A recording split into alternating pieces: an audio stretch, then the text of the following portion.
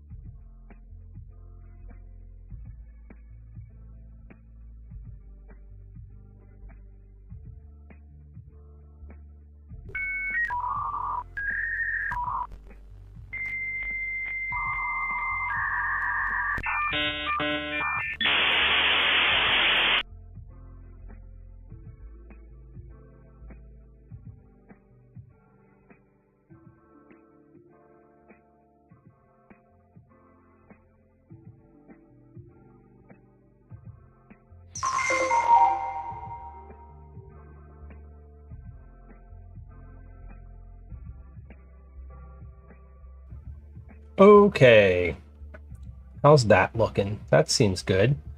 Maybe at a good volume. The captions appear to be working. They are. Fantastic. All right.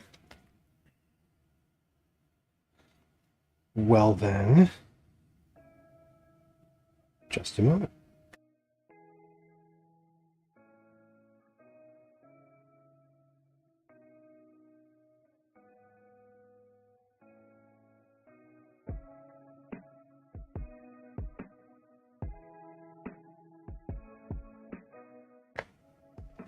Hello and happy Wednesday, June 25th, 2025. Let me scroll up and say hello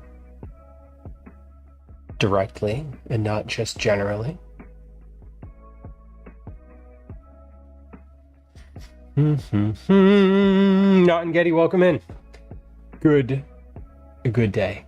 Good day to you. Twinderella, welcome.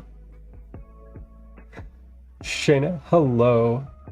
Happy Wednesday. Soph, happy Wednesday. Good to see you. It is Wednesday. I've said this several times, right? Let me check. Okay. It is in fact Wednesday. Velos, good day. Hello. Hello. Almost done trimming the hedges outside. I was outside today. It was not friendly. Good luck. Good luck.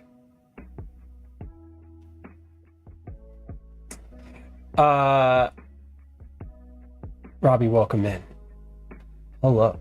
Dr. Hex Mikey, welcome. Baker, welcome in. Hello.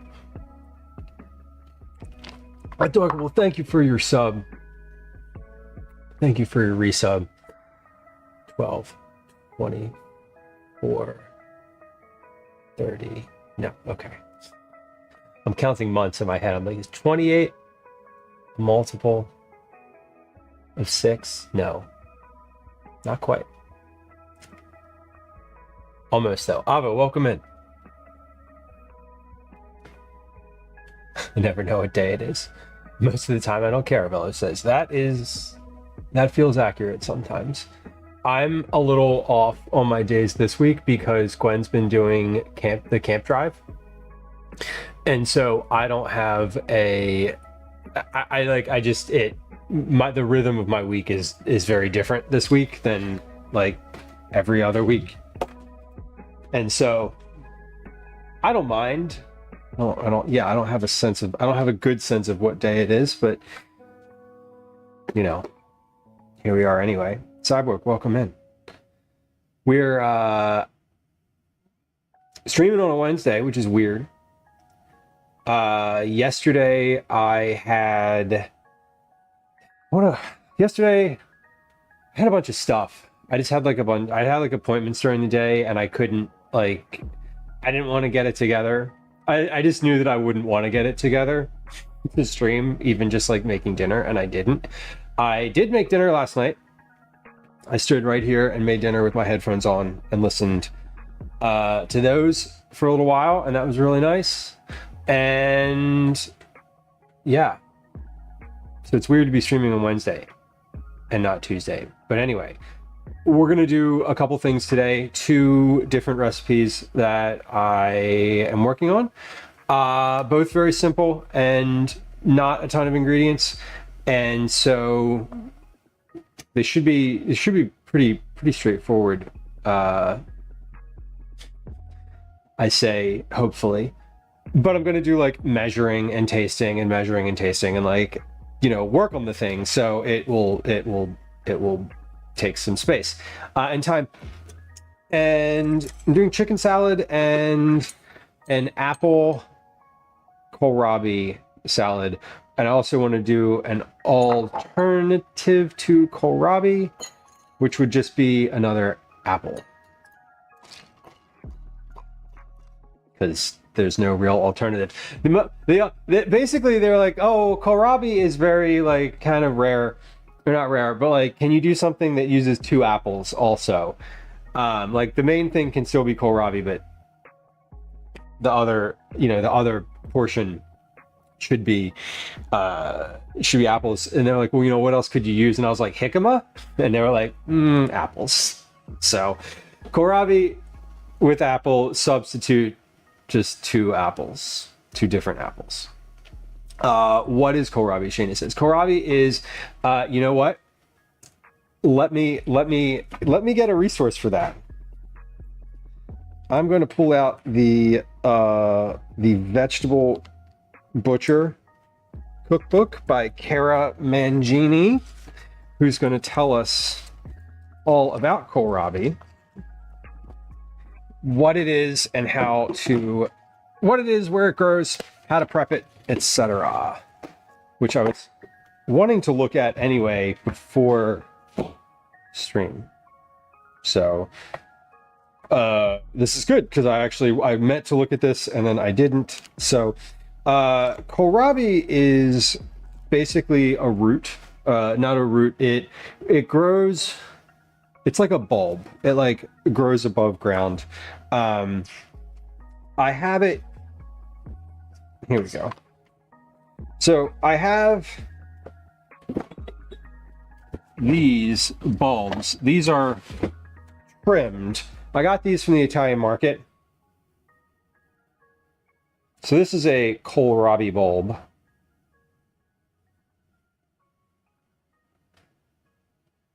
At full, it grows, roots, this is the bottom, roots on the bottom, it sits like that, and then it has these leaves that kind of come up. The bulb is actually a swollen stem, Cyborg says. Interesting. It looks, I'll hold the book upside down so you can see it, but it looks like that with the leaves on. A brassica, part of the mustard family, related to cabbage. Is that also, I think it's also related to broccoli, if I'm not mistaken. The mustard family. It's like, that's like every green, right? Like every green somehow came from that. Okay, so kohlrabi. This is what the Vegetable Butcher cookbook author Cara Mangini says about kohlrabi. She writes, even though it may not look it, kohlrabi, German for cabbage, turnip, is just as versatile as the rest of its family, which includes more workaday veggies like broccoli, kale, and Brussels sprouts. It has a wonderful raw crunch that stands out on crudité platters, and when sliced thin and tossed into salads or slaws. When cooked until soft, kohlrabi becomes intensely sweet. Absolutely worth trying. Best seasons late spring to early winter, so now. Varieties green and white, purple. Good partners include balsamic vinegar, blue cheese, cabbage, carrot, cashews, garlic, ginger, red pepper flakes, scallions, sesame seeds, etc. Kohlrabi should be heavy for its size, with crisp, dark green leaves. Avoid any with soft spots or yellowed leaf tips. Storage. As soon as you get kohlrabi home, separate the leaves and offshoot stems from the bulbs. Unwashed leaves can be refrigerated. Bulbs can be refrigerated or used within 10 days. Some varieties store extremely well and can last for a couple of months. So then it tells you how to butcher it. You peel it. You can use a peeler. You can grate it. Favorite cooking methods: steaming, roasting, and then there's some recipes here for kohlrabi. So it's related to broccoli. It's related to Brussels sprouts. Cauliflower, kale, kohlrabi, cabbage are literally all the same plant, the same species, different cultivars, bred to focus on different things, Cyborg. Isn't that phenomenal and weird and wild? I think that's super cool. Anyway, it looks like this. I got it. I went to Reading Terminal. So I had an outing this morning. I had a very successful public transit outing this morning, I should say. I went to Reading Terminal, where they did not have kohlrabi. And then I went to the Italian market, where they did, because I remember they did because we saw it when we went there on Saturday. I was like, oh, I can get it at the Italian market.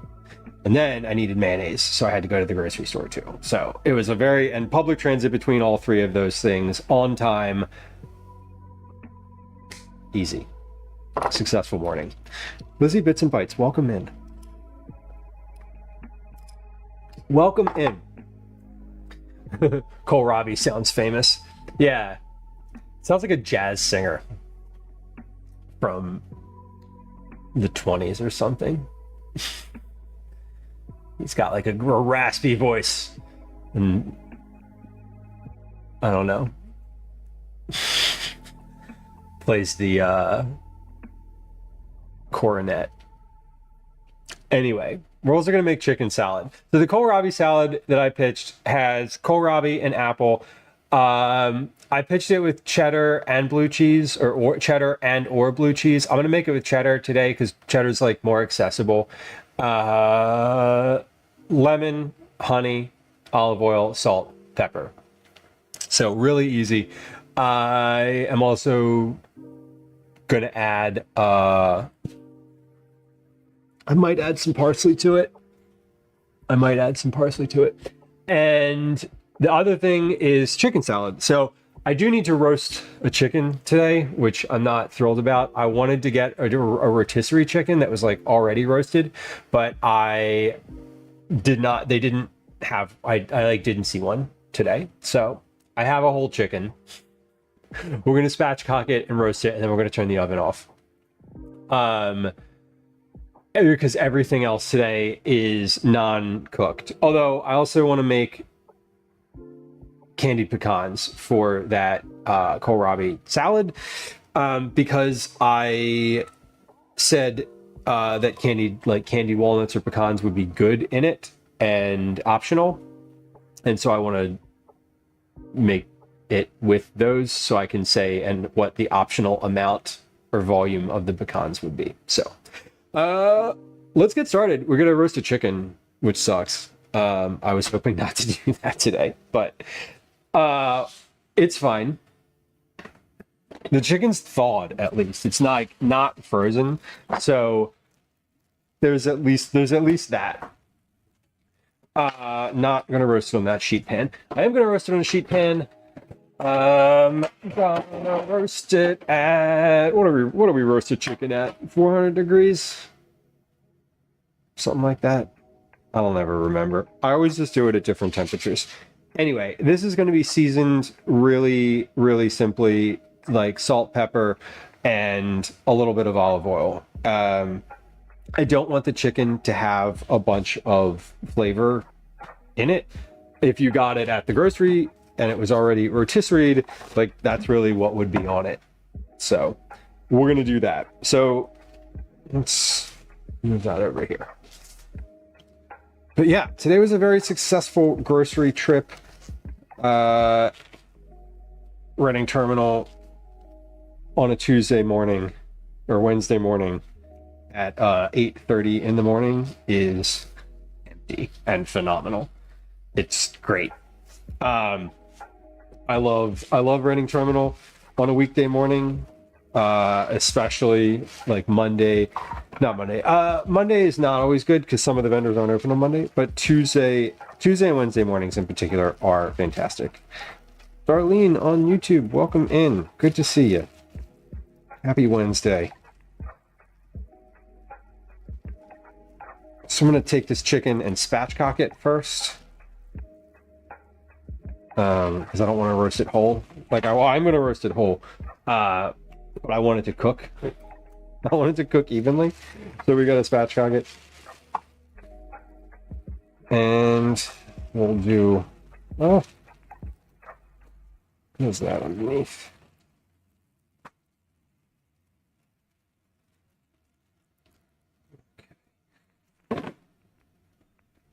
And scissors. Okay.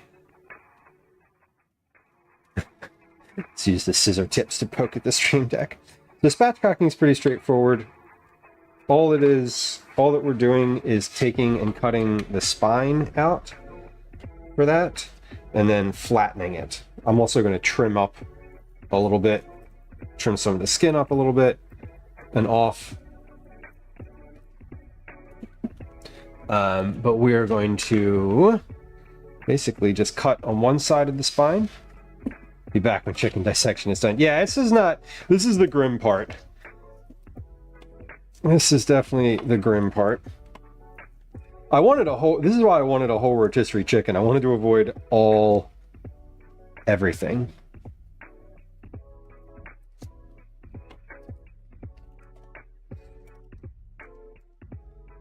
Looked like you threw that soup making piece in the garbage. I'd put it to the side. The stock bat, or the what do I call it? The giblet. The giblets. Ooh, first stainless steel pan twinderella.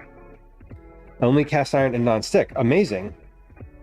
I don't think there's much of a learning curve for stainless steel, honestly. I think, minus the cleaning aspect, if you treat it like cast iron and heat it up, it's basically like the same. Okay, let me put there we go. Let me put both of these things. Put both of these things in a bag for later, or a thing, container. Yeah, Trinidad, what made you order? What made you? I mean, aside from just like wanting new kitchen things, which like always, and same, was there a specific thing that you're like trying to make? Okay, so with the spatchcocking, there's like a little muscle sort of right in the middle at the top of the breastbone. If you just cut that, just slice that, it's like a piece of cartilage. You can then take and flatten the rest of the thing. Just kind of give it a... Come on out of here. There we go. Just kind of give it a press in the center. And there we go. Spatchcocked. Easy. Now I'm going to trim... Anything else now? It's pretty trimmed. I mean, it's ready to cook, they say, and I think it is. All right, let's season this a little bit, and we'll get it in the oven. I guess I should turn the oven on. I'm like reluctant to turn the oven on. I don't want to. It's hot here. It's going to be above 100 degrees Fahrenheit today. I think the weather said it was up to 105 today, which is a lot. So I'm like, let's avoid the oven as much as we can.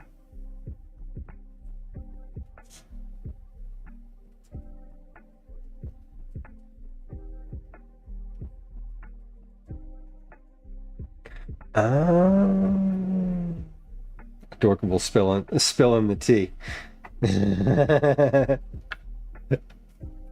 Which is great.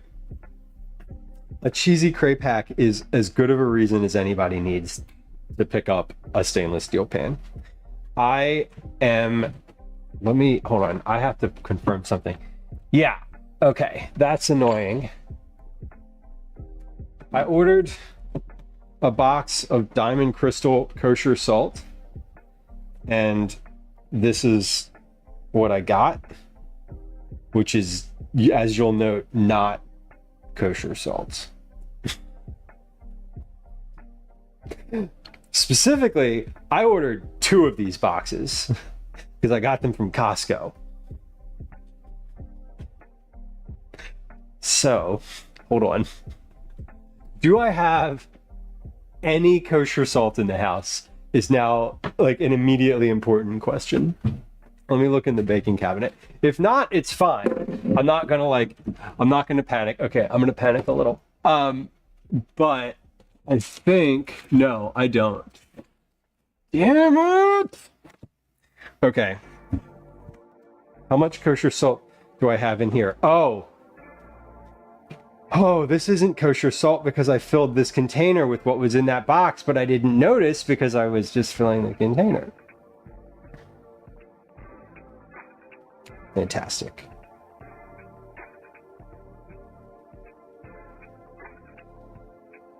Okay. I'll be right back because I know I need kosher salt for like because that's what they use. They're like, use kosher salt in your recipes. I have some. There's kosher salt in this house. Where else is it going to be? Copy Zombie, welcome in. I like Diamond. I've moved. I used to love, I used to love the Mortons for the kosher. I've moved to Diamond Crystal. For the finishing salt, I still like just Malden. I haven't gone past that. I haven't gotten any fancier. Checks the cabinets again. Panic rising. Okay.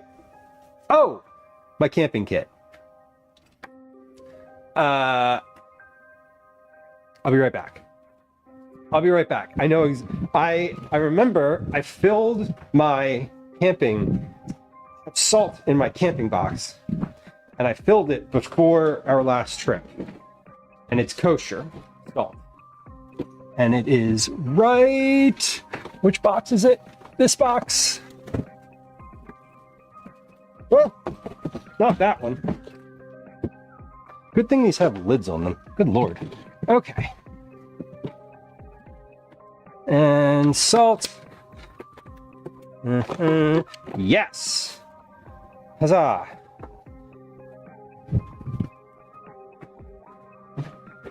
Okay. Plenty of salt.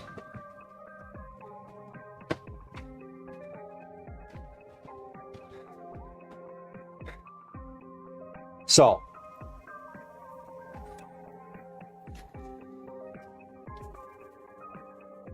Baker, yeah. Morton's, I used Morton's forever when I started using, like, when kosher salt, when I became aware that kosher salt was a thing, which is like not right away in my cooking journey. I think I just was like using whatever salt, probably the Morton's iodized salt that comes in the round can and you pour out. I usually use kosher in my baking recipes too. Maybe that's not good. Like recipes that are like a pinch of salt, I just pinch of salt. Although the pizza, I like in the pizza dough that I use, I usually use iodized salt, the finer salt, because it incorporates better into the dough. I feel like it just absorbs more broadly. It's in the camping kit, so fuck was saying, yeah, I got there. I did get there myself. I was like, I have salt in this house. Like, if it's not there, there's probably something in like the basement somewhere. I don't know. Or like, I bet you if I emptied out all the cabinets in here, there would be like a box of Morton salt, kosher salt somewhere. Turned out I do. Yeah, I think Diamond somehow feels less salty, if that makes sense. You don't even have it around, although that's, yeah, I didn't mean to. I did want to get iodized salt. I meant to, and I saw the Diamond. I thought, I don't know. I probably just ordered it. I'm sure that I didn't order kosher and they gave me the other one. I'm pretty sure that like that was my fault. But anyway, I'll use it. I'll use that for pasta water.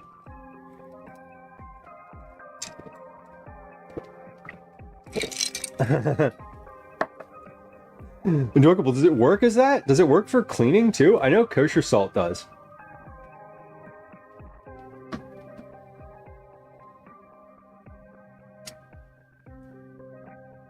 definitely fine sea salt, Baker. And I don't have sea salt. I don't have like fine sea salt. I have usually in the house I have kosher and iodized. I'm gonna use the I'm gonna use the salts, the iodized salt on the other side of this too, because why not? Because why not?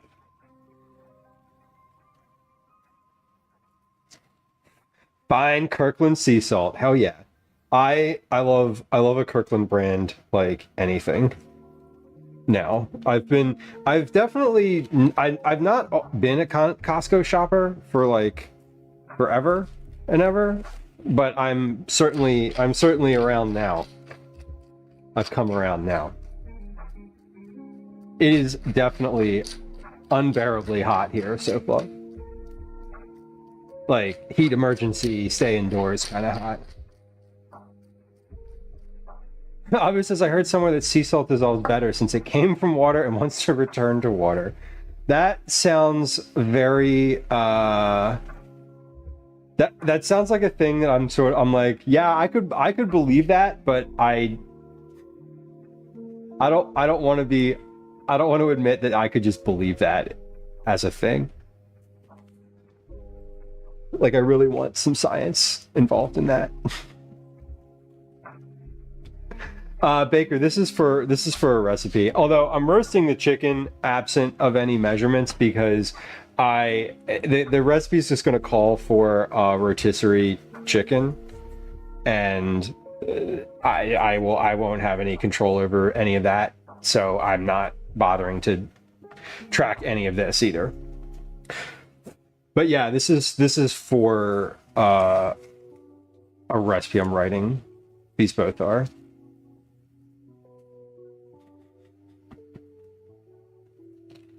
The Ella industry talking. I guess I'm not familiar with that one, Avo. Copy Zombie, you do the salt trick for cleaning the cast iron. It's just like the salt trick is just like kosher salt and a paper towel, right? Like we're thinking of the same thing, right? Kosher salt, paper towel, maybe like a little bit of water, just like a couple drops, just to like get it. I don't know. Let's get it started. Welcome in. Welcome in. Yeah, it's been hot. It has been hot for a little while here. The heat wave's going to break though. It's supposed to break tomorrow evening.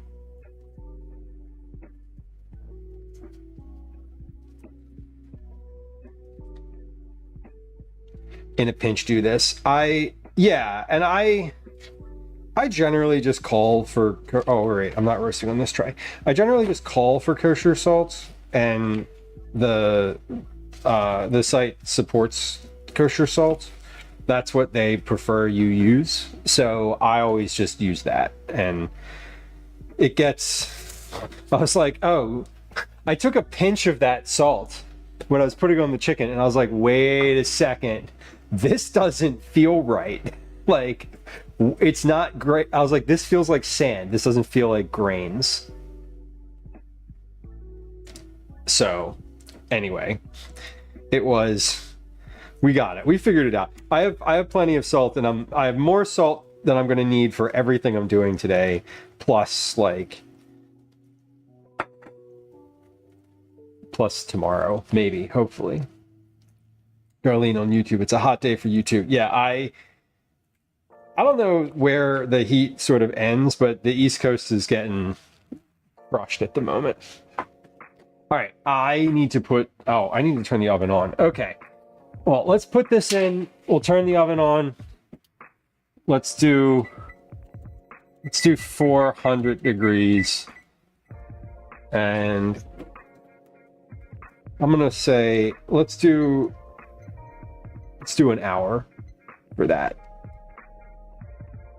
Because I just turned the oven on, so it needs to heat up and get all that. If the oven was on, it would probably take about 45 minutes, so we'll do that. Yeah, Baker, when did kosher salt start having its moment? When was that? Because I don't I've said this before, like my mom was not like an enthusiastic cook growing up, but like she cooked, and I don't remember ever seeing kosher salt. I guess I don't remember hearing about it. But then again, I didn't really start to like internalize anything cooking related probably until like 2002 was when I maybe started thinking like, what is a recipe? So I don't know. You have more than enough salt to salt the driveway in a minute. Master Splits, hello. Also, Master Splits, a cold beef salad would certainly be doable. It's like carpaccio, right? And then you just have like carpaccio with a little Parmesan and some like cold onion jam. I bet that would be really good. Maybe a little piece of toast, like a triangle wedge of toast on the side. I think that one's probably like, of all the things that we've said, sounds the best. Although carpaccio is fish, right? Or is carpaccio just any like raw slice of meat? Woman says no heat wave here. It's just hot like normal and it sucks.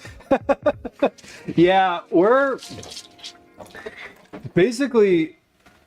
in it. And like, I think tomorrow, there's supposed to be some like big thunderstorm like tomorrow night.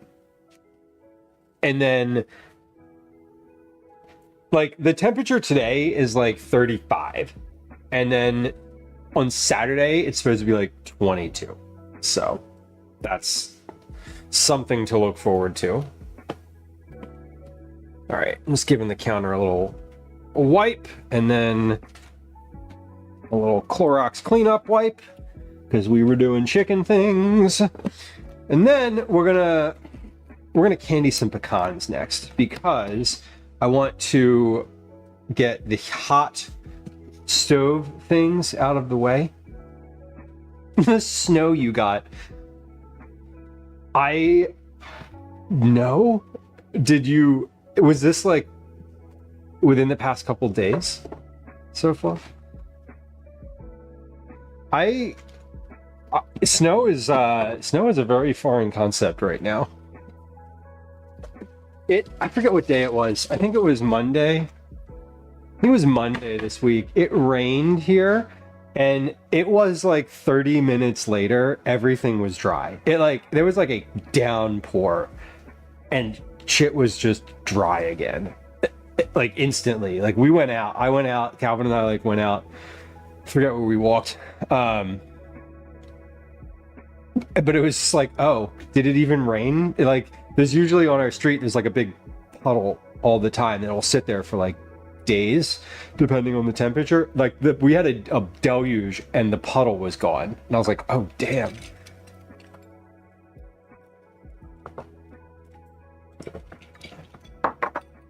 Is it possible to make a Philly cheesesteak carpaccio? Yeah. I mean, assuming you could, if you were going to do like a cold cheesesteak salad, you could either cook it and just chill the meat, or I guess you could do like a raw slice of it. Is that a thing? Do people eat like slices of raw beef? Like I'm thinking of like tartare, right?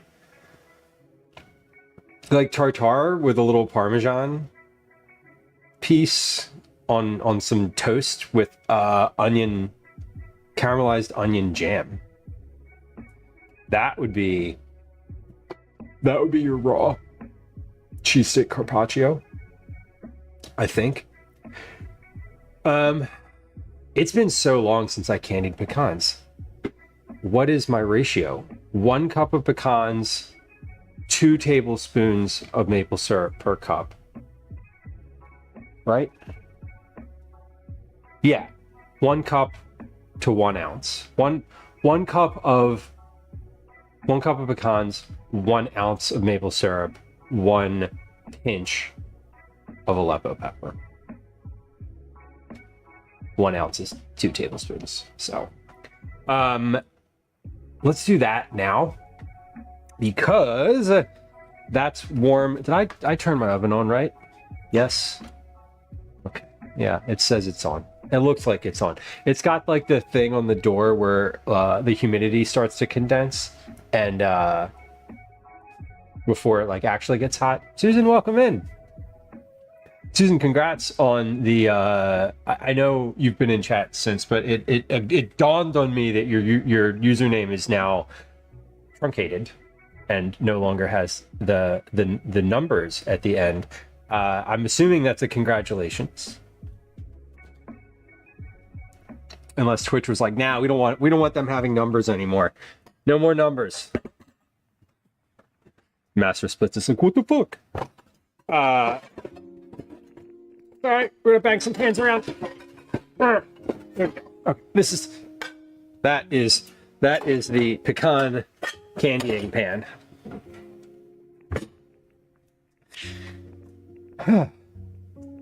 Is the chicken, Volume S, is the chicken you prepped for the chicken salad? Yes, it is. I wanted a rotisserie chicken, so I didn't have one. I couldn't like get one. I didn't think that I'd be able to get one at the grocery store, so I bought a whole chicken at Reading Terminal, and then I was like, if I see a rotisserie chicken when I stop at the grocery store, I'm gonna buy that too, and I'll just freeze the whole chicken. And they did not have rotisserie chicken at the grocery store, so I'm roasting one instead. I would prefer not to, but it's how it goes.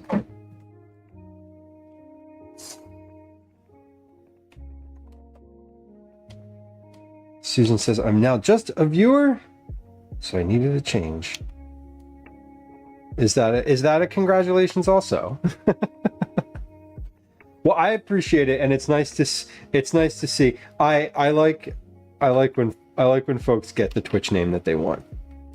It's nice. It's nice when you see a name change that's like, oh, I bet that feels better. The Darlene on YouTube asks, are you okay? I'm doing great. I am. I'm still, I'll be honest, like I'm a little flustered about the salt. It's weird because now I'm like, oh, now I like need to get salt. I thought I had 2 enormous boxes of it. And now I just like I'm feeling yeah. I'm okay though. Thank you.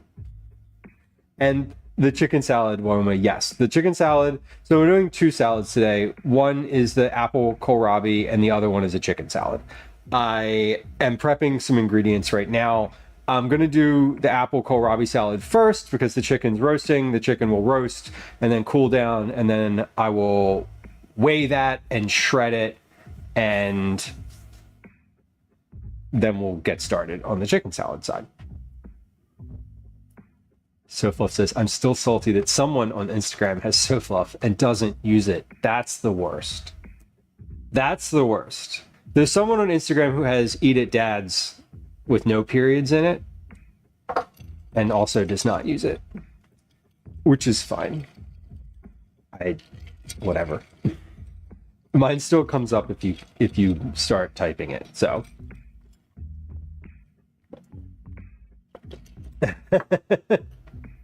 Man, remember Twitter?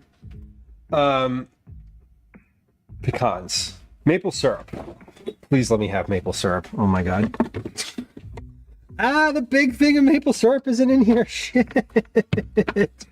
Okay. We're batting 0 today, y'all. I have a small container of maple syrup. That's fine. I have like just enough. Okay. We're gonna make just enough pecans. I want to have some syrup left over because I made French toast for Calvin over the weekend. He's been eating it for breakfast out of the freezer every day now, and he's actually like using the maple syrup, which he never did before. Also, fact, I have a larger bottle of maple syrup than this in the camping kit as well. So, me and Chef never having similar days. It happens. Sometimes, who's in charge of inventory? Me. Me, Shane.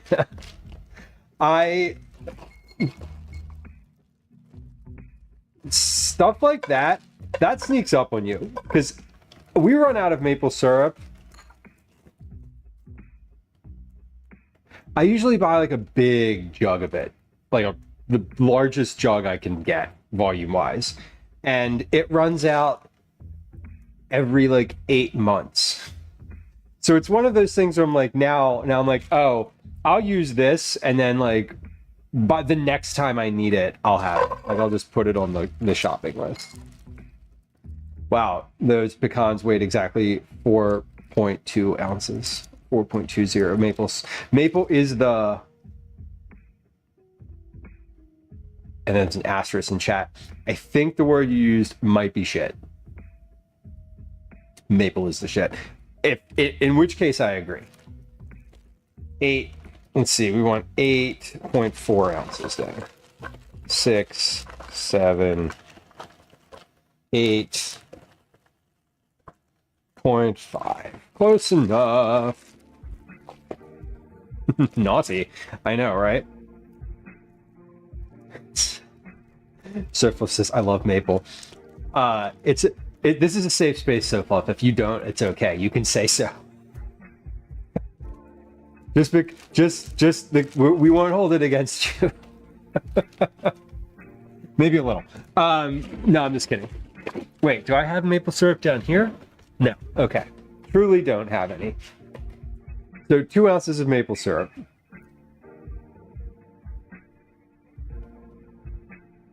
1, 2. Perfect. You know, really, I love maple so much. Like, one's in chat if maple syrup is in the room with you right now. Ice cream drizzle out of maple syrup, olive oil, and soy sauce. Ooh, I love that. Soy sauce is, I feel like soy sauce has come up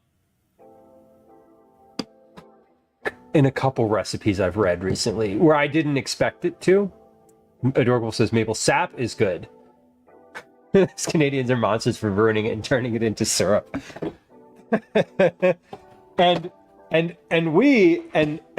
on the turn of that, though, we Americans are also monsters for making syrup in a completely like factory-based process. And the syrup that I think many people grow up eating is a horror show in and of itself. Where do I have Aleppo pepper? Oh, right. This is the Aleppo peppers in the big container, right? The other half hates real maple syrup. I love it. I prefer it on my breakfast goods, pancakes, waffles, etc. I feel like you need like American syrup, or just like syrup, period, as you know, you would get it in the store, is I feel like you just need, like, when you use it, it's like you want to drown whatever you're eating in it. But I feel that maple syrup gives you a lot of flavor, like really concentrated, and you, like, over time you don't want too much of it. Like you don't want to, I'm not going to drown my pancakes in it, because it's like, okay, that's way too much. And I think that you maybe learn that. I remember as a kid, we always just had like regular syrup in the house, and I was like, you know, just fucking pour it on, whatever. And the maple, it's like, you know, you get, if you put that much on, it's like, it's too aggressive. You gotta like dial it back. Pancake soup, Baker. I know, right? You know what I don't? Okay, but you know what's annoying about pancakes? And another thing, what's annoying about pancakes is when you put the syrup on them and it just sinks in and it like doesn't run off at all, and you're like, where did it go? Like, what the fuck happened here? Am I the only one? Susan says, good point on quantity versus quality. Yeah, that's like, you know, my thought is like, maple is just a really strong flavor, and you don't need as much of it to get like the syrup vibe that you're looking for. And so I guess like I didn't know that when I came to a lot of like, I don't know, a lot of like food related stuff later of my own interest. I feel like when I was a kid, my food related activities were pretty basic. And I just remember like having maple syrup and using it like for the early on in my maple syrup usage. I was definitely a drowner. Susan says that's where waffles are superior, built-in catcher for toppings. I agree. I do love a waffle. I love a waffle. I love a pancake for the ease of the making, though. The way that pancakes take, the way the pancakes are just super easy to make. I don't know. Waffles, you got to get an appliance out if you're making them at home. That's why breakfast buffet that has like a waffle maker, 100% getting a waffle, always, no matter what. Because I'm not going to do them at home often. Although I do love waffles at home. Let's go over to the stove here for a moment. Why can't I do that? There we go. Okay. Let's come over to the stove. We're going to candy some pecans here. So this is a pretty good process. Sleek Avian, welcome in. Here we go. Hopefully this works. Hey, yo, it works. Beautiful. Beautiful. Okay, so we have a pan. In the pan has... Let me actually let me put chat on my phone over here so I'm not just like staring at your back. You're not just sitting on my back. Okay, so burner on a medium low, and we're going to set a count up timer. Here we go. And now we stir. So early on, you don't have to stir with quite as much vigor, but the goal is to keep everything moving. And as this process moves forward, we have, hold on, let's see if we can do this. Can we? Yeah, okay. I'm gonna drop down a little bit more so maybe you can see a little bit better in the actual syrup in the pan. We have a poll in chat. What beef dish should I Philly cheesesteakify next? Salisbury steak, beef carpaccio, steak Diane, beef shank, or chicken fried steak. There's a cheesesteak shop in Philly called Shank's. Wait, but one is chicken. Well, it's chicken fried is just like deep fried steak. Is that right? Am I like thinking of that correctly? It's like buttermilk. It's like a buttermilk coating. So these candied pecans, we're starting to get some little bubbling here on the pan, right there in front of the spatula. That's the water moisture starting to boil out of the syrup. By the end of this, these are going to look dry. The pan's going to be dry. They're going to look crystallized and maybe a little bit fuzzy. Chicken fried chicken. Ooh. Oh, can we? Is that like double fried chicken? Oh my god. I haven't had fried chicken in a long time, and I really I've had a craving for it for a while. I feel like I'm not going to make it at home. Not anytime in the coming hot days. Oh, that's a country fried steak. Okay. I suppose I don't have a good understanding of what chicken fried steak is then. So we're just stirring these. Basically, you want to keep everything moving and you want to keep the outside coated, and you don't want to let the syrup sit too long in one spot on the bottom of the pan. You want to keep that moving. You're just making sure that the pecans get coated all over and that they're moving around so that they get candied all over.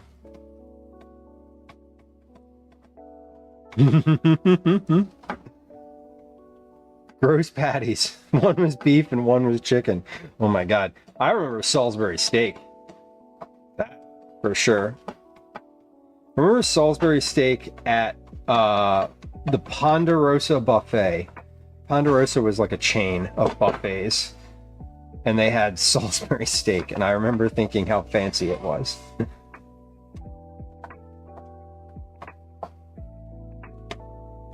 Nobody wants a carpaccio. I'm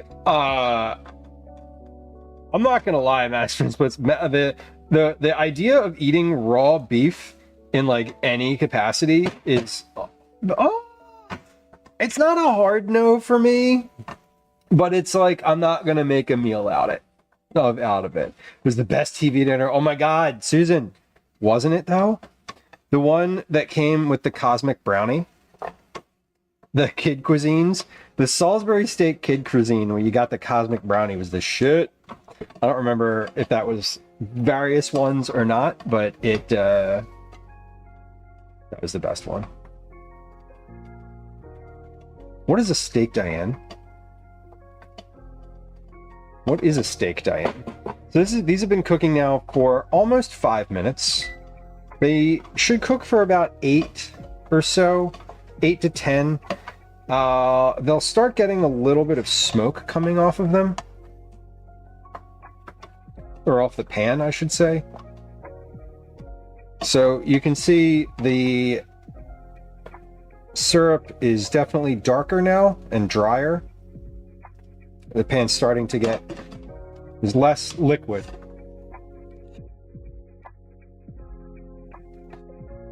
Less liquid moving around. This is very like sticky, caramelized at this point.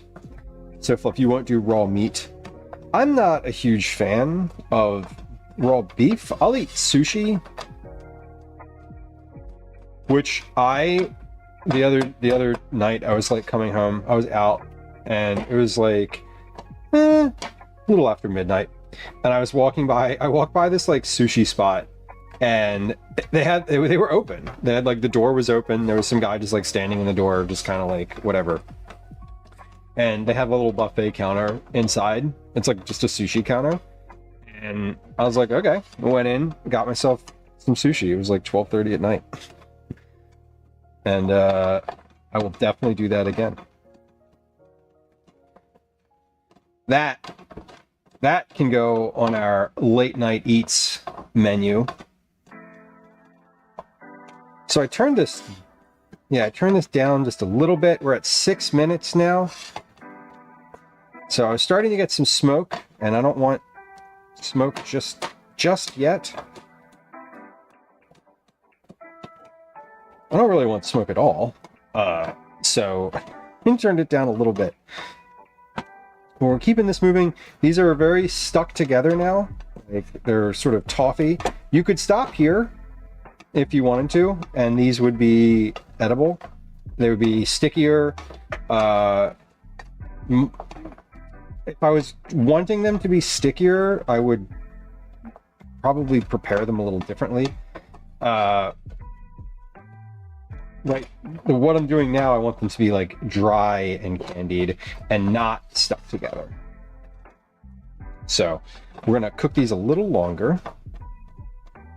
We're at 7 minutes. I said somewhere between 8 and 10, which looks pretty accurate here. I usually do this recipe with like 3 or 4 cups of pecans.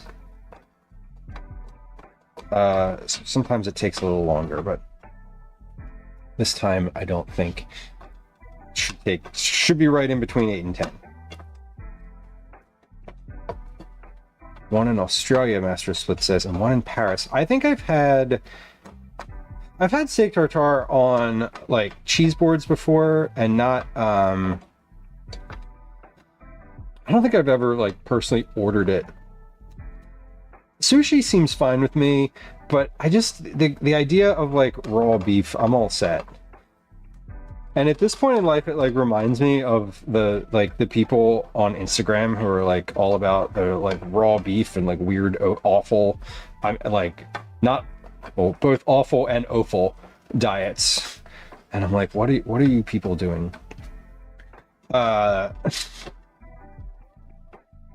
are you wearing chains around your neck and eating raw beef with your hands? That's weird. All right, so we're at 8.5 minutes here. Almost there.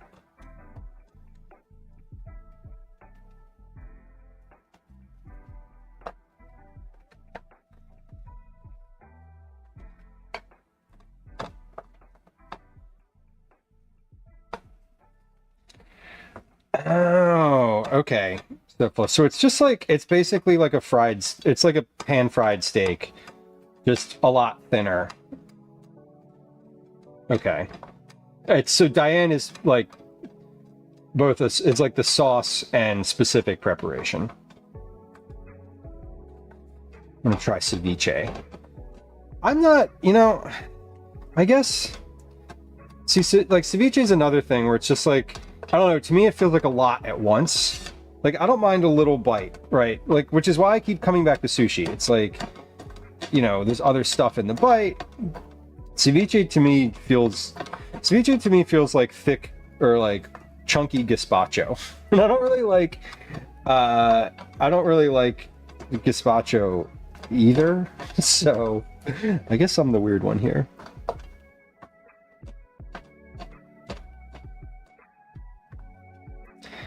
Okay, so the other stuff, so fluff, is all just basically like a difference in saucing. Interesting. Never tried raw fish. I mean, that's fine.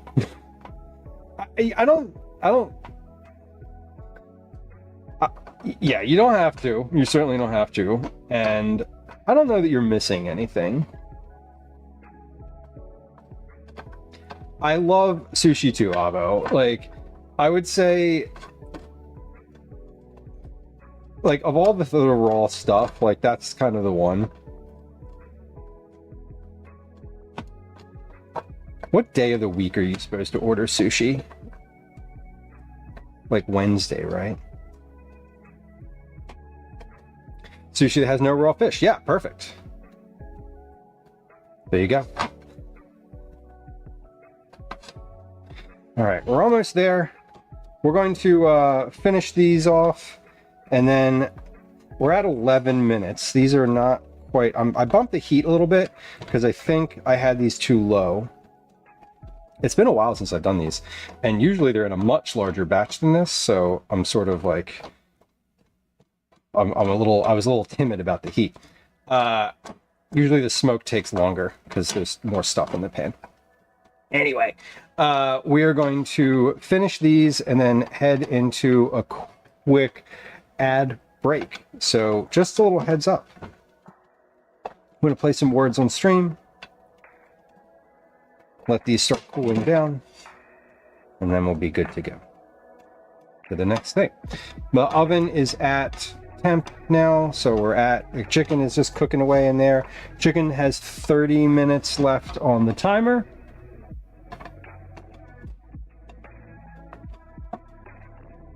So should probably maybe just be maybe a little bit more than what the timer says.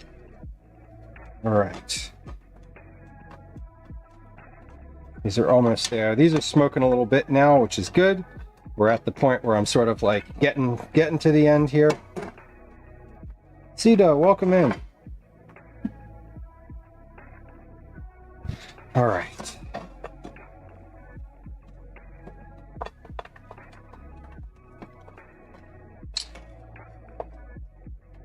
All Alrighty, we're gonna stir these a little bit more. Look. There we go. Alright, we're gonna run a quick ad. It's coming. And we're gonna play a little game of words on stream. I'm gonna finish stirring these up. They need another second or two. And then Hi. Welcome to another be right edition back. of Commercials I Hate.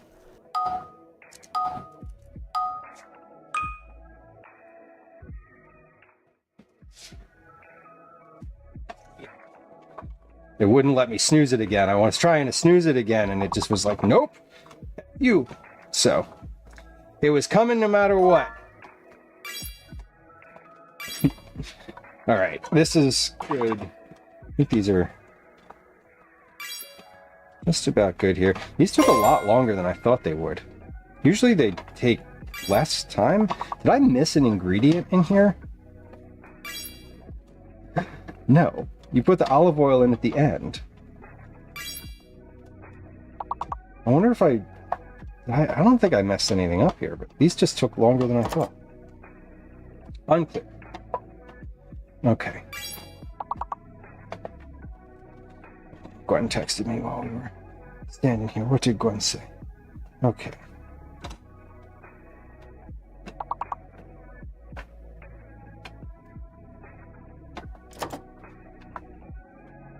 All right, we good. She's good. Wow.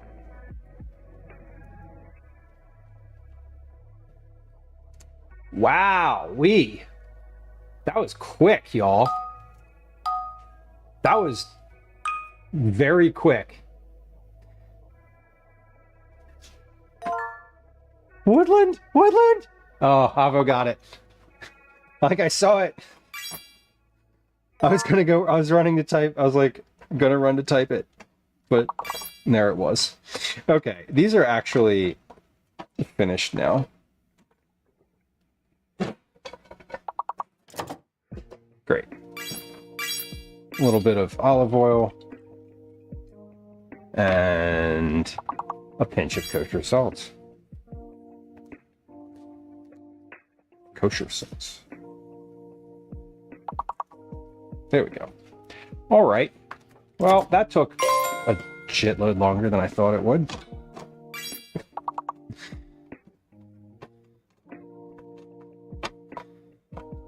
These nuts just didn't want to get candied. I don't know what to tell you.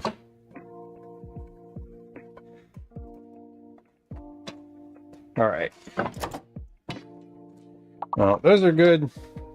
We'll keep those on the stove.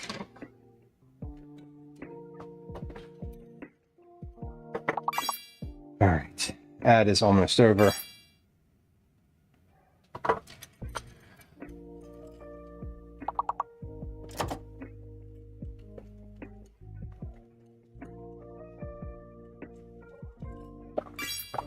Welcome back, y'all. If you were experiencing an ad break on Twitch, thank you for your patience. There were no ads on YouTube because the YouTube channel is not monetized. But we are live there, and so we persist. All right, last guesses, last guesses.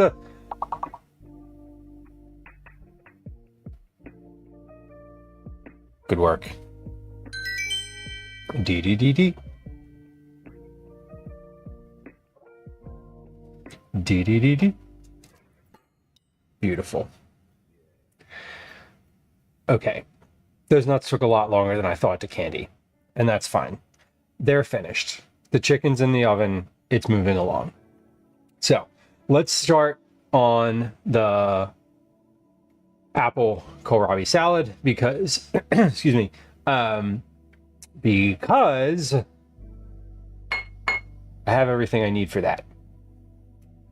The chicken salad, I don't. The chicken for the chicken salad is still, excuse me, oof, very much in the oven. Okay, so let's just get out what I am going to use for this. I am going to, you know what? I'm going to leave this cup measure right here on the counter because I'm pretty sure I'm going to use it. I'm positive I'm going to use it. I don't know what volume this is going to come out to be. That's always the like the sort of how much do you make? I think I'm gonna do like 2, I would say medium kohlrabi and 1 honey crisp apple. Is this the honey crisp? One of these is a honey crisp. That's a gala. That's a honey crisp. This is a knife.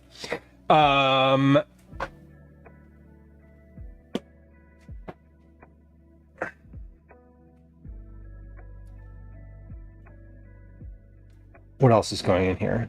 Cheddar. So volume wise, I'm wondering, I'm like, this is a side salad. So what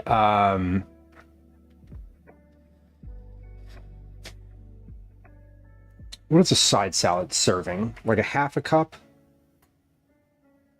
No, like a full cup.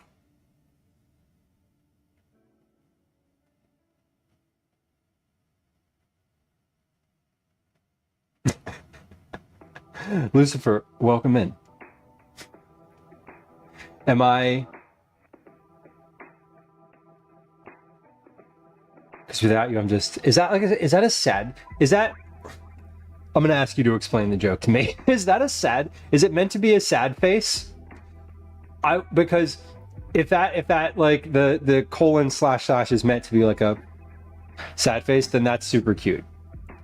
That feels like an engineering / like like developer joke, which I am not. But maybe I walked myself into understanding that one. Welcome in. I was like, hey, I was like, HTTPS, what does that mean? Secure? Like a secure website? Am I secure in myself? Like, what are they asking me? And I was like, wait, I think that's supposed to be a sad face. Anyway, welcome.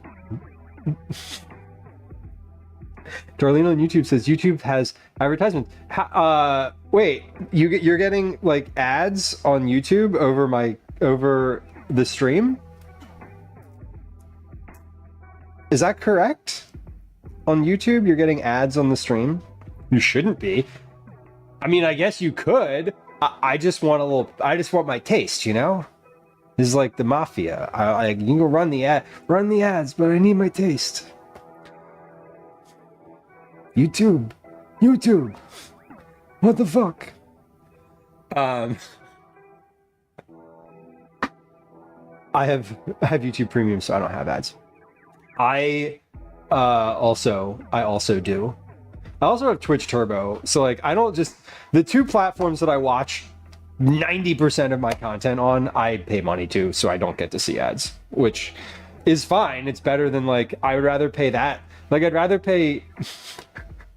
I'd rather pay Twitch Turbo than I would like a Netflix subscription because I don't watch Netflix or Hulu or like or Amazon or like literally any of the other stuff.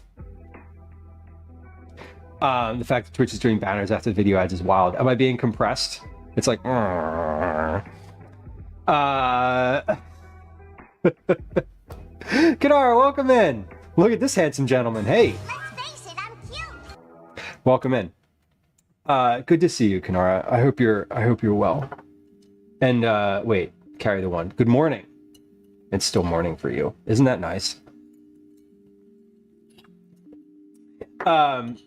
Susan says I also have Turbo to avoid that garbage. Totally. That like, yeah, that I got Turbo a while ago, and it's one of those things where I go back, just like I evaluate.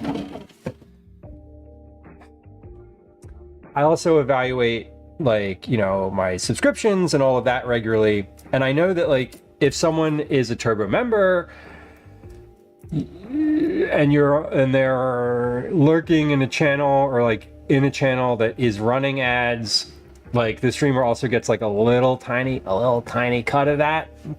So I feel okay like having Turbo, and like that sort of kind of supports. I'd like maybe a little bit. Okay, I think we're going to call. So here's what I'm going to do. I'm going to start I'm going to start with 1 apple and 1 kohlrabi and see what volume that is. And then if that is, this is not going to be, I feel like I'm going to need 2, but I don't know if it's going to be 2 apples or 2 kohlrabi. So we're going to figure it out. This is what we're doing today. We're figuring it out and documenting it. Fudge Darling, welcome in. The chicken check-in, classic. Okay, so, oh, my nails naked. They are. I've been giving a breather for a little while now. The tip of my thumb, like the thumbs are the last ones to grow, the slowest to grow, and just like within the past couple weeks, the tip of the thumb grew out from my last manicure, my last like gel manicure, and so I'm clear of like all gel influence on my nails now. I think I want to stop getting gel manicures because every time I do, my nails feel like they're just paper afterward. Like when I take the stuff off, I'm like, ugh, what happened? Anyway, my thumbnails grow like meats. Mine just don't grow. They're like, hey, what's up? We're just going to chill here for a while. I don't get it.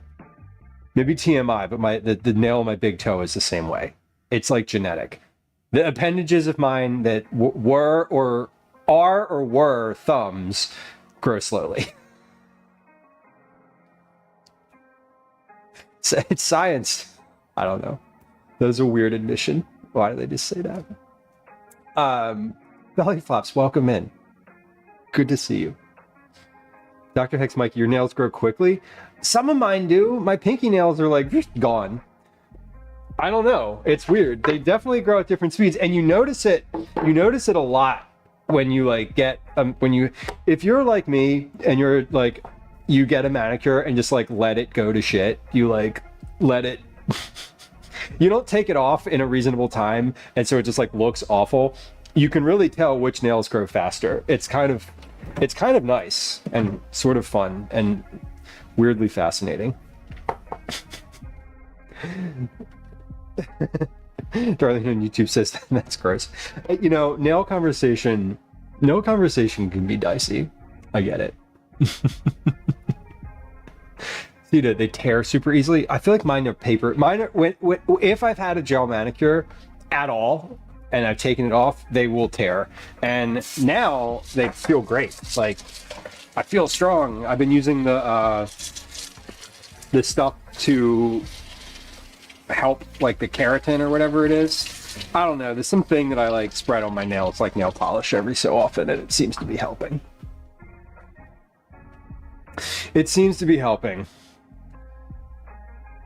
I'd like to get them done at some point this summer though. They haven't been done for a while, and I feel, I don't know, I'm maintaining the cut and shape and like and all of that, so at least they look kind of nice.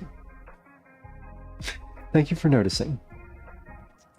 Okay, so kohlrabi, apple. I want to matchstick these. So I want to matchstick these. So I hate peeling the apple. I'm going to peel the kohlrabi because it's sort of like a thing that requires peeling. The apple I'm not going to peel. Also, when you don't peel an apple, I love that there's additional, like, in addition to the skin being like completely edible and like why would you cut the skin off, it's like a nice separate color too, so that's good. Pen's not there. This hat doesn't have a pen holder, which is kind of annoying. But let's actually, like, we're gonna take some weights here. Now, we collectively should not ever let the scale define us. However, in a recipe, it's very important that you have accurate sizing. So anyway, kohlrabi is thicker skinned, Baker. Yeah, and you can't, I don't think I've encountered a kohlrabi recipe that says to keep the skin on. I love there's two of those like raw cruciferous vegetables, kohlrabi and jicama, that are, I think, sort of like interchangeable in a recipe. So both of them require peeling too. Okay, so let's just start kohlrabi. We're going to start with that. Then we're going to go with an apple. What else? Cheddar. 1, 2, 3, 4, 5, 6. 1, 2, 3, 4, 5, 6. It's important to have the exact same spacing in between everything in my notebook, because otherwise, how could we even exist? How could we exist in such chaos? And then a dressing for this, I said lemon and honey, oil, salt, and pepper. So 1, 2, 3, 4, 5, 6. Dressing is lemon, honey, oil, and then salt and pepper. I'm gonna add all the way down at the bottom, because I want to kind of keep notes. I want to take notes of sort of like what the thing weighed when it started. Jicama is actually a legume. Is it really? With that, and this goes out to everybody who, when I've in the past said, well, I'm allergic to nuts, like peanuts and almonds, and they're like, actually, a peanut is a legume, not a nut. First off, thanks. Anyway, does that mean that jicama and peanuts are in the same family? Is that a thing? Is that real? Are we making that up? Am I making that up? That's kind of cool. Jicama is great raw. That's why I equate them. That's why I equate kohlrabi and jicama, because they're like, you can just cut them up in a salad and they're sort of interchangeable. Speaking of raw, the beef carpaccio in our poll got zero votes, sad trombone, and Salisbury steak got 4. Salisbury steak, of all of those options, steak Diane, beef shank, chicken fried steak, beef carpaccio, and Salisbury steak. Salisbury steak feels like the easiest to cheesesteakify, if I'm being honest. They're both in the pea family. Okay. You know what I've never experienced? I've never experienced like a raw peanut off the, like right off the plant. I don't actually know what their texture is. Are there, because like, you know, you kind of experience them and they're like, oh, this is dry and roasted or boiled. Throw it against the wall and show it who's boss. I used to have a friend who was like a computer tech, and he would always, and he's still my friend, and he's still a computer tech, but his response was always like, just crack the case and fill it with honey and see what happens. They're pretty soft when they're raw, but not pea soft. Okay, interesting. If you have an Instant Pot, it's easier to make boiled peanuts. I wonder if I know I couldn't eat boiled peanuts. When I got an allergy test, they were like, yeah, you're definitely allergic to peanuts. Like, don't, They like, and I was like, can you take a, because I had one of those ones where you like lay down on the table and they like poke your back in a bunch of different places. And I was like, I'm going to hand you my phone. Can you take a picture of my back? And I'd like to see what that looks like, because I can't like, you know, rotate my head like an owl. And they took a picture of it, and it was like this giant red welt. And I was like, cool.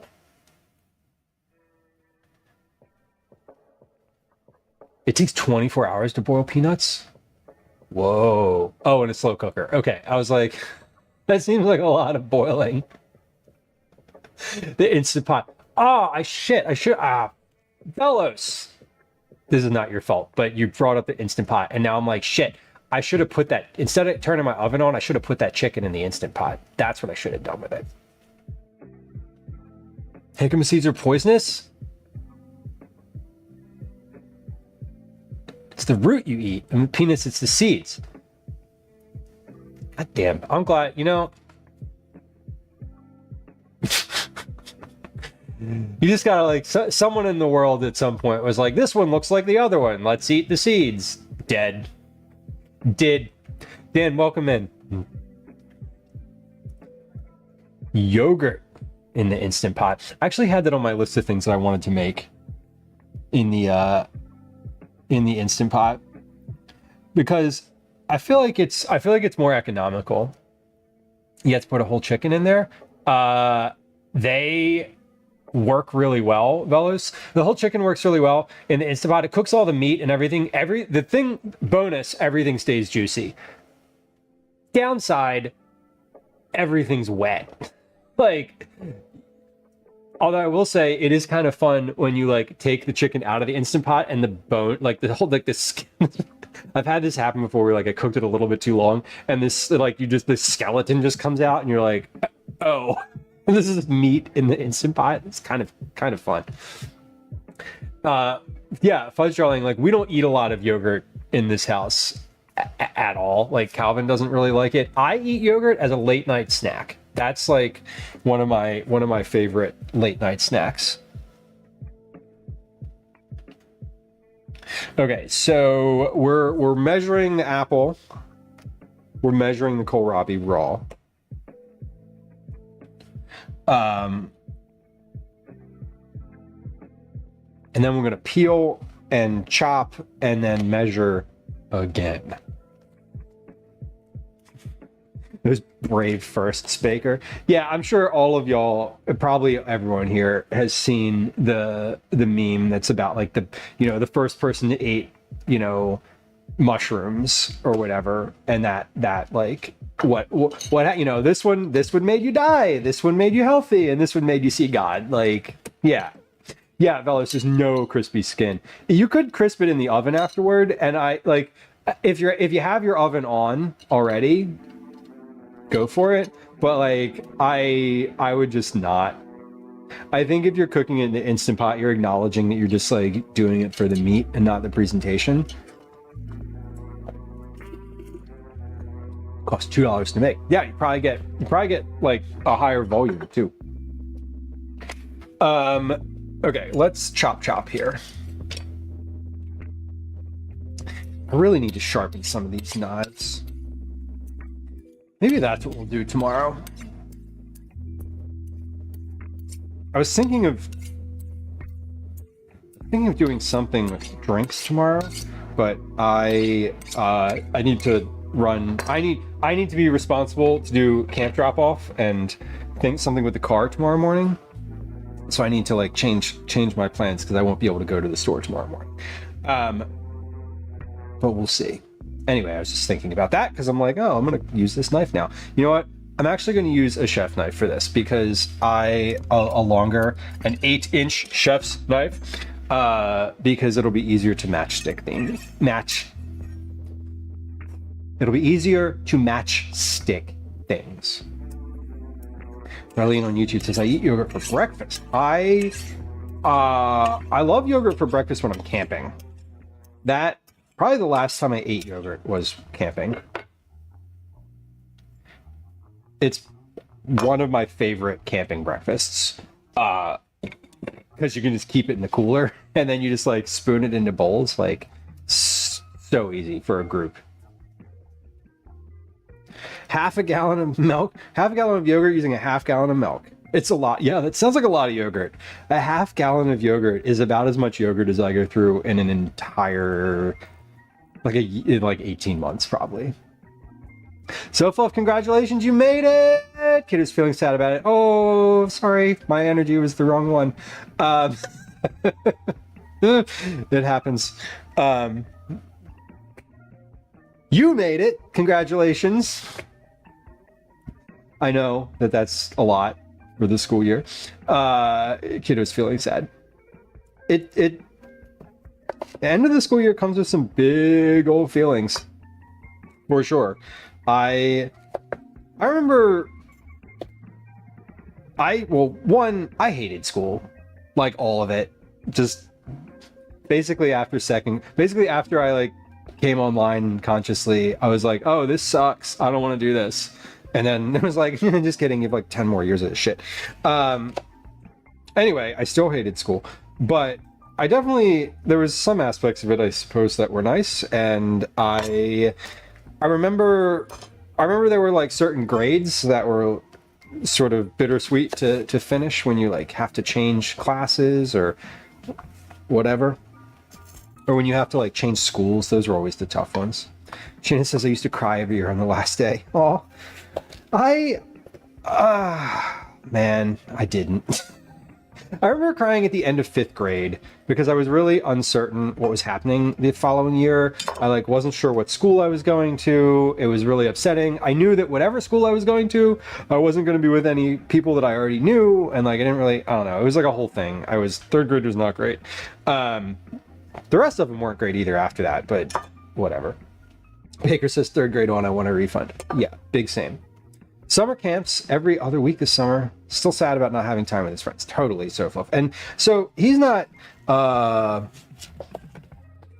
yeah, and he's not at the point yet where, like, more heavier communication on like the iPad is a thing. Like Calvin's not even really there yet. Like, we had this conversation he and I had a conversation the other day about like, he was like, well, I talk to my friends on Roblox, and I was like, yeah, but you guys don't talk about anything. You make noises at each other and you ask other people to like watch this, but you don't actually talk. You don't actually like communicate. Do you like ever talk? Like, do you ever ask anyone how their day was? And he's like, no. And I was like, okay. But at least there's like that. He's got like that tenuous connection. Darlene says, is it like jail for you too? Summer, school I just didn't like. I didn't like sitting in a classroom. I didn't like being told what to do. I didn't like learning. Like, I just wasn't into it. I didn't like the people that I was in school with.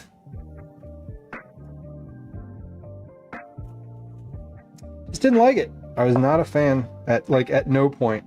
It wasn't fun. No way to contact his friend's parents. Yeah, and that's hard. That's definitely a challenge. I'm going through some similar feelings this summer. We're making a change, doing some school shake-up stuff in the fall, and it's got me a little bit like nervous.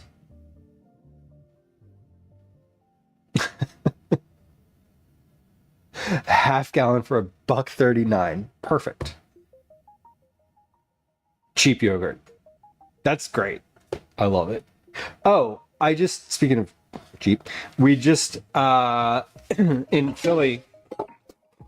Excuse me, in the greater center city area, and Aldi opened today, and so at some point, I didn't go there today. I could have hopped on the bus and checked it out there, but I think I want to.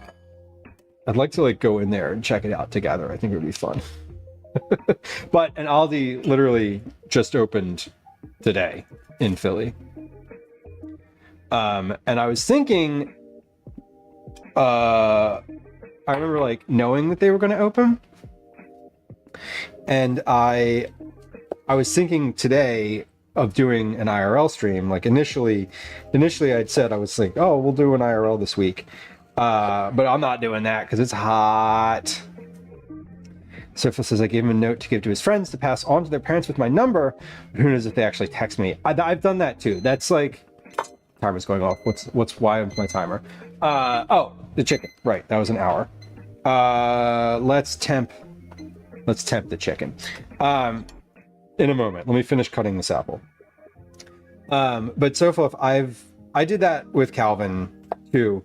I have a file on my computer that's just like, you know, a page worth of small print, like contact details. It's my cell phone plus his like Roblox and Nintendo gamer tags, and his email address for FaceTime.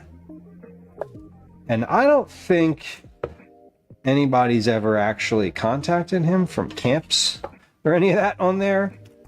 But I was, I had that thought too. I was like, how do I keep this kid in touch with his friends? Let me tempt that chicken real quick while I'm thinking about it before it slips my mind and is in there for another 40 minutes before I'm like, what am I missing? It's the chicken. Okay. Let's do that. Oh, that looks good. Wow, that looks... It's kind of silly, but like, that looks like a roasted chicken should look. I know that that's silly to say, but like, hold on. Let me show you.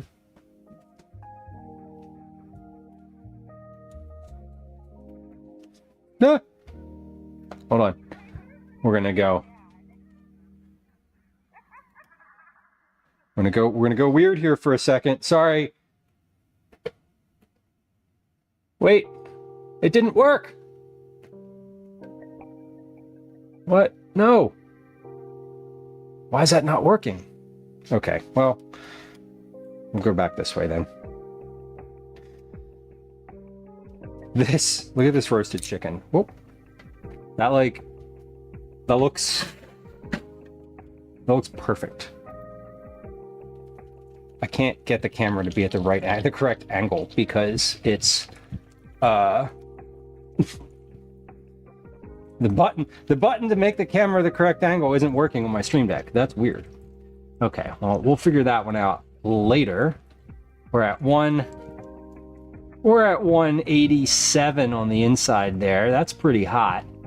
What are we at in this breast down here? I got 140, 137 in the breast. So we got a little bit more. We got a little bit more to go.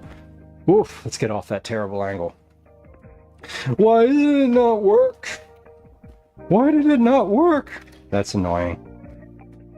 I'm gonna give that 10 more. Let's do 15 more minutes.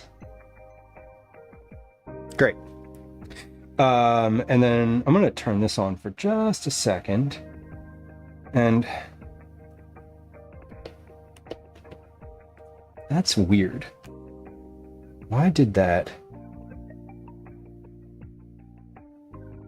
not work?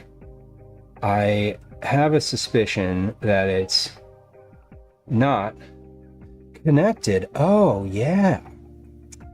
Weird. Okay. So it always does this. It like Stream Deck has a thing where it's like, just kidding. We don't want to make that work. Okay. There we go. All right, well, that'll work for later, if we ever need it. Excuse me.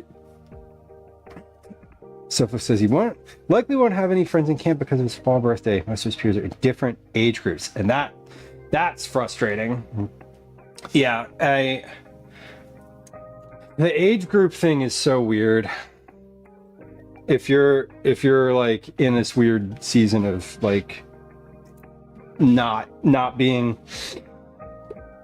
yeah, if you don't have like a summer birthday, it's like, or a spring or summer birthday, you're always like a little bit behind. Not behind, but you know, it's always different. I am a Libra. I understand the like weirdness of entering a grade level being the younger person. It's odd in the fall. And then some folks are like, oh, you know, you should hold your kid back if they have a fall, you know, or whatever, fall birthday. And I don't know. If the school district says that they can go to school at that age, I think I'm fine with that. Darlene on YouTube says, I like your shoes. Thank you. They are my house shoes, pink Crocs. I usually don't wear them out of the house I like keeping them for just indoor purposes. Although when I go camping, I do take them as my like shower shoes. So we're going to matchstick a bunch. We're going to matchstick an apple, and I might. This the volume of this is looking good here, so we'll see what this ends up being after I cut this whole apple up. Because I might not need more than one. See, this is the only kid younger than me. It's literally skipped second grade.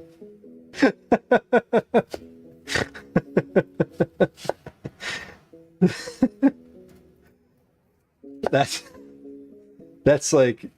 funny. Talk about whiplash. You're like, hey, you're younger than me. Oh shit, you're smart. They won't let you hold your kid back for no reason. That's probably a good thing. I feel like I would not, in retrospect, I would not have wanted to be held back. I turned 18 when I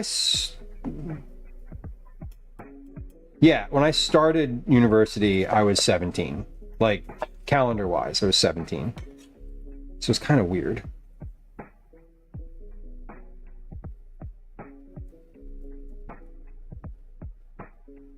Yeah, that's right. See, they started senior at 16, graduated at 17. Same.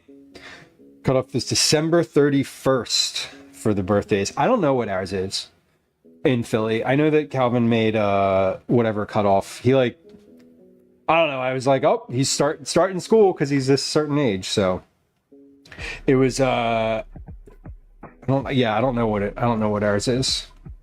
All right, so that is 206 grams of apple.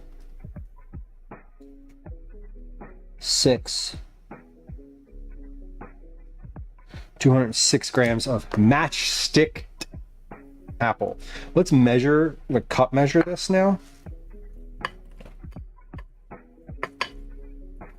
So that's one cup.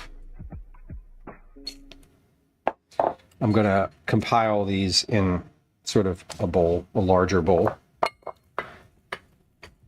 After they've been weighed and measured, we're gonna put them into the large bowl. Okay, so that's 2 cups. That apple itself was 2 cups worth of apple, and this isn't quite matchsticked. This is like home cook matchsticks, right? So they're a little thick, but they're not they're consistent. Thick and consistent. I'm fine with that. Let me take a picture of these.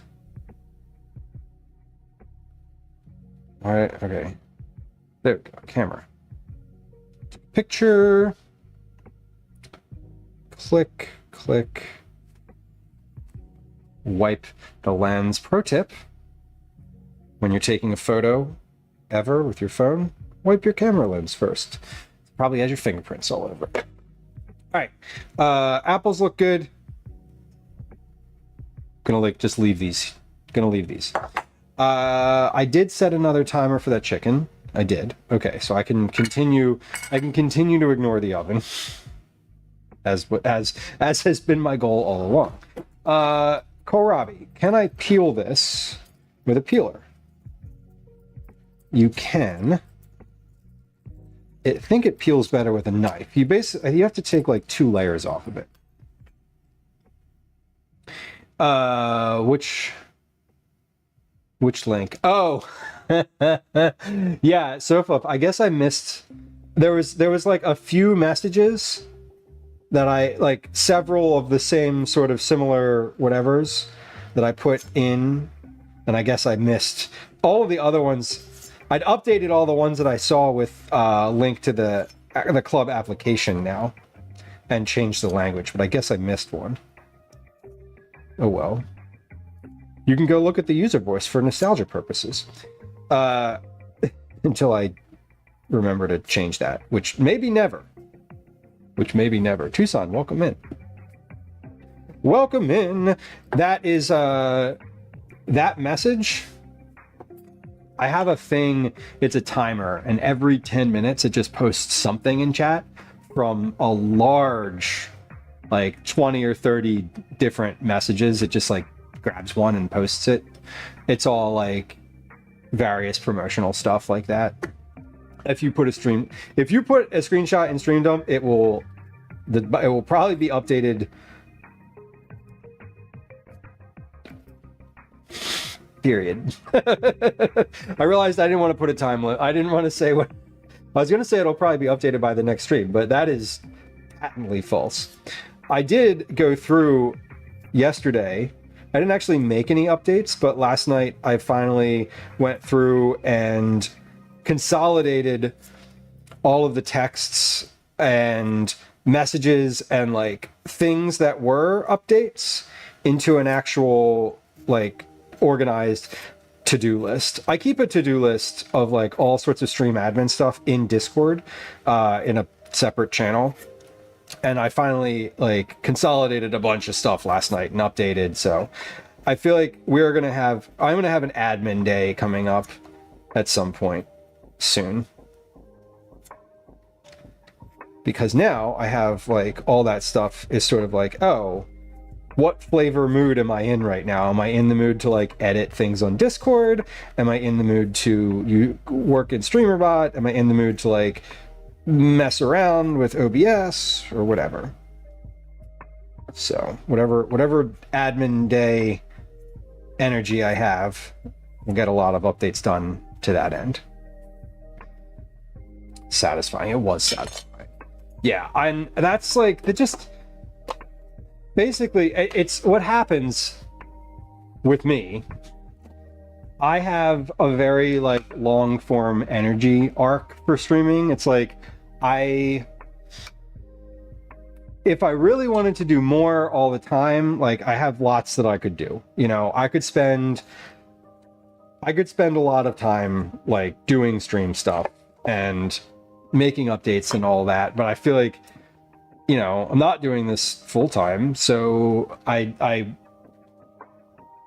try not to like think. I try to keep my energy good for streaming. I'd rather like stream and just like have the same thing for longer than like continue to build like bells and whistles and burn myself out to like, I don't know, on my schedule. So I do like to consolidate things because every once in a while, as you know, I will spend like 12 straight hours on a Sunday. Like 2 to 3 times a year, I'll just like spend an entire day and like do all of the OBS edits and then not tell anybody, and then they're just there, and you know, stuff happens, you know, then the stream changes a little bit. It was satisfying though. It was very satisfying. So we're going to take this kohlrabi and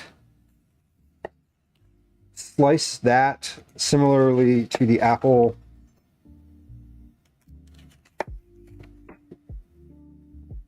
So we got like half of it there. But yeah, with stream updates, like anything, you know, I need to be in the right mindset to like dig into StreamerBot for a few hours. I can't just like hop in. I can hop in and make like a quick change, like that type of thing where it's just like delete this message. That's easy. Create a new thing, not so easy.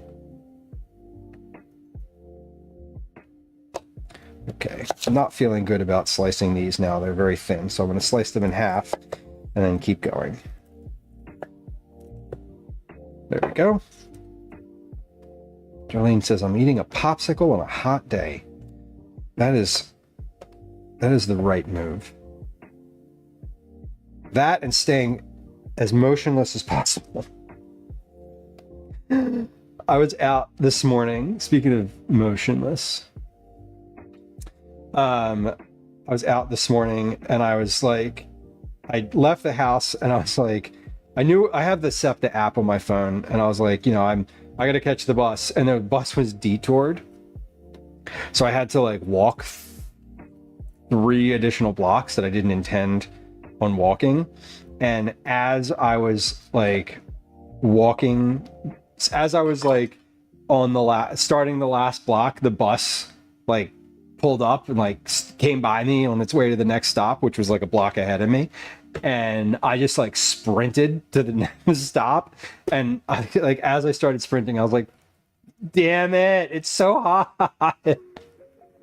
As soon as I got on the bus, it was just like pouring. I wasn't sweating before that, but it's like I got on and started sweating as soon as the moment I stepped on the bus. Annoying.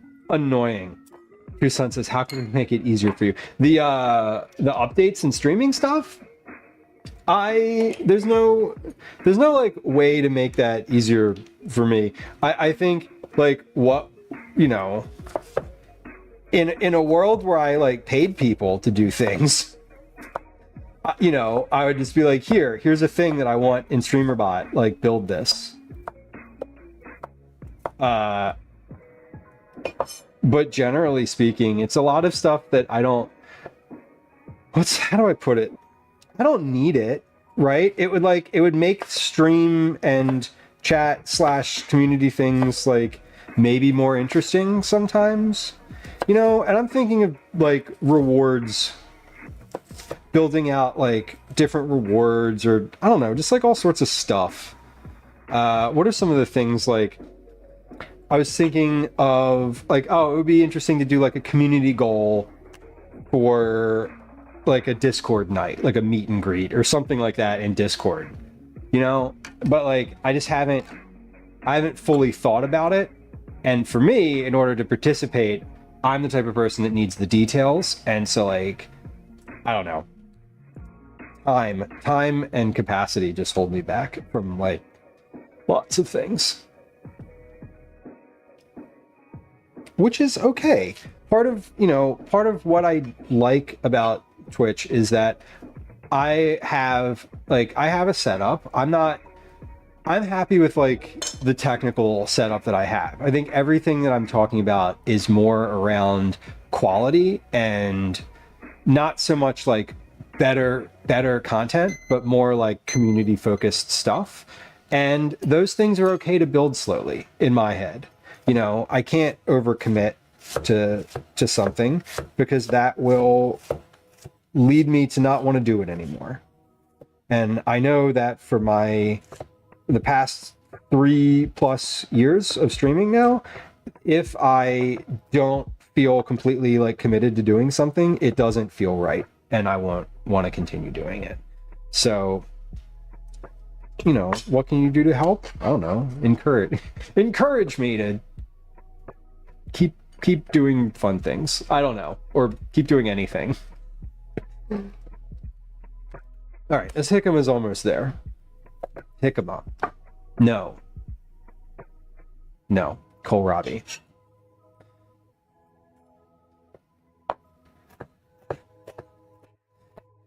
Kohlrabi. The great jazz cornet player. Well, for some reason, this was a lot easier to matchstick. It had everything to do with the technique.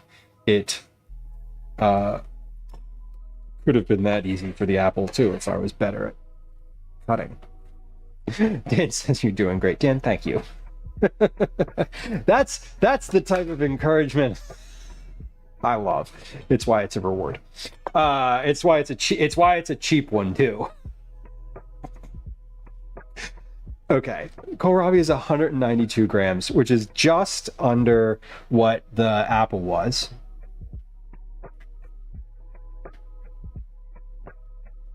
Which is good.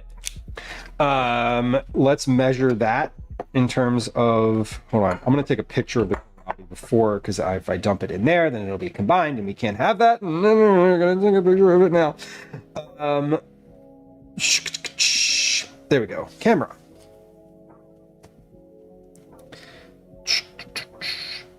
Get out of the way, bench scraper. Kohlrabi. All right, perfect. There it is. Matchsticks. Let's put this in the cup measure also. This looks to be about the same volume. Maybe a little bit less, maybe a little bit more. It's lighter.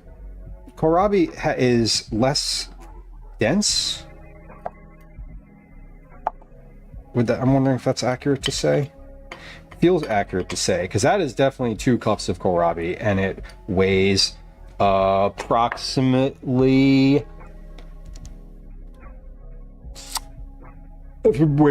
14 grams less, which is very marginal when your cup measure looks like that, as opposed to being like completely full with, say, a liquid.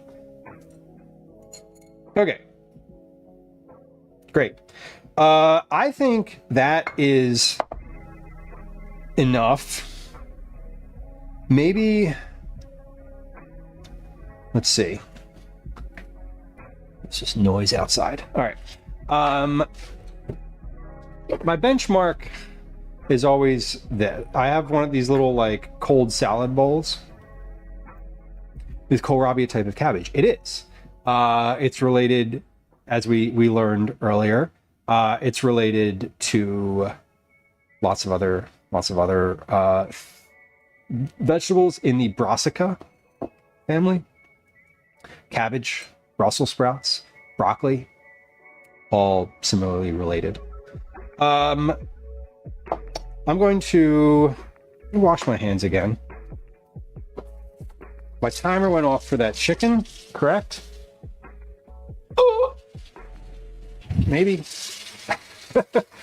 Can't tell, my hands are dripping. I didn't want to prolong that over the floor. Timer is... No, timer's counting out. So my timer went off. The noise outside my house is my neighbor's chickens. Wow. So the noise outside my house is just my neighbor's. Period. Okay, I think this chicken is probably finished. We're gonna try this. We're gonna try this again. Okay. Are you ready? Are you ready? We're gonna look at the chicken. See, this is now I want roasted chicken. Roasted chicken's great. I love roasted chicken because you roast it and then you use it for like multiple meals. Okay, here we go. Let's try this. Okay, that's upside down and backwards. We want it that and that. Perfect. Look at that. Can you even imagine? Technology, it's working. Okay, so here's a roasted chicken. That one's looking pretty good. So the other day when I was like, I can't tell if that I can't tell if this thing is brown or not because everything in my oven looks brown. Well, yeah, because the light inside is just like yellow. Okay, 182 in the breast. We got one. Oh yeah, this is definitely done. Very done. Much done. Yep, totally done. Okay, let's take this out of the oven. We'll put this on the counter real quick. Close the stove up. Move that camera out of the way. Move this chicken onto the stove back where it can just cool for a little while. I'm going to turn the oven off. Okay. Heat is done. We're done with heat for today. Mercifully. That wasn't too bad. That wasn't too bad. We just had the oven on, had to like open it a time or two, but otherwise it's good. Chicken's finished. We're gonna let that just sit and cool down. Thankfully, roosters aren't allowed in town. That's good. Egg laying, interesting. How do they cope without the roosters on a long enough scale? It's too hot to roast a chicken. Yeah, and I wanted a rotisserie. See, that's like my goal today was to get a rotisserie chicken. so I didn't have to roast anything. And I bought a whole chicken and was like, yeah, we'll see. Like hopefully I can pick one up and freeze this thing and I don't have to turn the oven on. Nope. Grocery store did not have any chicken, so we had to go with it. Okay. I'm only adding a little bit more to this in terms of like ingredient volume. So I'm gonna make like a serving of this. What I'm adding to this is cheddar cheese. And I think I'm gonna shred the cheddar cheese because that would like lay in with these matchsticks better. But it's not gonna add a lot. So before I do that, I'm just gonna see like, okay, I've got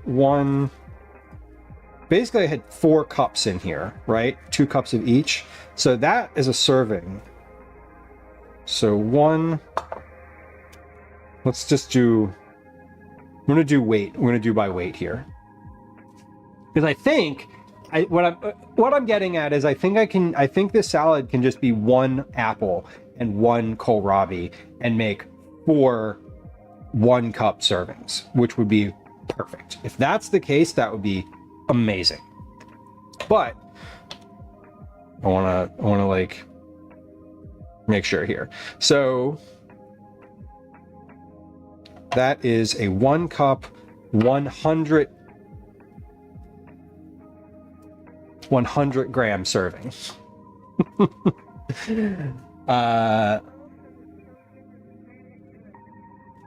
One.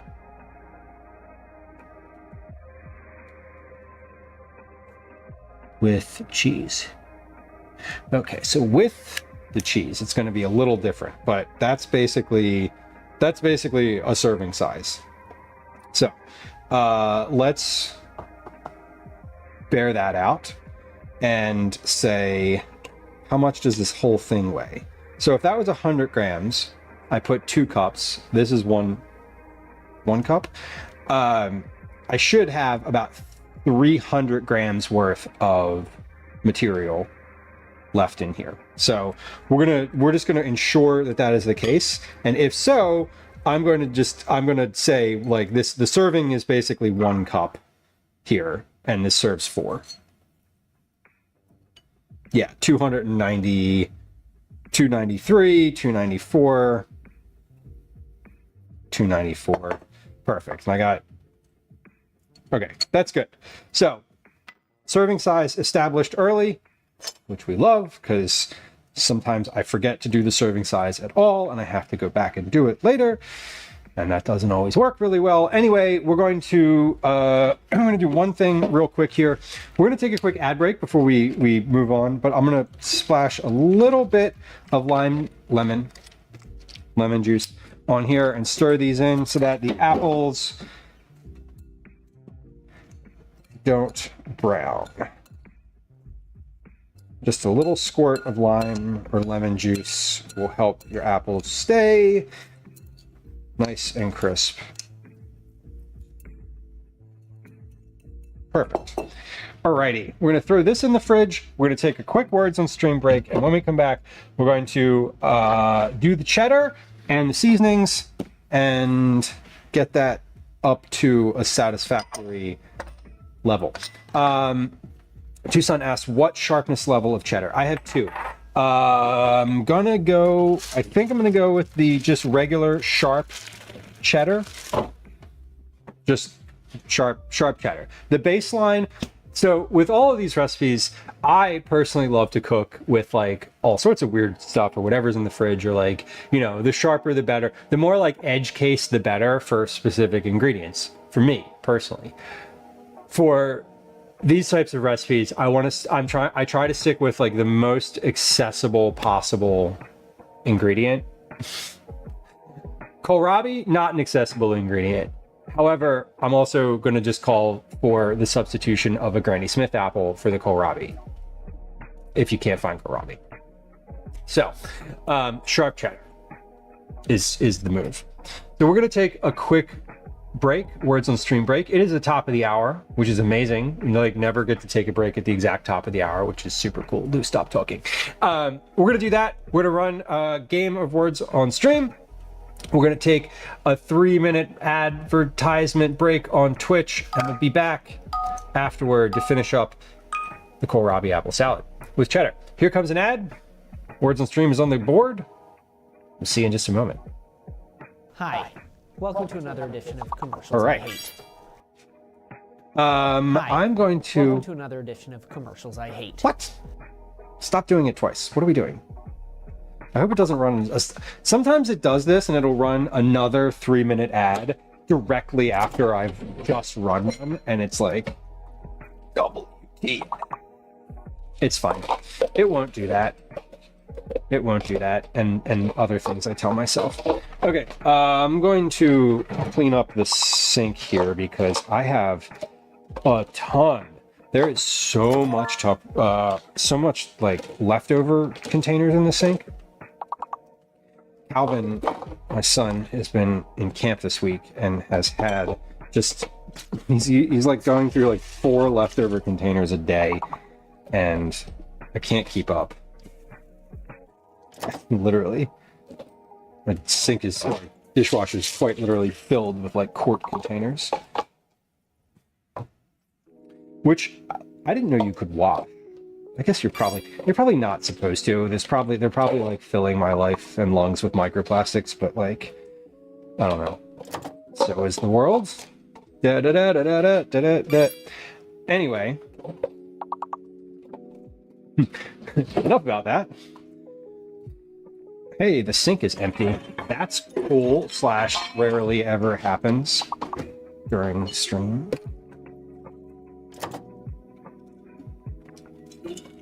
Last guesses for this round. If you are playing words and hearing my words, get yours into chat.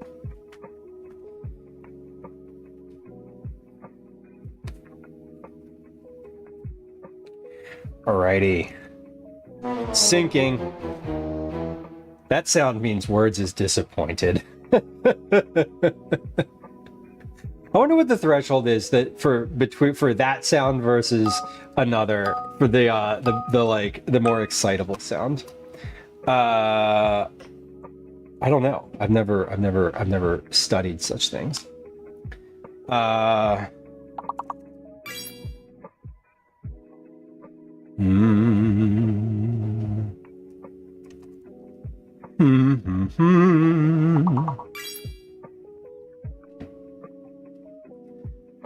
got my next one locked and loaded.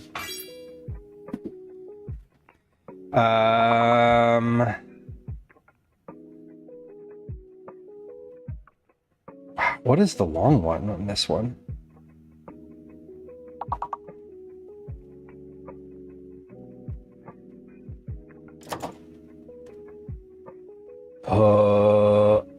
I can't think of another word in this one. Hey, welcome back. If you're on Twitch, you're back from your ad break. Appreciate you. We're running a game of words on stream. Please feel free to participate if you are interested / verbal or interested in words. I am struggling with this one. It's struggling mightily with this one.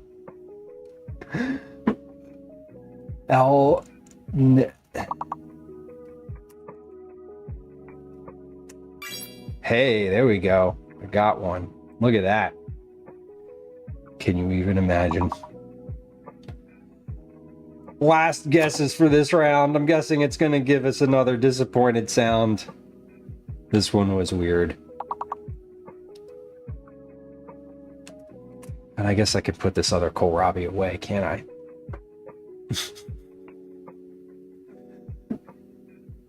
There, here it comes. Yeah, I know words. Just chill. Just chill. We already filled out a board today. Give us the benefit of the doubt.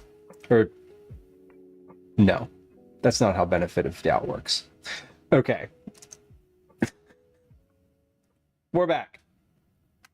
Hopefully. So I measured out the apple. I measured out the kohlrabi. Cheddar. I think I don't want a like 1-to-1-to-1 ratio of apple, kohlrabi, cheddar. I do want a 1-to-1 ratio of apple, kohlrabi, which we have.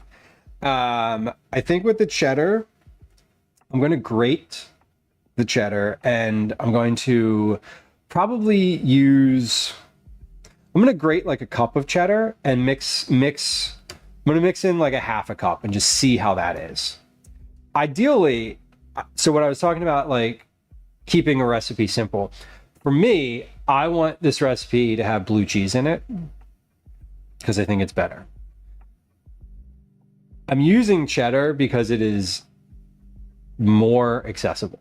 Just generally speaking, like you can find shredded cheddar cheese mix at like the corner store. You can find like shredded cheddar cheese at 7-Eleven.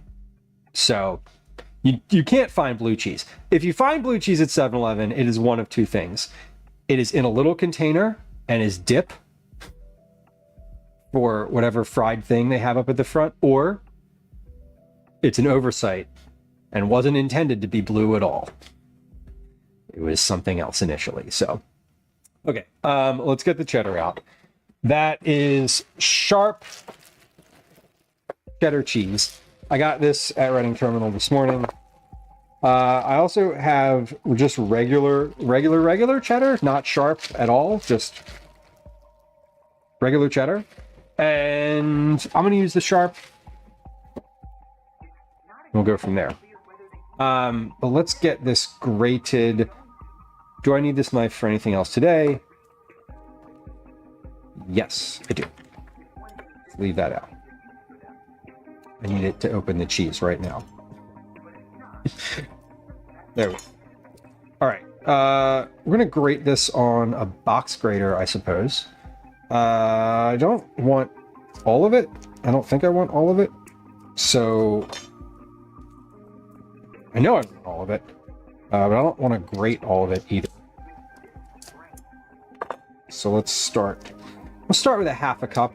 What I'm going to do is mix a half a cup. I'm going to grate a half a cup of cheddar cheese. I'm going to mix that in and just see what that's like volume and texture wise. And if that is good, we'll just leave it at that. I might want a whole cup though. And I wonder if I should do, no, grated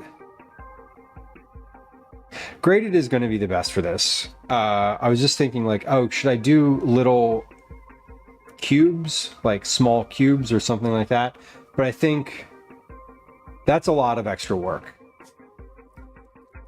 Cutting cheese into small cubes is a lot more work than just grating it. So I'm going to keep it simple.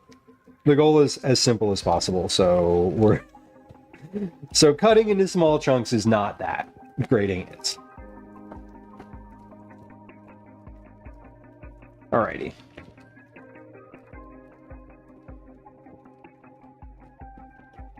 Getting there. Calvin's been doing a cooking camp this week and has been bringing home leftovers, which is funny. And each leftover is in its own individual container. So when I say like he's been going through quart containers all week, like I mean it. There's been he's taken the quart containers from this house to the camp and then filled them with leftovers and brought them home.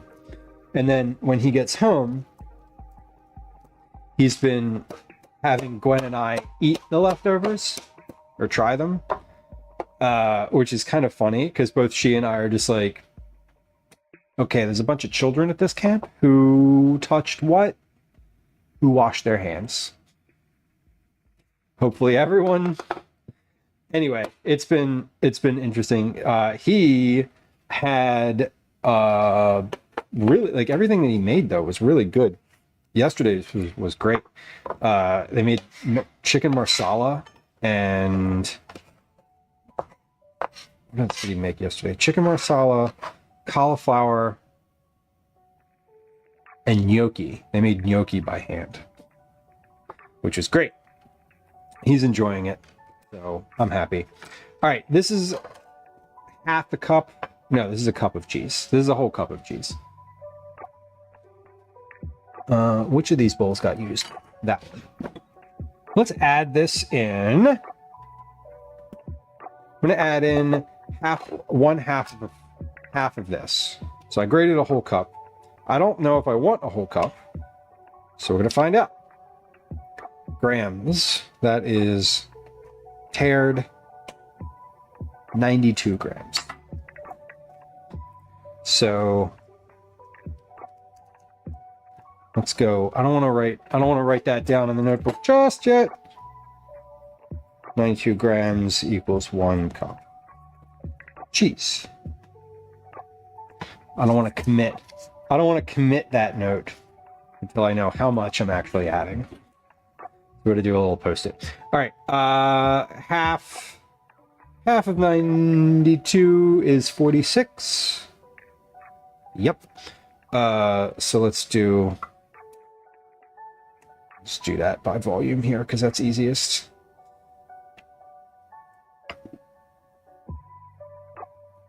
Okay, 46. So about half a cup of shredded cheddar cheese. Mix that in.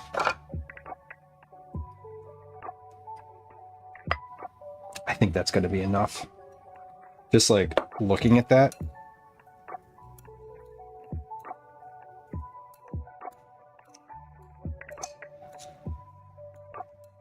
Yeah. I don't want this to be really cheesy. Like, this is not a cheese dish. This is an apple dish. This is an apple kohlrabi dish that has cheese in it. So I think that's good. I think I'm going to stick with half a cup. Let's maybe try a bite of this. I just want to see, like, I don't know.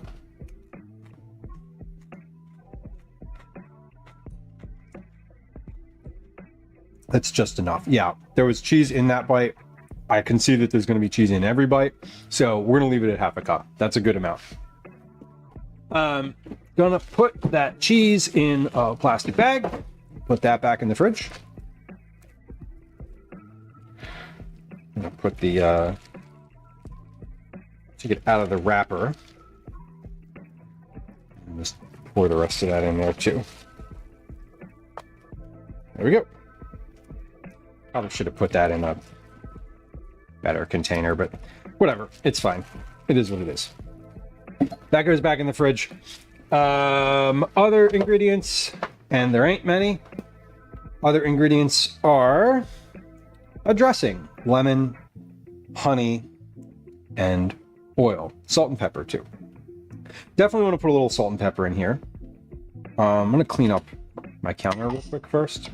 Now that I've got the cheese out of the way. Next is a dressing, which I'm going to make in a separate bowl and dress the salad with.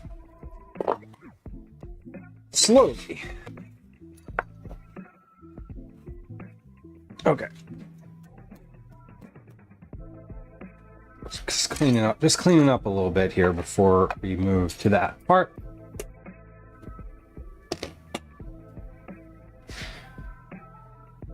I was asking Calvin, who was talking about camp, and I was like, are you guys cleaning? Like, did you learn how to do dishes too while you were at camp? So, no, but they were cleaning up. So at least he's wiping, at least they got him wiping the counters and stuff, you know? Okay, also don't need this. This is over here. Alrighty. Sauce. Sauce has lemon, honey, olive oil, salt and pepper. Super easy. Just like mostly I'm trying to think of what I want the balance to be. So I might try like 2 different versions with different balances of things in them before I like get one that I like. But we have regular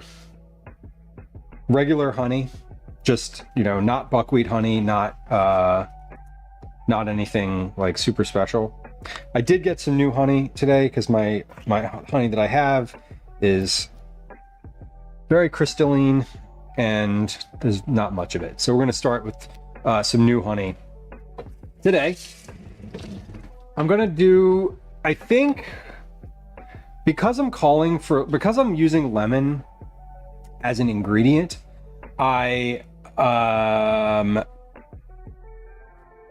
see, juice of one lemon is like about a tablespoon worth of lemon. So I think maybe I'll do an actual lemon today. Do I have an actual lemon? Better question, do I have a lemon?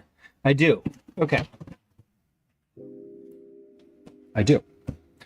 So we're going to zest this just because I might want it. Just why not? Am I putting lemon in the chicken salad too? I am. Great. Do I have a second lemon? Other question. No. Okay. So for the chicken salad, we'll just use lemon juice. That's fine. Zest, then juice.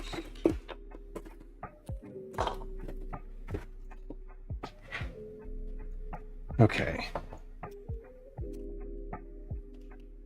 So we're gonna zest into a little bowl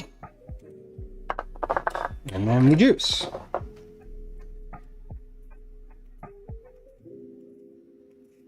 This morning I went, like I mentioned, I went to a couple different places. I wanted a rotisserie chicken, I couldn't find that. I wanted kohlrabi and I could not find that at the first place I went to, so I went across town to another place. I was at Reading Terminal initially, and they had the chicken. I got a whole chicken there because I anticipated that I might not be able to find the rotisserie one, which was good foresight on my part because I couldn't. But then it was really easy to get from Reading Terminal to the Italian market. Was just an easy bus down 12th Street. It was, I don't think I'd ever gone that way. Like I've usually walked when I've gone from the terminal to the market. I've just like walked there. And today I was just like, let me look up and see if there is actually a bus. And like, there is, which was really cool. I was happy to discover that. I was also happy to discover that when I looked the bus up, it was coming in 5 minutes. So I took that and it was super easy. Love the bus. Okay, we're measured for the bowl here. Got a little bowl. So let's take my lemon and we'll squeeze that off. Squeeze it, ream it, and then measure again. Be about a tablespoon worth of juice. That's usually what one lemon. Pretty sure that's usually what one lemon is.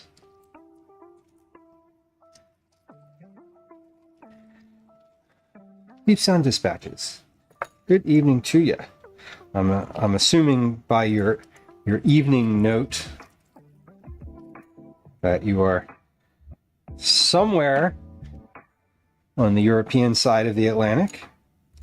For me, I'm in Philadelphia, Pennsylvania, East Coast, United States, and it is 14:20 for me. That is 2:20 p.m. But welcome in, regardless. Good evening, good day. New video bird feeder. Oh, Twinderella, that's amazing. That is it. The bird buddy. I keep getting ads for one. And I'm like intrigued. I'm pretty sure I know my dad would like it. If the HOA lets him have one.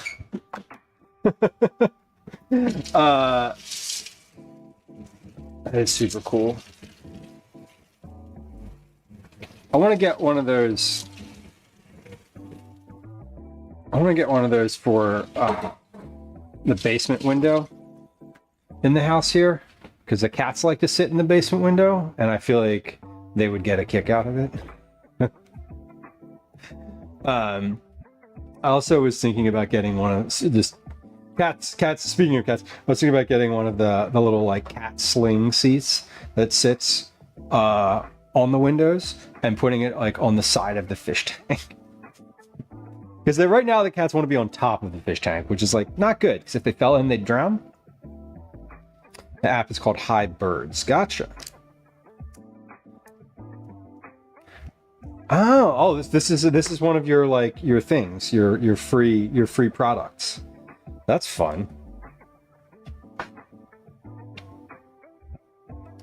Okay, cheese. I want 1/2 a cup, 45 grams. Yeah, 45 grams, 1/2 cup. That is 2 cups of kohlrabi, 2 cups of apple. Lemon. The lemon is 59 grams, which is 2 ounces, which is two liquid ounces is 4 tablespoons. Yeah, that's 4 tablespoons of lemon juice from that lemon. I don't think I want that much. So let's note what it was. 1 lemon equals 59 grams, 2.1 ounces, 4 tablespoons. Perfect. So if you have a couch in front of the fish tank, yeah, when we've had the fish tank in the living room, and I like it in the living room because it is something to look at that's not the television. That to me is like great. It makes the living room a place where I can sit and enjoy without, there's like something visual, but it needn't be the TV. I don't want it to be the TV.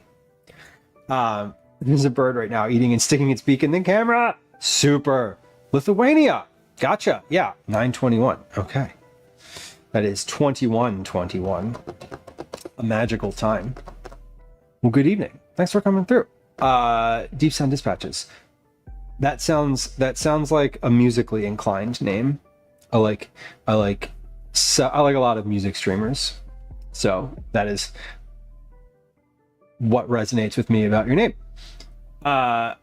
Clementine loves fish TV. Yeah, the fish TV is definitely getting more popular. We have a fish tank. It's large enough. It's large and it has a glass top on it. And all the cats at one point or another have enjoyed being up there. And I am just so nervous about it because if they shifted weird or like got startled and like, I don't know, I'm worried about the glass like just falling in, like, because the top could just fall into the tank. And then I'm like, well, cool. The cat doesn't know how to swim and definitely couldn't get out. So what would happen? And the guppies repopulate. Do they also cull each other? Do they like is there a process by which, what's the attrition rate on those guppies? You gotta get rid of them, or do they like just kind of die?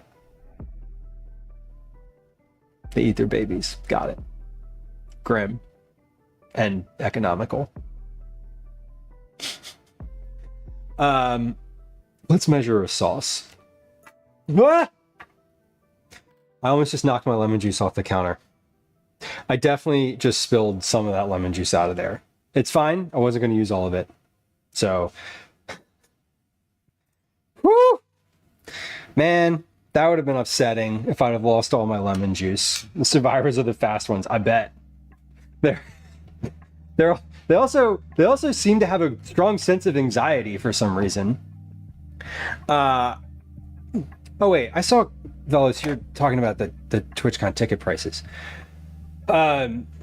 I saw Kanara said something about the party was going to be on Saturday. TwitchCon block parties on Saturday. Got it. Okay, that's what we were talking about, that to have a food and drink meetup off site.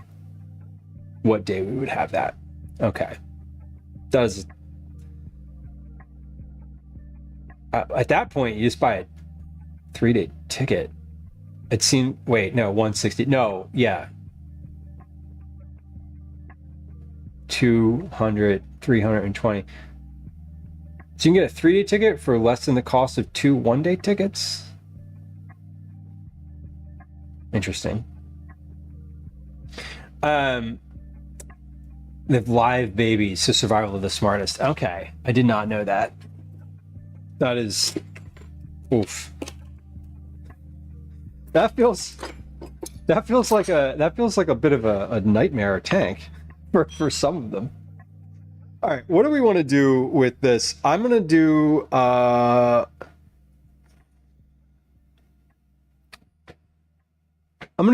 1 and 1. Like a tablespoon of lemon juice, a tablespoon of honey. I'm gonna try a little taste of that, and then we're gonna balance it with like a half tablespoon like a half tablespoon in either direction.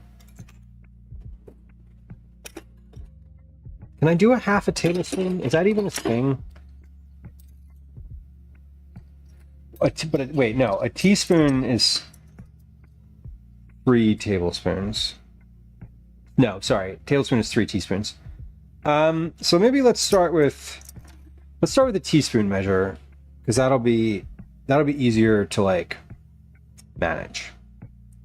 Yeah, Velos, that math is weird because you're like, wait. It's more for 2 1-day tickets. So I'm just gonna do 3 teaspoons. I was having the conversation in a Discord about whether like TwitchCon pricing is like worth it. I always think it's what you want to get out of it. I had sort of a thought of, wait, I also had the thought that I should weigh this. Broccoli, welcome in.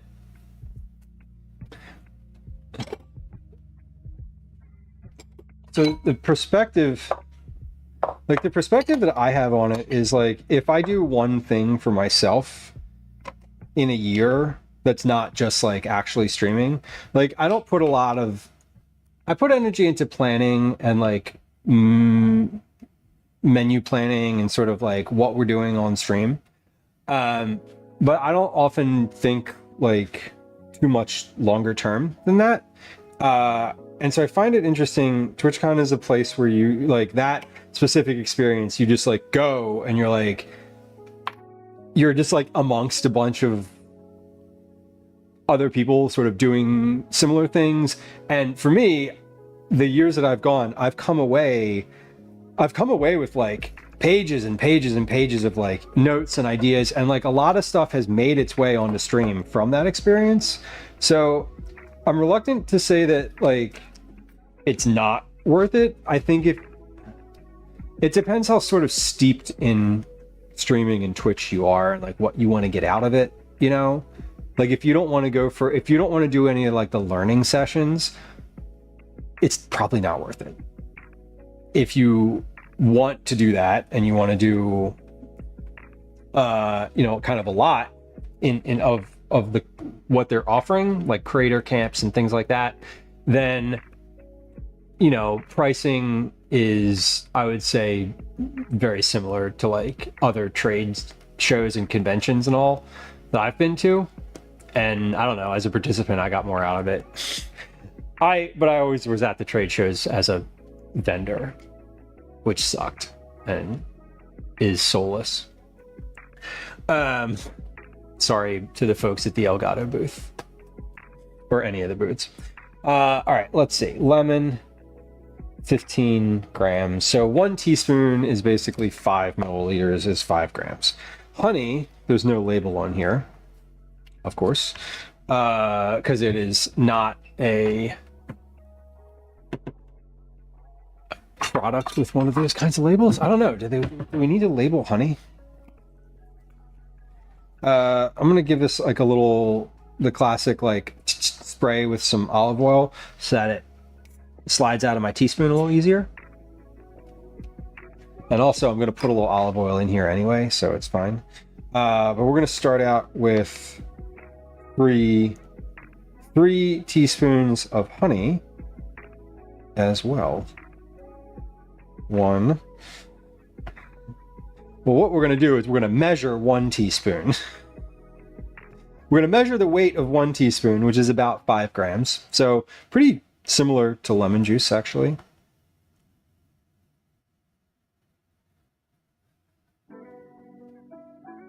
Yeah, 5 grams. Okay, so basically a teaspoon of each of these things is roughly 5 grams. So let's do with 5, 10,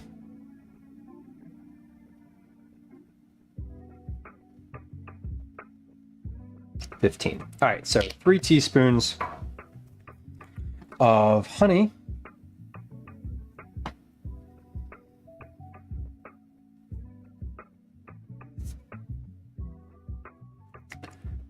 Whisk that together. Boris, welcome in. Welcome in. Just gonna whisk that together.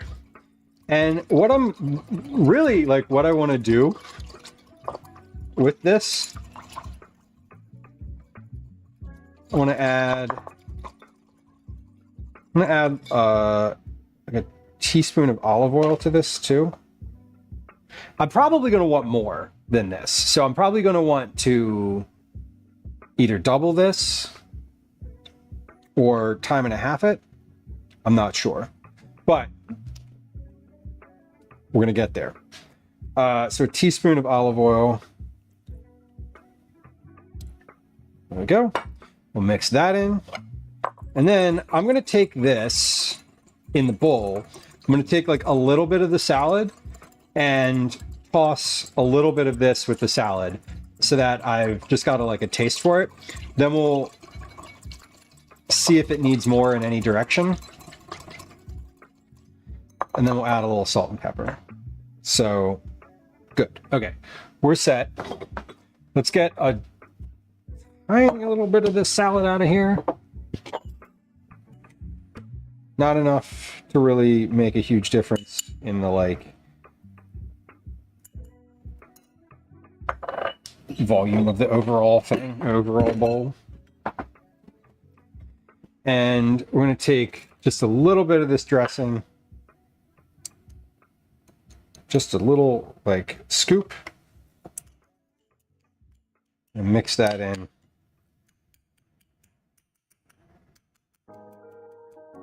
And just see what that's like. It's just going to need some salt and pepper. It does.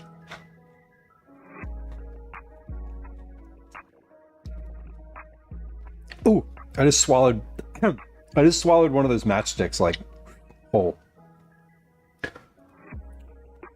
I'm getting more lemon in that, but I think I also added, I'm getting some more lemon because I added lemon to the apple, and because I added lemon to the fruit so that it wouldn't brown. I think that's what I'm getting. I want to try this sauce more directly too.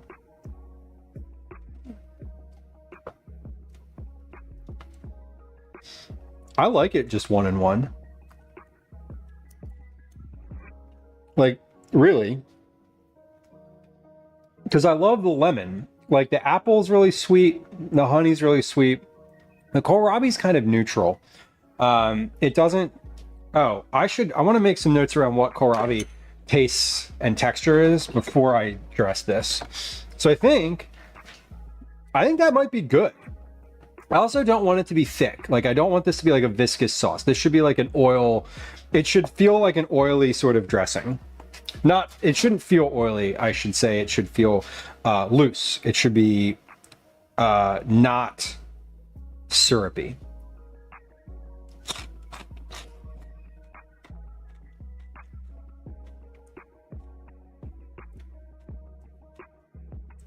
Yeah, what does kohlrabi even taste like? It tastes like kohlrabi.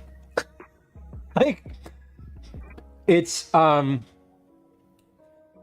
texture of a raw potato, which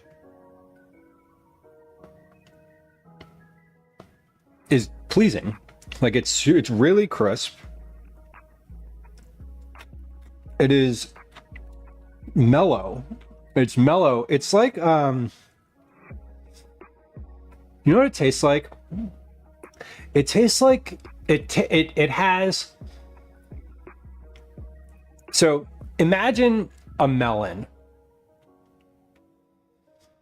Imagine a cantaloupe.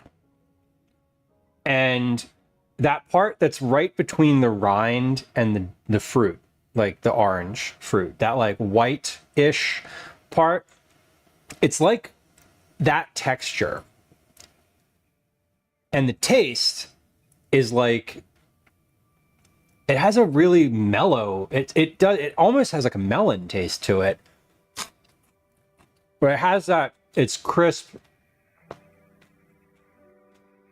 That one had a piece of cheddar cheese on it, so that was different. Differently tasted. Let's get a piece that's not. There we go. Kind of a cabbage heartish. Yeah, it's like, it's less it's less vegetal, more fruit like. It's almost like a sour fruit, but it's not sour, but like it doesn't have sweet. There's no sweetness to it.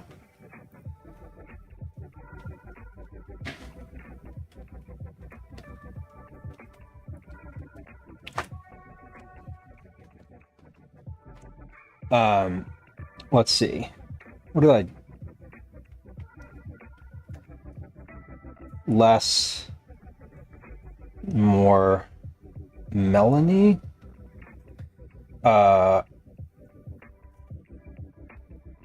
It's mild. What does that taste? Oh, a really specific taste just came in.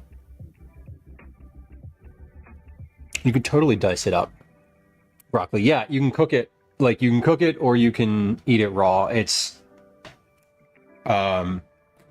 pretty versatile in that way.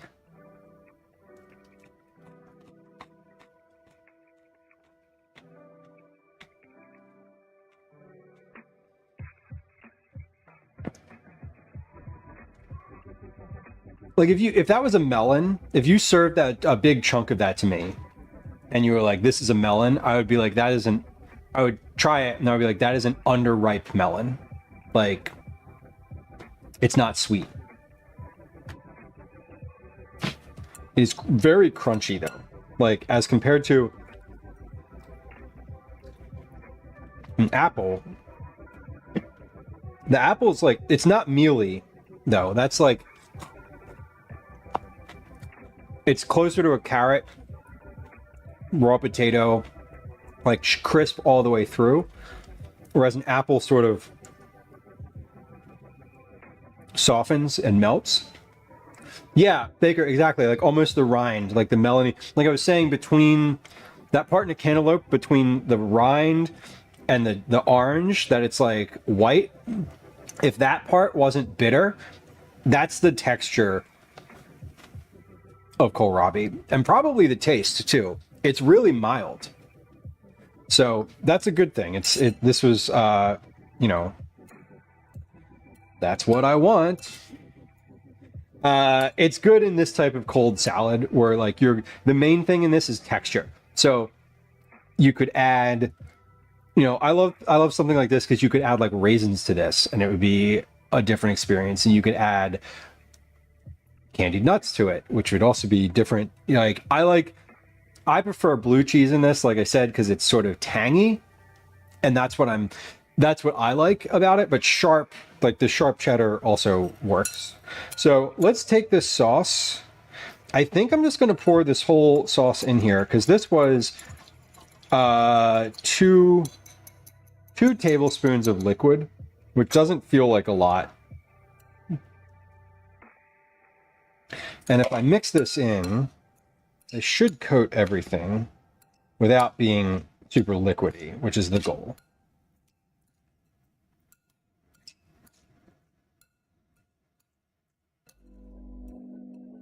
Yeah, I really like, I don't want any liquid on the bottom of this. And this has a little bit of liquid on the bottom. So maybe I don't even add that olive oil in there. I think the olive oil might be unnecessary. I'm gonna taste this again. We'll give it some salt. We'll give it some seasoning, and then we will put it in a container because we're gonna eat this for dinner tonight. Calvin was like, "What's dinner tonight?" And I was like, "Chicken salad and apple kohlrabi salad." And he was like, "That sounds good." And I was like, "Great. I'm glad you approve." Radishes are great. Baker, I agree. Broccoli, you don't like them? I like French radishes. Like the longer ones. They're really good. I forget what book was it? There was some book by a chef. I think it was Gabrielle Hamilton's Blood, Bones, and Butter, maybe. Where she talks about radishes, like a really amazing snack being just like radishes and butter and salt. And I 100% co-sign with that snack. I remember after reading that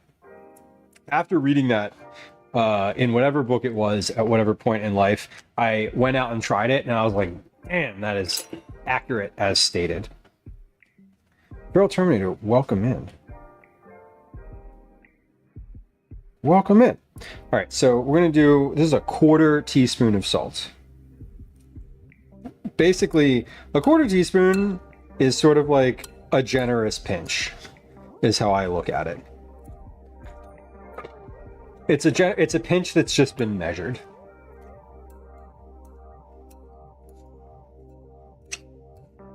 Okay. Try again.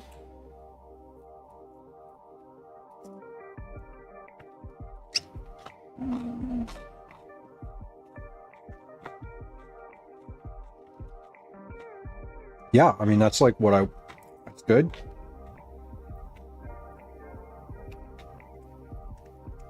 Try another, and put another 1/4 teaspoon of salt in there. That might be just right, maybe a little much. Depends. Terminator says, how's the day going? The day's going really well. I was busy this morning. I was out. I went to multiple different markets this morning, and I got a workout in. Okay, yeah, that's that second 1/4 teaspoon was like, hey, what's up? Now this tastes good. Cool.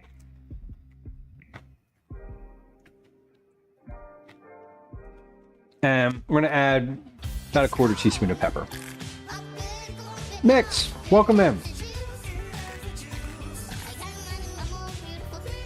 One of the few, Pearl Terminus says, radish is one of the few foods besides fresh tomatoes that I just can't eat.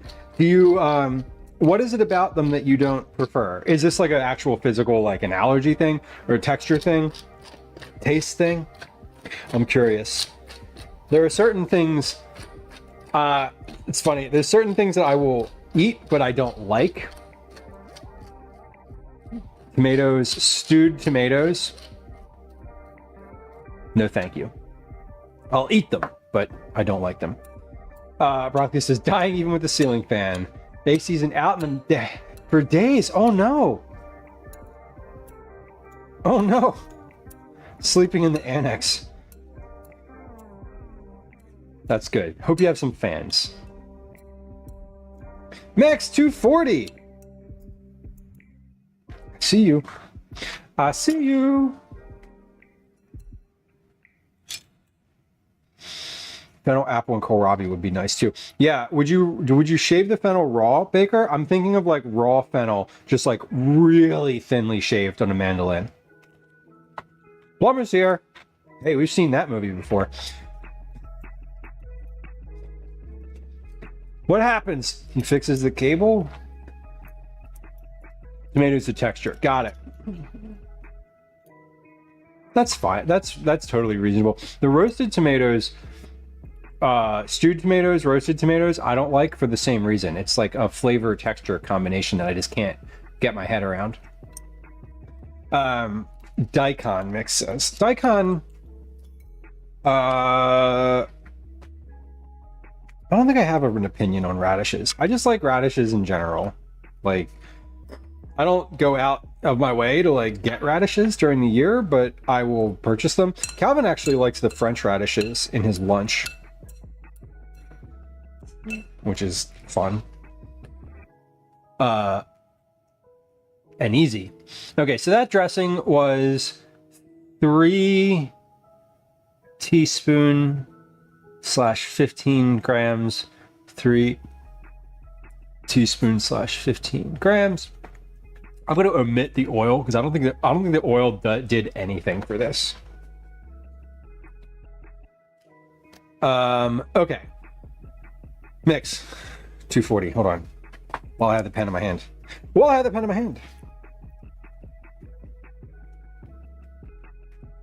There it is. Grilled and chunked. Grilled would be good. Roasted might be good too, from a textural perspective, and they'd be a lot sweeter if you like roasted them and let them caramelize a little bit.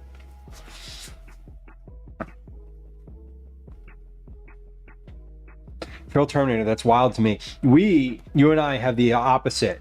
So you like roasted tomatoes and have a visceral reaction to raw tomatoes. I have that same reaction, but when it's like a roasted tomato. Interesting.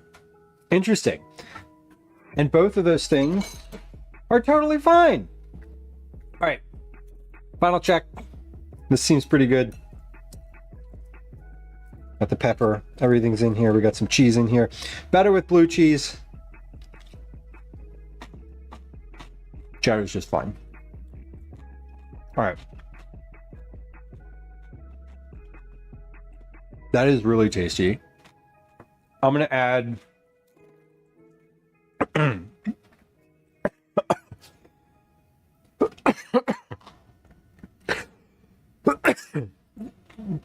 I added some pepper. Buffering. Okay, let me take a picture of this. Let me get like a serving. I'll take a picture of it, and then we will start on some chicken salad. What's today? Wednesday. I need to be finished stream by when? 5:30 p.m. Calvin comes home from camp at 15:30. Calvin comes home from camp in 40 minutes. I need to be finished stream by, let's see, 2:50, 14:50, 15, 16. So I have two and a half hours. Okay, definitely 2.5 hours should be just enough time to make a single batch of chicken salad. We're measuring, we're tracking ingredients and volumes and tasting. But it seems ridiculous when I say it out loud, right? Easy chicken salad. No, it's gonna take you 2 hours to make. Professional streamer. Girl Terminator said, when I actually started to learn to cook myself, I told myself I would try everything. Even in the past, I hated it. For the most part, my mom was just a terrible cook. Like peas. I hate canned peas, but frozen peas, hand them over. Canned peas are odd. I'm with you on the canned peas. I'll go with the canned peas. You know, I prefer canned corn to frozen corn, but I think that's because the corn holds up better. Like the cell structure holds up in the corn better. But like I'll take a bag of frozen either. But I think that's a good thing for Alternator. When you do when you start to cook yourself, like you at a very, very baseline, you should like try the things that you make, right? Even if the thing that you make is like a little bit off and not, maybe not exactly what you thought it was going to be, or has one ingredient that you've not liked in the past, etc. I think that's a reasonable way to go. Love fresh or hate frozen carrots. What's the best like frozen fruit or vegetable?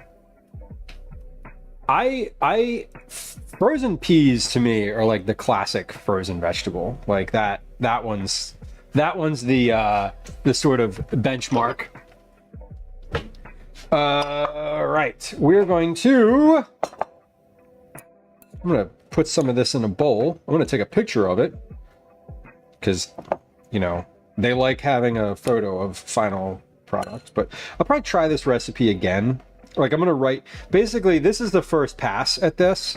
I'm gonna write this out with some other notes, and then we'll probably gonna eat most of this like between today and tomorrow. The chicken salad I'm not worried about. That just will go. Like Gwen loves chicken salad. Calvin likes chicken salad. I like chicken salad. Like everyone in the house likes chicken salad. So not worried about that one. I'll eat that because it's just raw fruit. And then I'll probably make this again, I would say next week at some point. Okay, let me get a picture of this. I'm gonna take this over to the windowsill, or at least over in the actual like the outdoor light, the light from outside. And then I'm also gonna add like a couple candied pecans on here.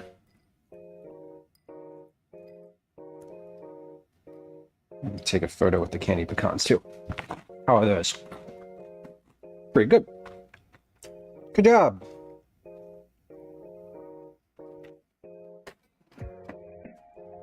Alrighty. We did it. We did it. So that's what that looks like. Cold apple kohlrabi salad. Trail Terminator says, I keep a bag of frozen peas in the freezer at all times for stuff like salads or soups or stews. Same. I have the biggest bag of frozen peas I can get. And I also have the biggest bag of frozen corn I can get. Both are from Wegmans currently, I believe.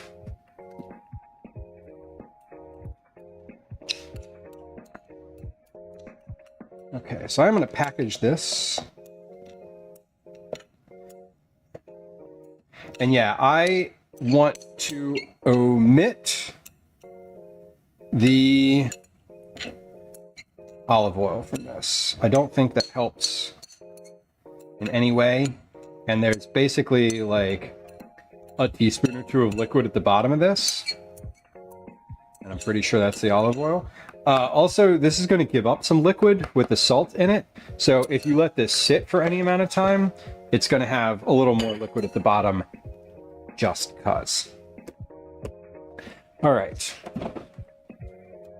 So that one's good. That one feels pretty good. I'm gonna actually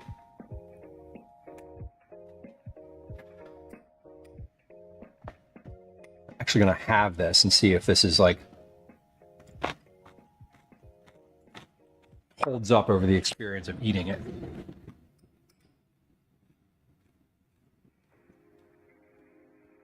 Trail Terminator, what made your pot roast last weekend the best? Having the recipe have you making the gravy separately and using red wine. Was this a new recipe? Were you inspired? Oh my god, broccoli.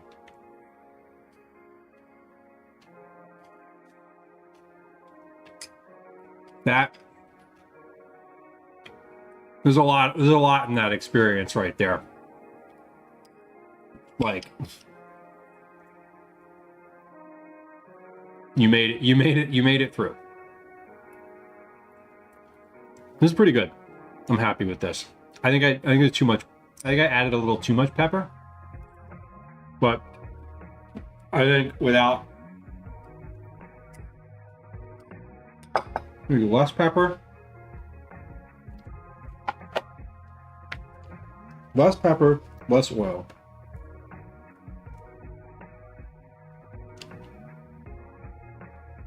Minimal pepper. That's what I want. Girl Turner, that's great. Self-hosted recipe site. Yeah, so I have trouble keeping track of recipes. Not keeping track of them necessarily, but my way of keeping track of recipes is literally printing them on a sheet of paper.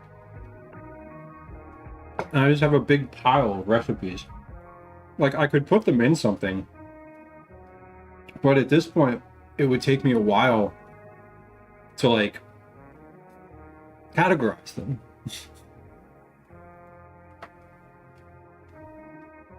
I started with printing mine, and now they're all print. None of them are digital. And many of them, the recipe doesn't exist on the internet anymore because I printed them years ago.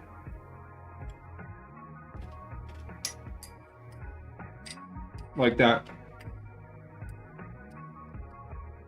The sloppy Joe recipe I have that I love isn't there anymore. They like updated it and it's a different version of it and it's not the same.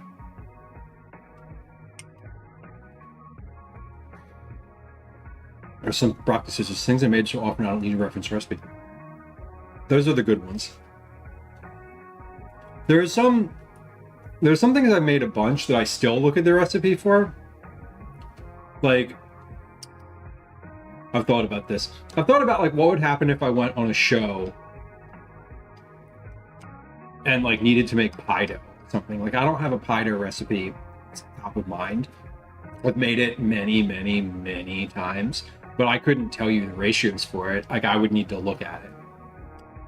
So there's certain things that I know how to make that I don't have a recipe for, but I just make them. And then there's certain things that I make regularly, like say pie dough, pizza dough even, that I just use the same recipe over, but I don't have it. No stories I needed for me. Yeah. Highlight the recipe, print selection.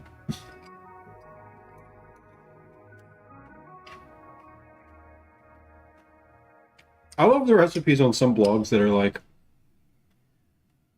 there's not actually a recipe. It's just like, you have to kind of interpret it from like multiple paragraphs of text. I'm always like, what am I doing here?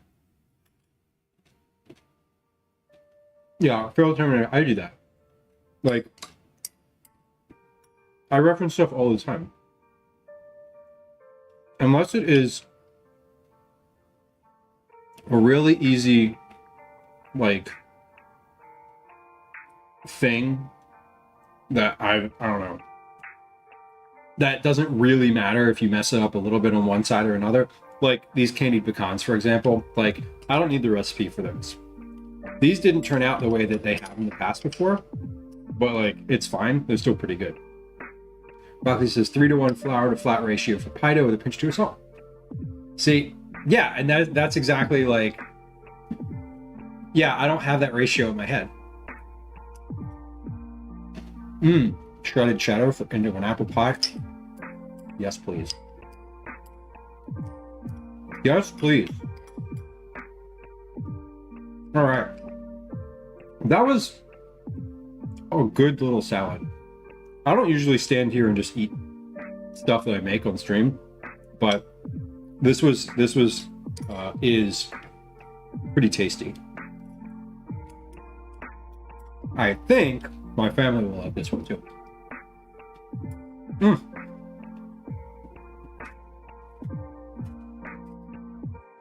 Wonderful. Girl Terminator says, once I figured out that cooking is just prep and time management, and it clicked. I got really good at it for meals. It really is that. And it's prep and time management ahead of time, but also like, yeah, time management while you're doing the cooking. Oftentimes it just means setting a timer. Okay, we're gonna take a quick break. When we come back, we're gonna do the chicken salad. The kohlrabi apple salad is in a good spot. I have all of my notes ready to go. All of my weights, volumes, This was raw. This was chopped. All right. We good. We good. We're going to take a quick break for some words on stream. During words on stream, I'm going to wash one of the bowls in the sink because I'm going to need it for the chicken salad. So here comes a game of words on stream. Here comes a 3-minute ad break on Twitch. If you don't want to add on Twitch, you can follow on YouTube. We'll be right back. Here we go. Hi. Welcome to another edition of Commercials I Hate. Okay. Let me watch that one more. That's what I said I wanted to do. Watch it. Wash this big glass bowl. That one's the nicest for stream, because you can see through it. The metal bowl's not as interesting. Non-transparent metal bowl. Gwen is doing can't pick up right now.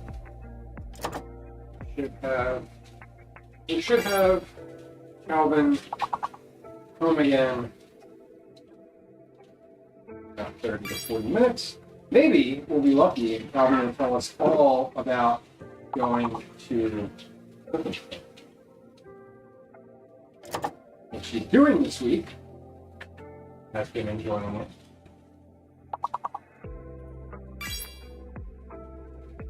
See if I can coax him to stay off of his iPad for a few moments. Give us the details on his day in the kitchen.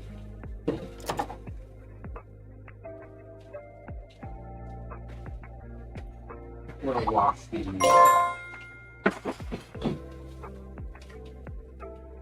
cup.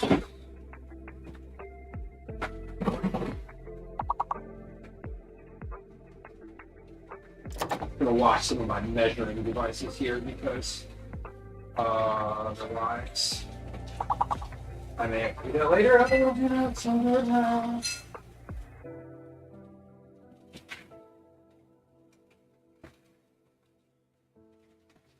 Sinking.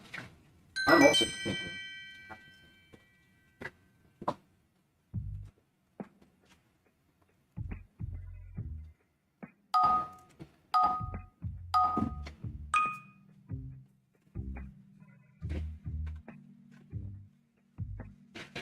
My dishwasher is completely full. I filled it with plastic. All of it is plastic. I'm going to clean a couple of these I can. During this last round of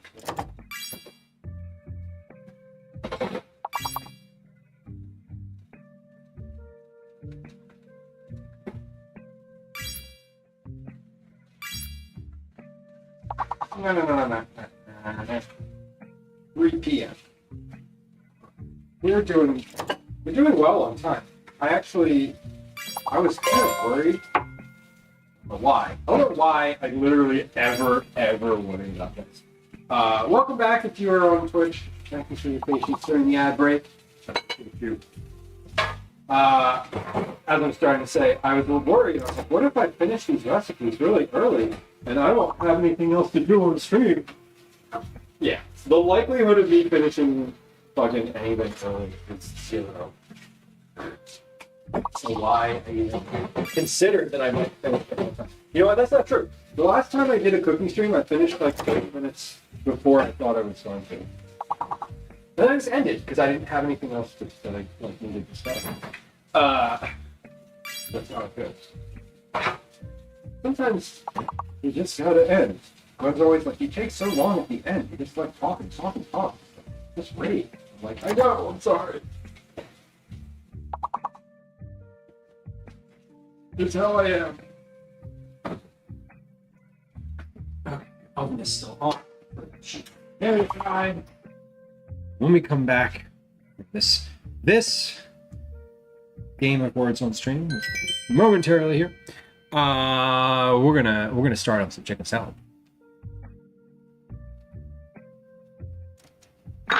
Very nice. Wait, there, that button should work. That's the one. Ooh, excuse me. Oh, I didn't have my microphone on my hat. I don't know if you could even hear anything that I'm saying if you're a subscriber during the break. Maybe not. I took it off my hat because I realized how much chewing you could hear. And I realized that you can hear, like, when I take a big breath, it's like super loud when I have my microphone on my hat. Like that. So I'm thinking, well, as I was chewing, I was like, let me take my microphone off while I'm just standing here eating and crunching for like 5 full minutes. Okay. This is lemon juice from the first round of things. Olive oil. Do I need olive oil for chicken salad? No, I do not. I don't think so. I might. We'll see. I doubt it. Okay. Chicken salad. Again, this is just, we're doing like cold summer salads. This is easy stuff. So we have chicken. I'm gonna shred the chicken. We have the chicken on the stove. This is cool now, definitely cool. I'll take that, we'll shred the meat, we'll measure the meat. We will probably use maybe all of it. We'll see how much meat it is. I don't think I really want to use all of it. It depends. We'll see. Other ingredients are celery, which I don't want that much of. Grapes, specifically red grapes. And then the dressing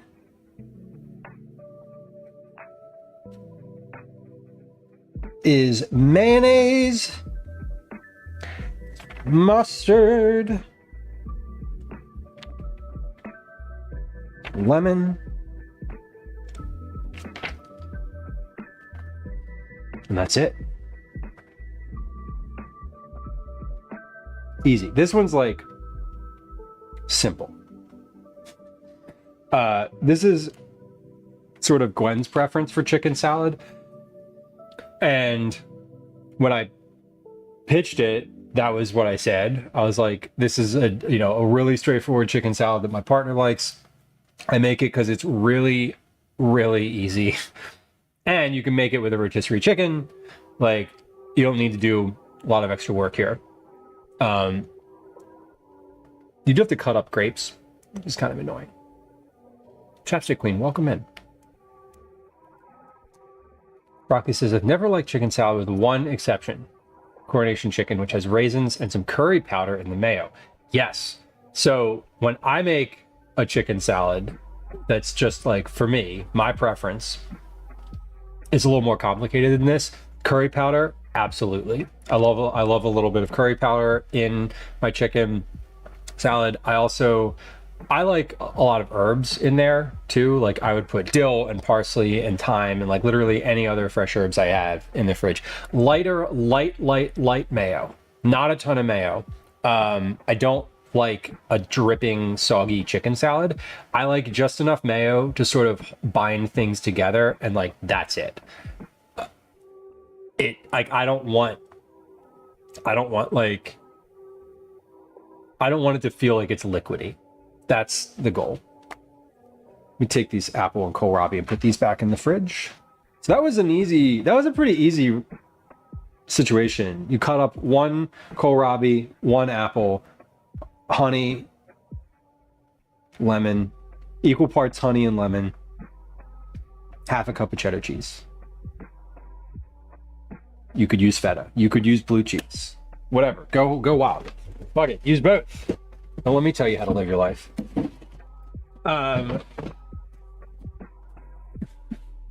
Grapes, chicken, and celery.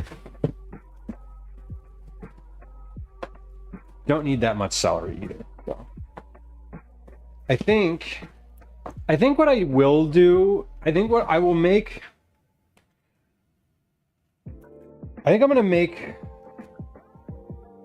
thinking about it more, I do think I want to make a whole like chicken worth of chicken salad, because if what I'm doing is telling someone to get a rotisserie chicken at the grocery store, they're going to use the whole thing, right? Although, let's see what half of it is. I feel like this is a situation where you kind of have to, like, you know, the ingredient that's going to be the one that is sort of the least available to change. Like, you could stop chopping grapes, right? You could stop cutting celery, but like this chicken is just like a whole chicken. Like it's kind of here, and you're either going to use all of it, or I don't know. We'll see what half of it is first. Let's do that. But we're going to take this and shred this. Let me wash my hands. I'm just going to do this by hand because that's easier. It's cool enough now that I don't need to worry about burning my fingers, which is always really nice. That's the goal. Okay, big bowl and scale. My old friend, a Scaly. That's the brand name of the thing. It says it on the front of it. See, I didn't just make up the name of Scaly. Or maybe it's a Scaly, but I like to call it a Scaly because, like, it's a little scaly. Sorry, I'm in my head. All right, big bowl, big glass bowl. Dry this off with a fresh towel because I just washed it not moments ago. The inner machinations of my mind are an enigma. When I hear him say that, so I imagine the meme of he's got like the nail through his head. Let's just start by doing half, and we'll see how much half is. I'm not going to do that in this bowl. I'm going to do that in the measuring cup, because I'm going to want to measure this, right? We're going to want to measure this. So let's do the 4-cup measure. Exactly. But yeah, the one where he's just sitting on the floor with like the hammer in his hand and like a nail through his dome. I think I've only ever seen that show sort of in passing. Like, I've never watched it serially. Like, I've never watched like multiple episodes in a row. Continuous episodes in a row. How's this chicken? Good. It's seasoned lightly, which is what I want. It's cooked through, which is also a bonus. Always a bonus. But we're going to see how much half of this chicken is, because if half of it is like a lot, basically if half of this chicken comes out to be 4 cups, I might just say use half the chicken or double the recipe. Because it is always nice if someone is getting a rotisserie chicken. I think it's kind of nice to be able to use like half of that in a recipe, and then the other half is like leftover for something else. And if you want to double the thing, you can double the thing and, use the whole chicken. I think I'm going to want to use the whole thing here, though. Like, just looking at where I'm at, I'm shredding the breast meat first, because that's the largest piece of meat on here. I love the older ones. I think SpongeBob was a little after my like TV watching time as a kid. Like, SpongeBob wasn't a childhood cartoon for me. It didn't exist yet. And I think by the time it came out, I'd sort of stopped watching cartoons in that sort of way.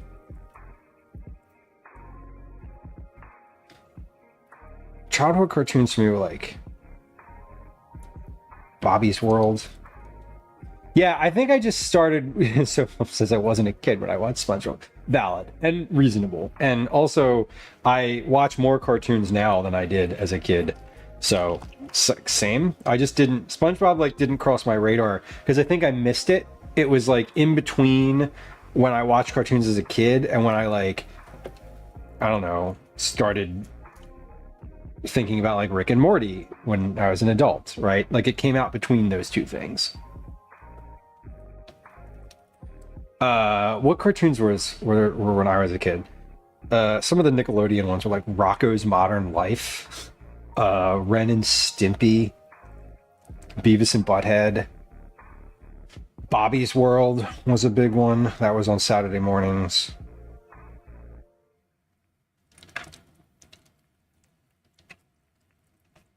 I always thought Bobby's World was the running gag about the running gag around the familial name generic in that show. They used to call him like Bobby Generic, and the characters would always get mad. They'd be like, "It's generic!" like yeah, that's exactly how life would work though. It was always like, I don't know, I thought it felt really accurate to like how that would happen in real life. Came midway in the transition of content, Baker. Yeah, and yeah, the transition of content, exactly. Like I stopped watching cartoons, and then like I picked up cartoons again when like Adult Swim was a thing, and I was like, oh, Space Ghost, that's funny, you know. Cat Dog, I remember Cat Dog. Daria, yes, Student Mesa. I started watching Daria again recently in a sequential manner. I think I found it on like Hulu or something, and they had like a couple seasons of it, and I was like, perfect, I'll watch this. And I was like, yes, this holds up. This is still very good and terrifying in some capacities, where they're talking about like, oh, the future's gonna be like this, and then like it is, and you're like, oh fuck. Thunderbirds, Danger Mouse, Ren and Stimpy and South Park weren't for kids. Yeah, I know that. I think I was in 6th grade when I wrote an essay for a school essay about why I should be allowed to watch South Park. It was an essay directed directly at my mother, who would not let me watch South Park.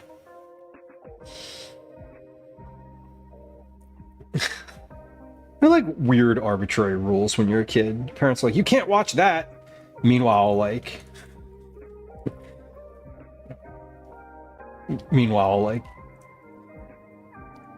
crazy shit's happening in the world.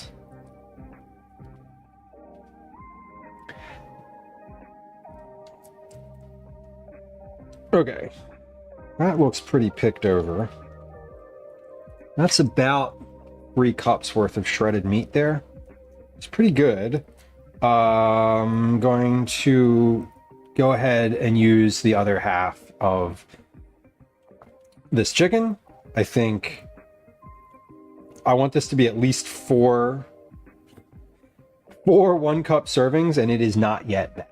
So we're going to go ahead and start on the other side. Let's first, though, I'm just gonna take note of what the volume is of half of the chicken, because that way I will, if I want to, be able to scale this down.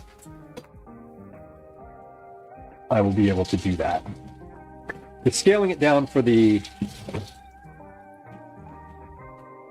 other ingredients should be pretty easy. I just don't want to forget. But I am going to make this with the full chicken. I think that's probably the way to go. Yeah, that is 2.5 cups, 350 grams exactly. So it's note-taking time. 2.5 cups, 350 grams. How many ounces is that? 12.4. Usually when I'm writing something like this, I take the very granular measurements. the recipe itself will say 2.5 cups worth of chicken. There's no weight involved. I keep track of the weight so that when I send it to someone else to test, there's no confusion between. There's no confusion. You know, they can be like, oh, this, you know, this actually, the way that we measure it, it actually turned out to be 1.5 cups instead of a cup. Maybe they didn't give it a good shake and tap it on the bottom before doing the thing, you know? So I don't know. I don't want to make any presumptions, but we'll see. Let's measure the second half of this and see if the chicken's the same on both halves. Maybe. Amber, hello? Hello? Okay. Chicken's good. Tear and tear. Did I do the wing? I did. Okay. Let's do the wings. Let's do the small pieces first, because I don't like doing the small pieces last. It's annoying because the actual like picking the meat off part is more tedious. So we'll do those first, because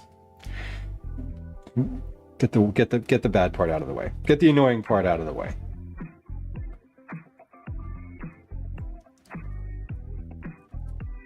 All right. And I'm just going to save all these scraps. I'll put all these scraps along with the spine and the giblets in my stock bag. I'm going to put the giblets in their own, they're already in their own little bag, so I'm going to let them stay in their own little bag. Because I probably wouldn't use those in stock. I'd use those in like gravy, but I don't really have a separate space in the freezer for giblets.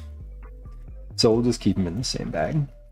Because it's all going to get cooked anyway. It doesn't matter if there's like, you know, a little bit of like raw chicken in there. I'm putting a raw chicken spine in there, so, you know, rotisserie is good. I love a rotisserie chicken from the grocery store. Do you remember when the, like, what was it? It was like a countertop rotisserie came out. It was like Ronco or some like Bortco kind of name, but in real life. But like for real. I remember Gwen's parents had one of those for a while, sitting on their kitchen counter. It might still be there, actually. I don't know. I know. You know what? Last time I was there, it was not there. So I take that back. I remember when those things first came out, like the home countertop ones, and people were like obsessed with them, which is kind of funny because I'm like, how often are you rotisserieing a chicken in your own home? I guess it makes sense if you don't want to like turn the oven on and roast a chicken. But I think to me, I'm sort of like, that is a large amount of space to dedicate to a single like electronic like that. I would absolutely never. I never wanted one and I don't want one. And if I'm going to dedicate that much space to an appliance, it's not going to be a rotisserie. It would probably be a combined toaster oven / air fryer, which I'm still considering, and I know right where I would put it, but we're not there yet. We've only been talking about this for like 3 fucking years, so you know. Rotisserie for the grill, though, Velos, yeah, like if it's a thing that you put on your grill, totally, that would be amazing, and I bet it is. Coated it with leftover bacon grease, which is different than butter. Yours also has a rotisserie? Okay, now. Yeah, like a rotisserie, but like that was all it did. They were like, I remember the commercial for it. It was like, you can make vegetables in here, and it's like vegetables rotating. And I'm like, yes, all of these things you can do in your oven too. Like, I don't... The only unique thing that it does is rotisserie chicken. Like roasting vegetables in it is like, who cares? I don't know. Your mom's air fryer has a rotisserie function. See, I would consider, I'm still in the mode of like, I don't really want to buy a new appliance, but if I was going to buy the next appliance I buy, the next like major appliance will be an air fryer, will be one of those like air fryer slash convection oven things. Has to be plugged into a 220 volt outlet from the countertop broiler they got in London in the 60s. Holy shit. Nothing larger than a Cornish hen. Well, I always, the one thing that sticks in my mind about that infomercial, or the commercial, I think they call them infomercials as if they're providing like information to you. No, it's an ad. The infomercial for that thing was like, you can do all of your Thanksgiving dinner in it, and they had like 7 of them lined up, and I was like, no, that's nuts. $200, that's like, that sounds like it sounds like a scam. An air fryer, convection oven, toaster, rotisserie, dehydrate, bake, and pizza. Like, yeah, and it also like, it like chops and sautés too. Getting a large model. Well, I was thinking about the oven, the thing with like the air fryer slash, I want like a countertop toaster. Basically, the thing that I really want, that I would use, is like a countertop toaster oven, right? With like a little tray that I can put like 2 slices of pizza on and turn it on, and like 10 minutes later, they're good, right? Like, I don't have to turn the oven on for that, because that's what I do now, or I make them in a cast iron pan on the stove. But yeah, I would rather have it be like that. That's like my primary usage for it, is like heating up leftovers, because I hate heating leftovers up in the microwave, and I hate turning the oven on just to heat up leftovers. Got the Prime Day, the Ninja. I've heard lots of good things about the Ninja. Does it clean itself? If it does, it's sold. Free from Amazon using Prime points. All right, now. All right, that's about right. What was that first one? 12.4 ounces. This is 11.8. So I got maybe a little less meat out of that. Maybe I picked it not as cleanly. Unclear. Bella says reheated pizza in the air fryer is great. Yeah, I know. I believe you. That's kind of why I want one. So if you love the Ninja, okay. Daisy's over here contributing opinions. My thought was, I don't want to get one of the basket air fryers. I want to get ones that I would like to get one that looks like a toaster oven. There's ones that are like front loading, and I like the idea of that for like being able to put a tray inside of it. You know what I mean? Chapstick Queen, congrats. What are your hopes and dreams with your new mic? Slash, does it have like a ton of software that you need to install to use? All right, that's also about 2.5 cups of chicken. 11.9. 11.9. 2.5. 11.9 ounces. How many grams? 339. Okay, so we're 11 grams off. Not bad. Not bad, honestly. Toaster oven type 1 would be better. If Mama Huevo has one, I think Canara has similar. I've seen them before. I think it's like Breville or something makes it. I forget exactly. I've seen one before that I really like, but I just forget what it is. And I didn't write it down. I was just like, whatever, I didn't bother.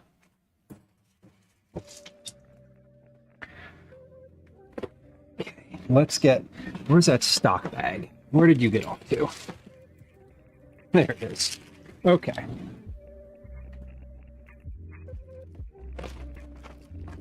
No basket, but a boatload of attachments and inserts. Excellent. The basket is, I don't love single-use things. And I feel like if it was just an air fryer, I wouldn't use it. It would have to also be like a thing I could set to like 350 degrees. If I find XLR, nice. Tie to headsets. Yeah, I'm not a big, I don't know. For streaming, I think, or for non-streaming, for like gaming, I think headsets are okay. I think if you are like, I don't know, headset always sounds really tinny to me. Although I was watching, who was I watching? I was watching a stream a night or two ago. Someone was through chat, Barley the Burr, he's a larger streamer who like has been getting into food and drink more recently. I think more recently, as far as I could tell, he didn't stream food until like a couple months ago. But I was watching his stream and he was wearing like a headset, and like something was off with his sound, and he knew his sound was off, or like knew the sound was weird, so it was like kind of owning it. And he just kept like screaming, and it was like peaking all over the place, and I was like, oh my god, this is so obnoxious. But it was like part of the shtick and was kind of fun. But I like Chapstick Queen. I like that you have a mic that you're happy with now. Fellas, the size of the kitchen has a lot to do with it. That is true. That is very true. I think this bowl is too small. As much as I wanted to use the glass bowl for this, I think I'm going to use this bowl because I can mix better in it. So we're going to transition here from one to the other. And we're also going to take the opportunity to fully measure all of the chicken in the same place, minus a couple pieces.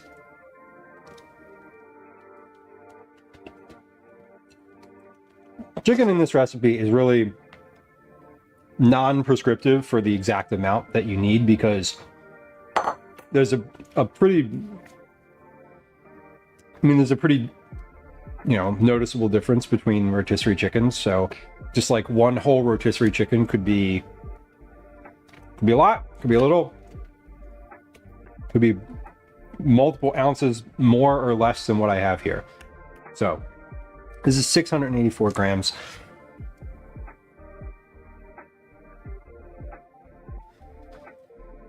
Which is 24 ounces exactly. Well, it's not 24 exactly. It's 24.15. We can call it 24.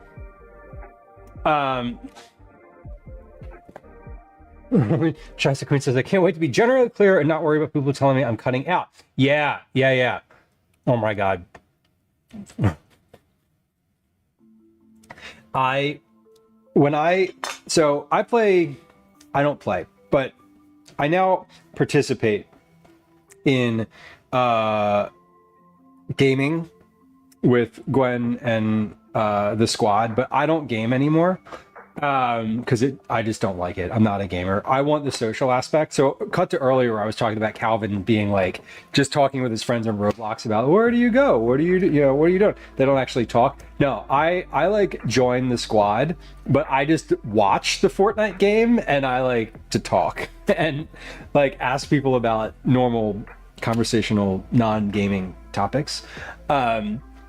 Anyway, where was I going with this? Oh, the headset. My headset sucks. It's so bad.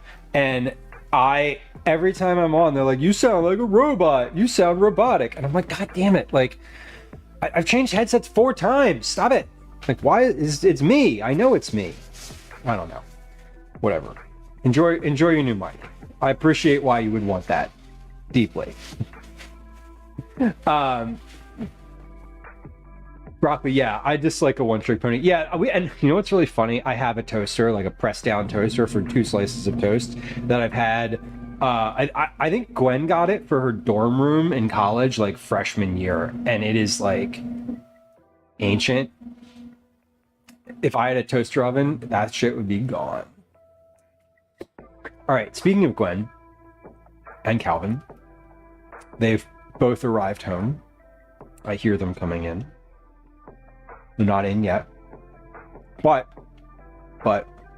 when my family comes home, that usually means that there is a period of settling in, chaos, a little bit of conversation. So we're going to just maybe pause for a moment, see what kind of energy is happening. Calvin may want to tell us about his day at cooking camp, which would be exciting and fun, and I would like to hear about it.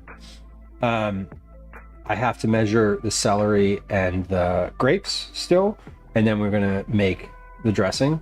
So I guess I could start like cutting up some of this stuff, but they're about to, no, they just came in the door. So we're gonna take a pause on the like knife / produce scenario here. I'm gonna make some space for him to come in. I am streaming. How are you? Yeah? Today we made shakshuka.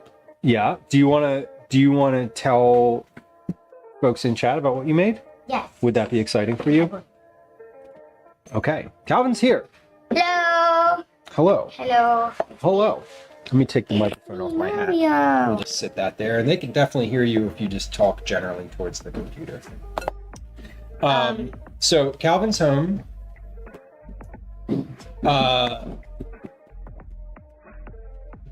Gwen, you good? Yeah. What do you need? Okay. I got karate later. Okay. We'll discuss. We have to drop his shirt off for screen printing. So if he doesn't want to go, we still gotta drop his shirt off. That's today. Okay. This is shakshuka. So Calvin went to cooking camp. Yes. Is currently in cooking camp. He's learning how to cook. So cool. You made this t-shirt, yeah? Did you make this one? I think so, yeah. Yeah. This is not the one he had the other day, but he also made this one too. Made a couple of tie-dye t-shirts. Okay, so Calvin was at camp and cooked some things today. Would you like to share a little bit about what you cooked, what you learned, what you did? Learned and did. Just say what you're Speak. gonna say. Yeah, Okay. just speak. This is shakshuka. Kuka. We had eggs, tomato, some herb, and a bit of onion. Okay. How do you make shakshuka? What do you do with it? You put it on like a pan, and Okay. you kind of like stir it around a bit Like a big pan. for a while. Yeah. Like a wide. And then you put the eggs on it. Okay. The And 6 eggs. you put the eggs. Do you cook the eggs in the pan, or do you cook the egg? How do you cook the egg? You poach them. You put them. You just So they cook in. in all of the other stuff. Yeah, in everything else. They're last, Okay. and then you. Then. Okay. Set up these. Daisy has not been around at the moment y'all walked in. Here she Well, the is. treat. Yeah, the treat train has arrived. So shakshuka was on the menu today. This is cheese and leek quiche. Cheese and leek quiche. Ooh, that smells good. Someone's phone's ringing. It's mine. It says political call. It's a cheese and leek quiche. Probably better to look at it that way. So we have a cheese and leek quiche. That's fun. Did you like that? Yes, I did. Yeah, better than my quiche. No, it was not. Really? Yeah. Okay. This That's is good. Belgian waffles. Watch that. It's knife. not in its home. For reference, he just turned the knife so that the blade was facing in. It has to be in its home. Very nice. Belgian waffles. They're very soft. Waffle. You all made waffles? Yeah. We were talking about waffles. Sounds great. This is home fries with like a bunch of other stuff. Okay. Ooh, those are good. There's green pepper, red pepper, onion, potato, and what is this? I don't Chive? remember. And yeah. That looks chive. like That. no. I That's... don't think that's chive. Oh. That's green onion. Yeah. Sorry, you said green pepper, and I saw the green onion, and I was like, what do you mean? Okay. Cool. And we made a chocolate souffle. Time step my menu up. I know, right? With like vanilla sauce on it. They made a souffle. Tried it. It's very good. It is Excellent. really good. Here's the remnant souffle remnants. The remnants of it. The remnants of a delicious souffle. That is a hell of a menu. So they do A lot of eggs. Everything had eggs in it except for the waffles. big egg day today. Okay. Everything except for the waffles. Excellent. Very cool. What's your favorite? What's been the most interesting thing to make this week? This was my least favorite day based on taste. This was your least favorite day based on taste. Okay. Um, What was the most interesting thing to make regardless of taste? yeah. Just making. Mm-hmm. Like the thing that was like, oh, that's cool. I like doing this. I'm enjoying the process of this thing. I liked hand making the gnocchi. Handmade gnocchi. Okay. And The the gnocchi was excellent. and the cheesy grits, polenta. The gnocchi and cheesy grits. Okay. Cheesy grits were Monday. Gnocchi was yesterday. Yes. Fantastic. That is. You seem very accomplished today. You feel accomplished? Yes, I do. Good. Good. I like doing the. I don't remember what it's called, but when you have like a pan and stuff on it, and you're like moving it around with like a. High heat oil vegetables like Yeah, stuff like that. Yeah. Mm. that kind of sautéing. Sauteing, yeah. Okay. I really like doing that. I Do you think like it's my fun. sauté sounds? I like just moving it around. I Okay. use the fish spatula there to do that. So like one of these. Yes, exactly. Gotcha. Exactly. That's fun. Well, that sounds really fun and rewarding and gratifying. I'm glad you had a good day. Mm-hmm. Yes. Okay. Cool. You can just toss those wherever there's space in there. Yeah, I know. I was seeing if Oh, hold on. Yeah, toss them right there in the corner. This I was kind goes of in my scrap bag. seeing if any of them did not be put in the fridge. But No, I think they all go no, in the they're all fridge. good. They're all good in the fridge. Yeah. Fridge. It's all good in the fridge. Because it's cold in there, unlike the world. Okay. So, Mom says you're not interested in going to karate? You don't want to go to karate? Yeah. What's your the vibe is not good for karate tonight? Yes, and it's really hot. Yeah, it is really. I'm like, Okay. yeah, vibes not feeling fine, Okay. and I'm just like kind of tired. You've been going super consistently recently. I'm worried about your uniform shirt and how you're supposed to get it screen printed, and how I told them that we would drop that off today. I'm wondering if it's okay to drop it off later this week. I don't really know the answer to that. It probably will be Okay. because like Who said it had to be today? I they didn't say it had to be today. Because I thought in that email it was like, just bring it to. okay. Well, I mean, at some point they're going to take them all and bring them to the screen printer, and that will be the cutoff. And I don't know if that's going to be this weekend or not. I assume not, but I don't really know. So I guess we can just not bring it today, and you can bring it on Saturday, or I don't know. Whatever. I mean, I'm comfortable just letting it go. If you're comfortable maybe missing the deadline. Yeah. Okay. Mom says she's going to text. Okay. I think the only annoying thing about not having it on the back is at tournaments. Yeah, That's the only right. annoying thing. It's nice to have your studio name on your shirt. Yeah, at tournaments. Everyone else Yeah. does. It's kind of a thing. Cool. Okay, so what are we, what's your plan then? I thought maybe 2 pool opens today, so maybe just revisions. Yeah, I was planning on finishing by 5 p.m. so that I could take you to karate. Let me look into that. Okay. Because I know it opens today. Yeah, I don't. How late are they open? Do you know? I don't remember when they. Okay, I don't either. This is becoming a very boring stream. Okay, well, I said when I heard y'all pulling in, I was like, I'm gonna stop what I'm doing for a second. It's gonna be a little period of time where like settling in. Other people are gonna be in the kitchen for a few minutes. We're gonna have to like chat for a little bit, and that's what's happening. So if it's boring, I'm sorry. Okay. Well, I'm gonna finish making a chicken salad. Oh. It's for dinner. Oh, now she's Chicken excited. salad? Now she's Yeah. excited. Is chicken salad for dinner? Yeah. And it has red grapes in it? It's your chicken salad. And what about pita bread? I do not have pita bread. Ruined. Go Supposed get. to be in a pita pocket. Yeah, they can hear everything now. Like the room sounds are audible. Whatever. Okay, goodbye.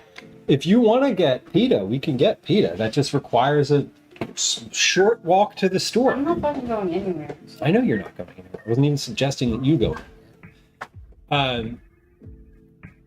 Okay.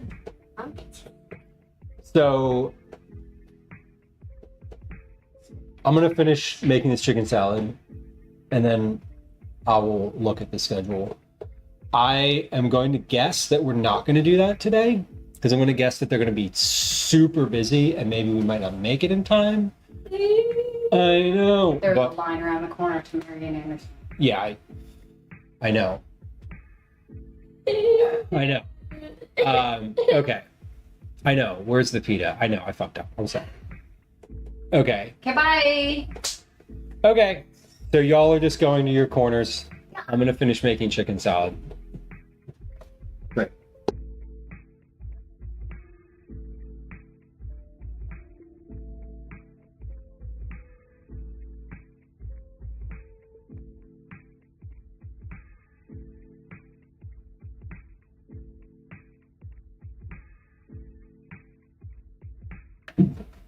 Okay. Okay. Where is the book?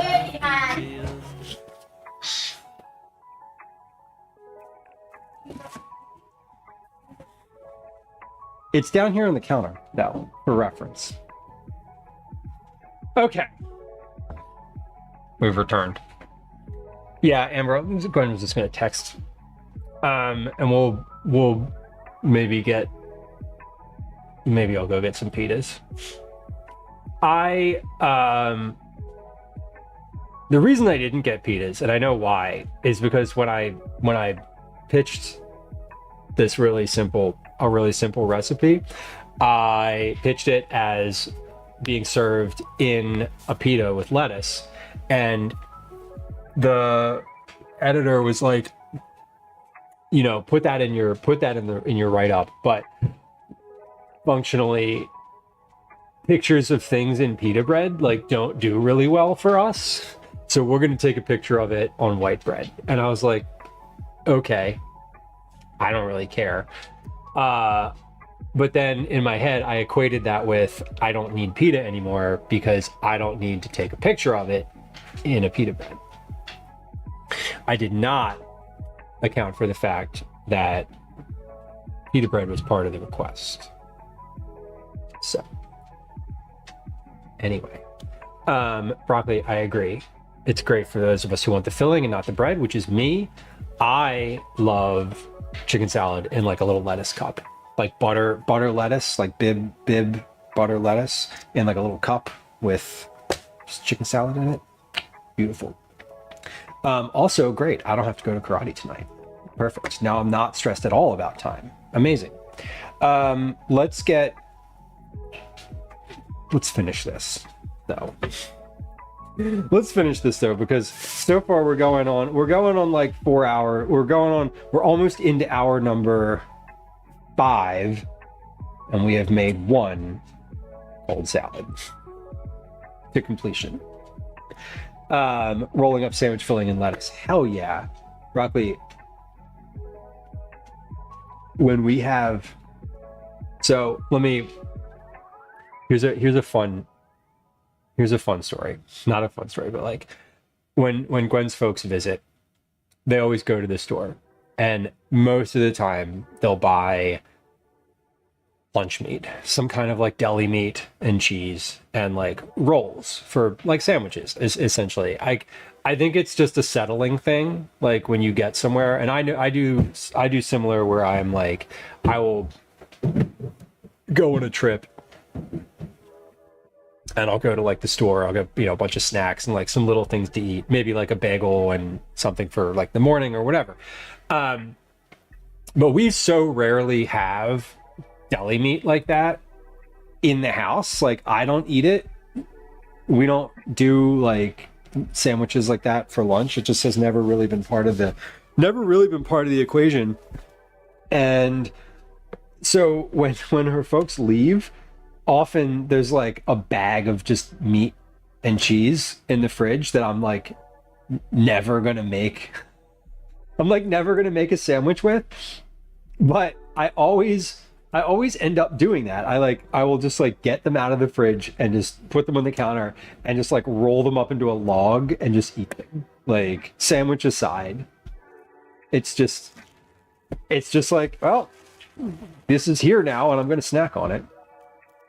Right? Which is kind of fun. So I'm gonna do 3 stalks of celery.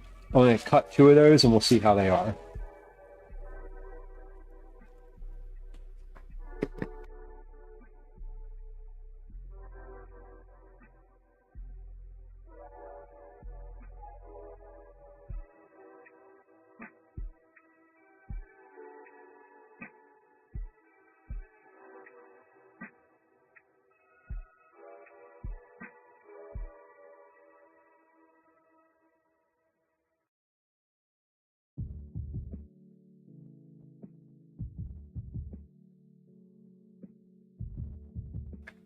Okay. Sorry, stream.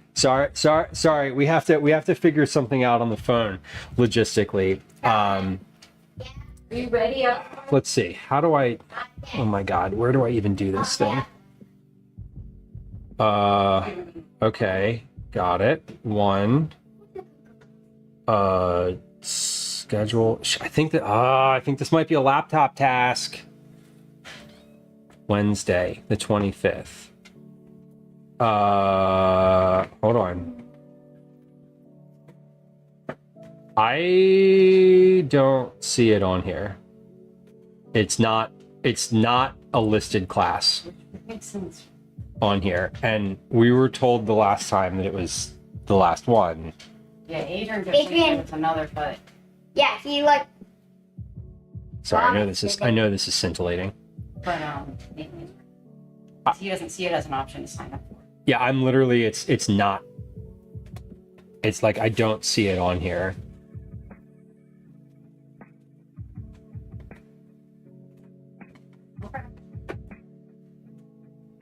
Yeah, like this one is at 4:30. That's like those are all adults. This is an adult class. I think Adrian was right. You said the base it. Yeah, I literally don't see it on here. And I think that's because they're doing like a summer program now. So He said it's only in the first 2 weeks of summer. Yeah, he said it wasn't. It's the other thing, but it goes. I think he's just wrong. yeah, Callie, I can't sign you up for it. There's nothing to sign up for. Philadelphia. God damn, I'm just a disappointment today. Sorry. Well, Okay, yeah. They literally don't have it. Broccoli asked, do I find that hearty veggies you used to keep for weeks don't keep that long anymore? I don't. I no, broccoli. I don't think I have. I have not made that observation. Is this black match was for Gwen? Yes, Gwen is wearing all black today. I have the sound redeem, like that says, "Does this black match?" It's Quinn from Daria. Does it not? It just says, "Does this black match?" what are you buzzing around for? He's just looking. I don't know what he's buzzing. There's a kitten. Okay, there is a kitten here. Calvin's holding a cat. Calvin's holding a cat. All right, wait. I'm not keeping track of any of this. Mama, look at the He's got Elsie. Why not look at the kitten? She seems to be. If interested in what's Look at the happening belly. on the filter. Look Yeah, at the belly. Look at the belly. she's the most vocal by far. Ooh, Let's see. 3 stalks. baby. Oh, Oh my god. Like I said, there's a period of time after folks get home where there's a lot of settling that happens, and that's normal. And if you've hung out here before, you've seen this. We've done this dance many times. Okay. Celery is cut. How much does this weigh? How much does this weigh? Oh, wait, I don't need to tear the scale. We need to tear the scale before we put things on it. There we go. 65 grams, 2 ounces. Okay. I think that's going to be enough. 2.25 ounces, to be more specific. Yeah, Calvin wanted to go to there's a gym near our house that does like kids classes. And they said that they weren't doing them this summer, but apparently his friend said they are. Like, they're not, according to their website. Megan, welcome in. Hey, Megan, that's a great number. 1, 2, 3. I like that one. All right, so I'm gonna cut up the celery. We're gonna cut the celery. We'll measure the celery. We'll cut the grapes and we'll measure the grapes. Then we'll take a little quick break here, which I probably could have just done during at any point during those conversations. I know, super interesting for y'all, but this is just how we are. We're keeping the households going. Plumbers are gone. Feel better. I couldn't fix the leaky tub faucet because even he struggled. The fact that you tried, Sofloff, is admirable. As I said, with regard to anything electrical related, like the fact that you're willing to get in and try that at all is like amazing to me, honestly. Plumbing is something that I probably would not mess with if I didn't have. I wouldn't mess with plumbing. I would mess with plumbing insofar as like I would put a new shower head in my shower. Maybe. You had to cut the handle off with a hacksaw. Yeah. Would you have been like? Would you have done that? Would that have been like a thing that you thought to do? I'm assuming you would feel comfortable doing that.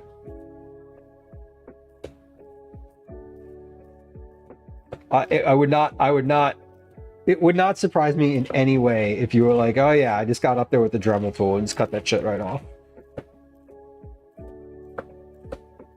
All right, so we're chopping the celery pretty thin here.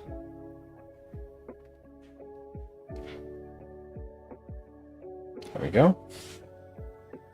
I would never. Who knows if I would have had to call someone anyway. Yeah, that's the part where you cut it with a hacksaw and water starts coming out and you're like, nope, never mind.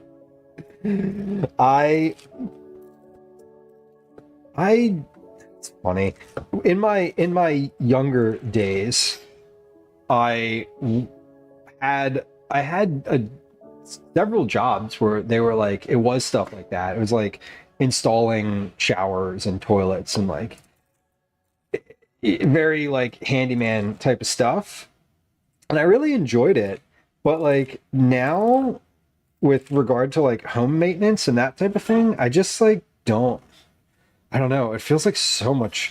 Home maintenance always feels like so much work to me. And I don't enjoy it as much as I used to. I probably would if I made a hobby out of it. Once the handle was off, the cartridge just stuck in there real good. Oh my god. Yeah, that's the worst, when you like think you can fix something and you get like most of the way in and you're like, oh shit. Moral of the story is don't try. Or do, but you know, be prepared for a failure.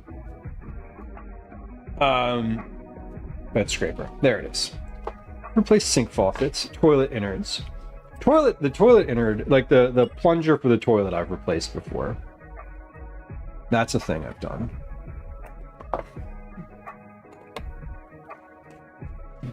All right, that is about a half. That's a half a cup of celery. Let's measure that weight-wise again.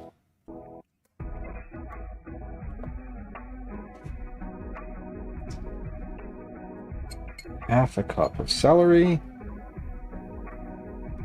60 grams. It was 65 when I weighed it, just the stalks. So 60 grams, small dice. That was 1/2 a cup. And how many ounces? 2.1. I think that should be enough. I'm going to give this a stir and we'll see. Amber says, question, do I have green bags? I've got green... I've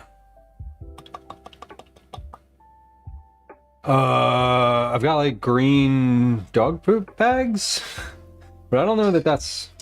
I don't know that's what you're talking about. That seems like the right amount of celery there. Your husband fixed your water heater, Megan. That's a handy man you got there. Better to fix it than replace it, that's for sure. Flakes, welcome in. Yeah, right to repair. Repair culture is definitely the right move. Foggeist, I am sorry to hear about your loss. That is super unfortunate. I hope that you are being kind to yourself. I hope that you are able to grieve in an appropriate manner, or in a way that feels healing to you. I know that's going to be a lot, and that's going to be a long one, and I'm sorry to hear about that.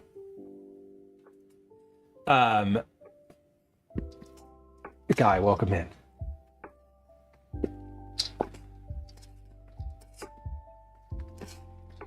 Yeah, families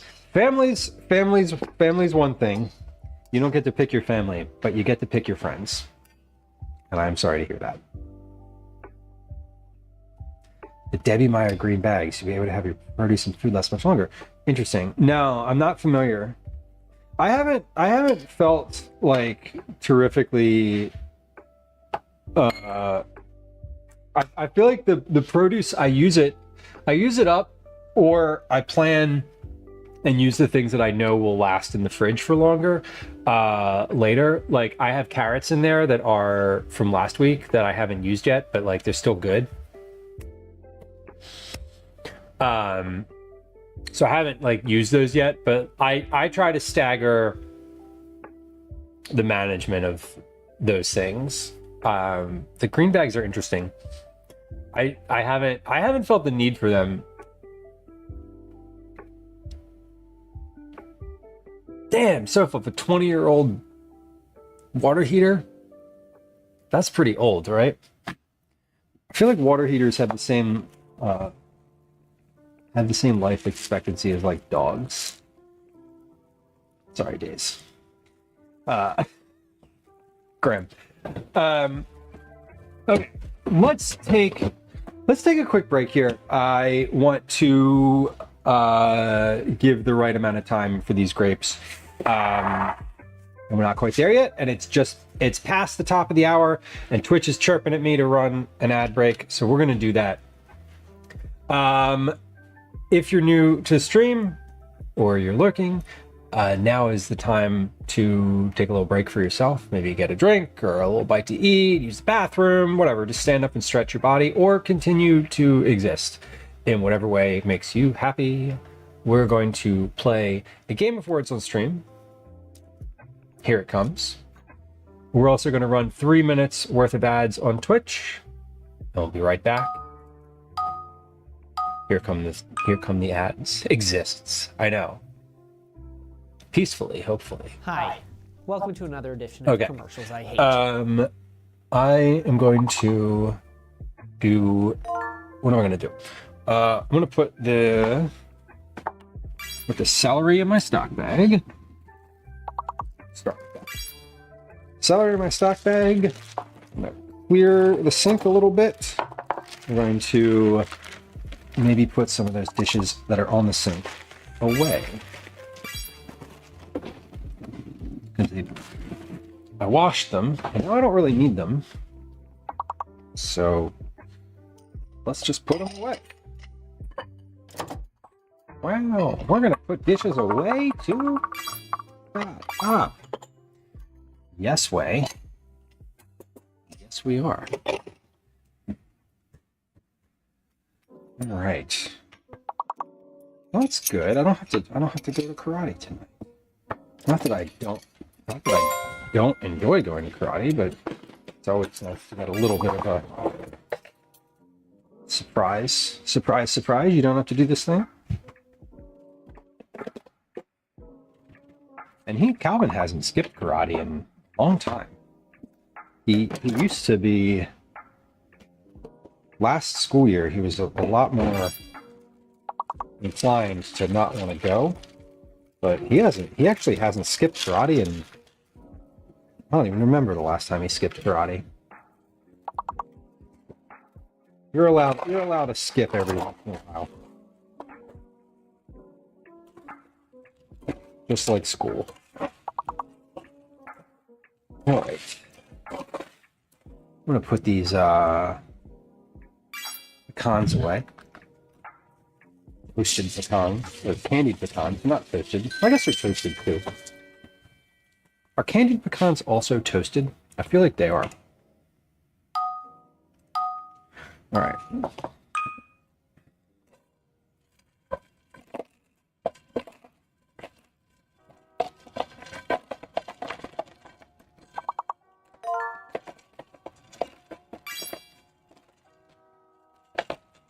Nuts. Yes, indeed. That's what we're doing. This, I'm going to put some water in the sink because all the crystallized sugar on there needs to soak for a little bit. This is one of those cases where, yes, you actually do need to soak the pan in order to clean it. It actually helps.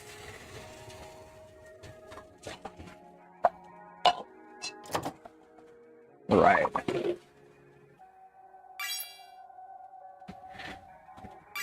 Should be back from our ad. Welcome back. If you were hanging out on Twitch, you were getting an ad, and now you're not. Finishing the Game Awards on stream, and then we're gonna finish this chicken salad.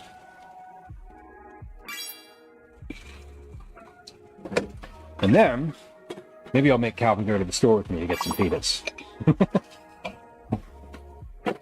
Or not. Or I'll just go. Okay. Regardless. Finishing this game first. There it is. Very nice, y'all. What a touse. Good question. Was that a proper word? Did that one get accepted? I didn't notice if that one got accepted or not. I'm assuming based on the question that it did. Okay. It is an instrument.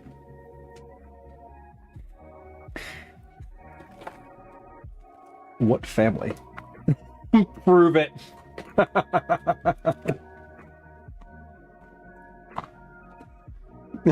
That's what Google said.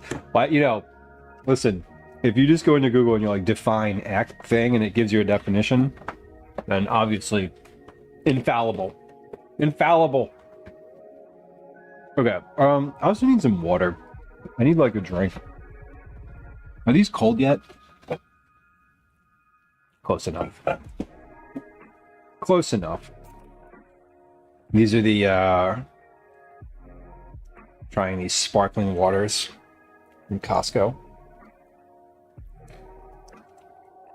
They've been pretty good. They're very, very effervescent. All right, so we had a half a cup of celery. We definitely need at least twice that for the grapes, because the grapes are like important. There's not that many ingredients in here. There's chicken, there's celery, there's grapes, there's mayonnaise, mustard, and lemon. And that's it. Salt and pepper. The grapes are the important part. It's also important that they're red grapes, because they taste better. I don't know. Because I've always made it with red grapes, and I can't imagine making it with green grapes. I feel like it would be weird. I would be uncomfortable making it with green grapes. So let's see what a cup of grapes looks like. We're gonna weigh them. We're gonna measure them in a cup. We're gonna weigh them on the scale. We're gonna put them in the salad, and we're gonna see if we need more. Does it taste like somebody whispered lemon at a can of seltzer? It actually doesn't. It's pretty lemony. I usually like the lemon lime citrus ones. They have the other one that came. I got the variety pack. The other one that came in, it was grapefruit. And that one was tart. It was good though. Broccoli said I prefer red grapes too. Gwen swiped a grape when she came into the kitchen. Ah! I just looked down and she's laying on the couch. I just looked down and she's just started smiling. Head of Broccoli said, Gwen swiped one when she came into the kitchen. Tee. Would you like more? You want like a couple grapes? Okay.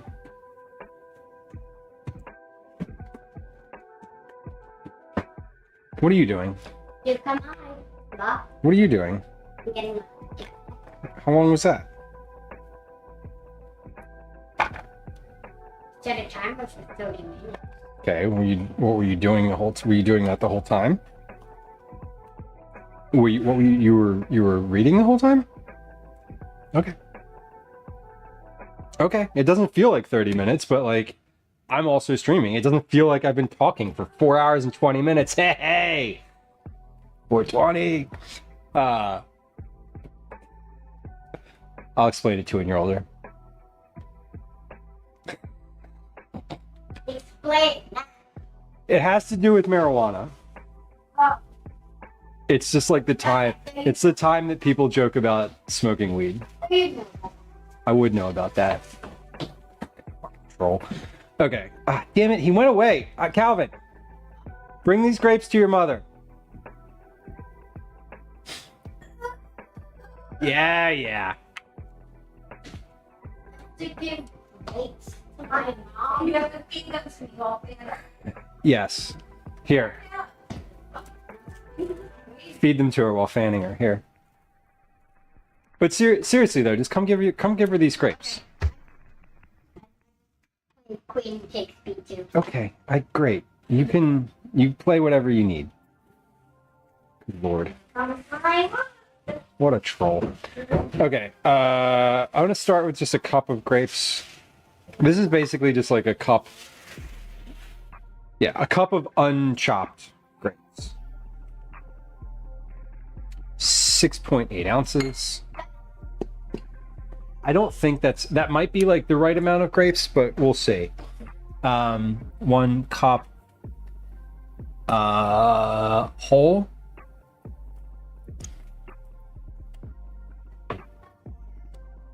$193 grams, 6.8 ounces. Perfect. Okay. Let's chop these.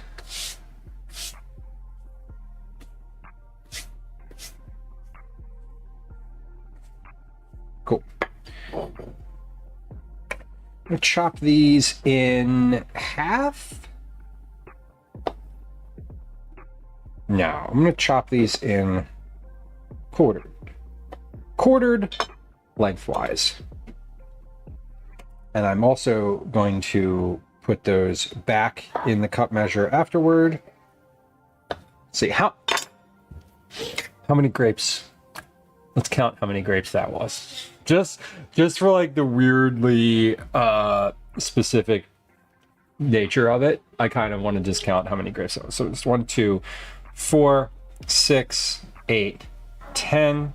Wait, 2, 4, 6, 8, 10, 12, 14, 16, 18, 22 grapes. Ashik, welcome in. Got any grapes? Boom, boom, boom, boom, boom, boom.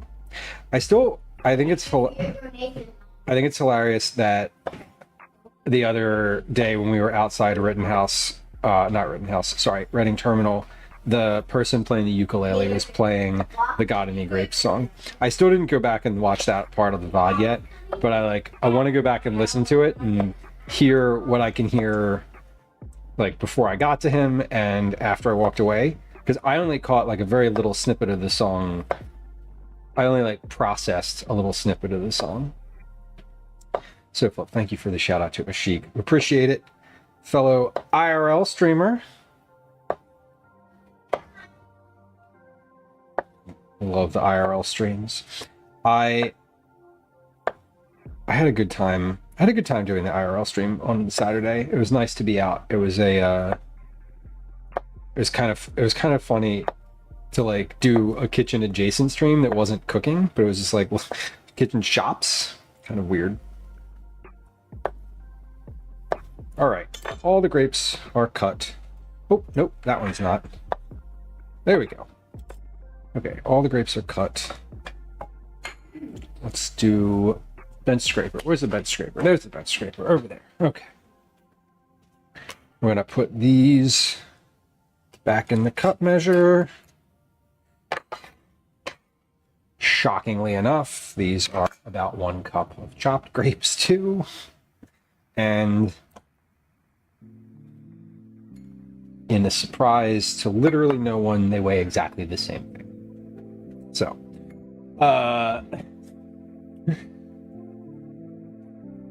same thing, same quartered. Now, is this enough grapes? Is the right question to ask right now. A bucket of water would feel great.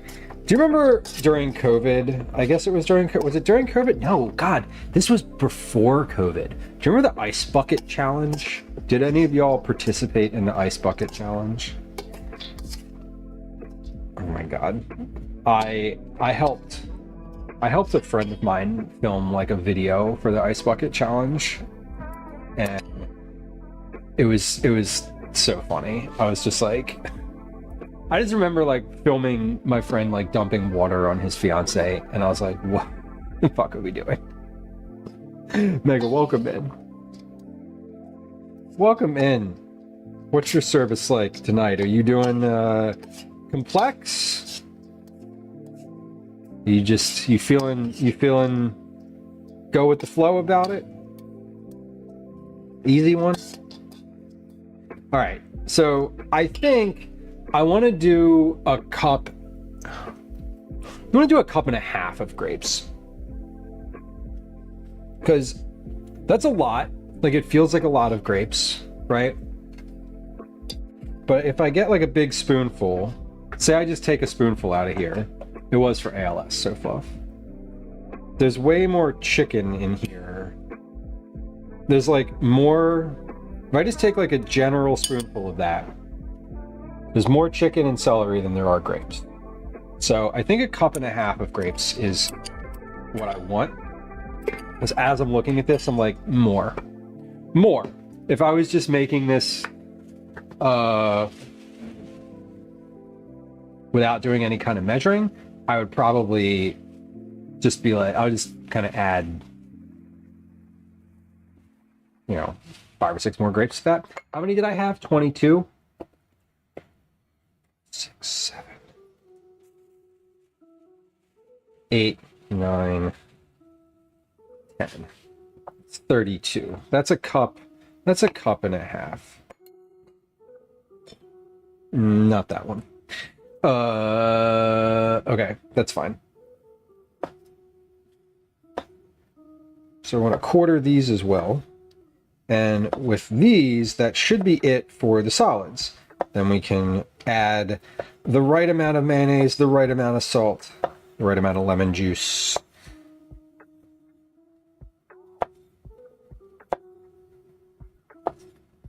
And keep track of it all. All right. Dad has a knife. I know. We're being responsible with the knife. We were even putting the knife, as Calvin says, with the blade facing inside.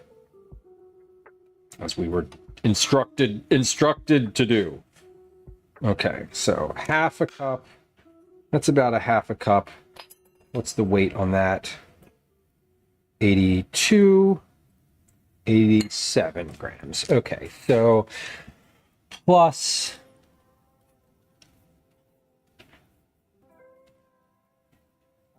half a cup, which was 9 grapes at 87 grams or 3.1 ounces. Okay. Let's see if that's enough grapes. Am I good? I'm good. Yeah, sometimes it just takes a little while to buffer.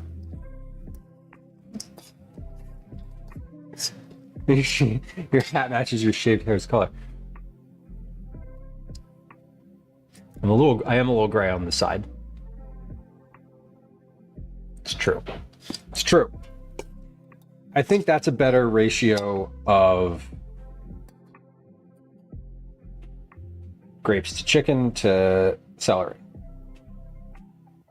We love some salt and pepper now. On my hair or in the dish? Or both? Both, hopefully.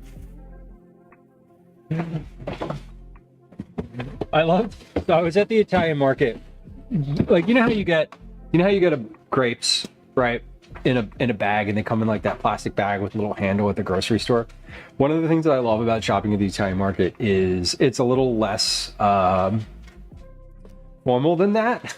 And I didn't see grapes when I was there. So I was like, do y'all have grapes? And the guy was like, yeah. I was like, all right, let me get a bag of grapes. And he was like, well, how many? I was like, like a bag? I was confused. And I realized that they just had a box. They literally had a box, like a crate of just grapes. And I was like, how many? And the guy was like, well, how many pounds? I was like, and he like held up a thing of grapes. And I was like, oh, give me like 3 of those. It was just like a vine with some grapes hanging off of it. And I was like, yeah, 3 of those is perfect. So sometimes I love shopping. I love shopping at the Italian market. It wasn't a box of just, they weren't off the vine grapes, but they were just a crate, a case of grapes. I love gray hair except when I find it on my own head. I remember getting my first gray hair. You know, I have a picture of it.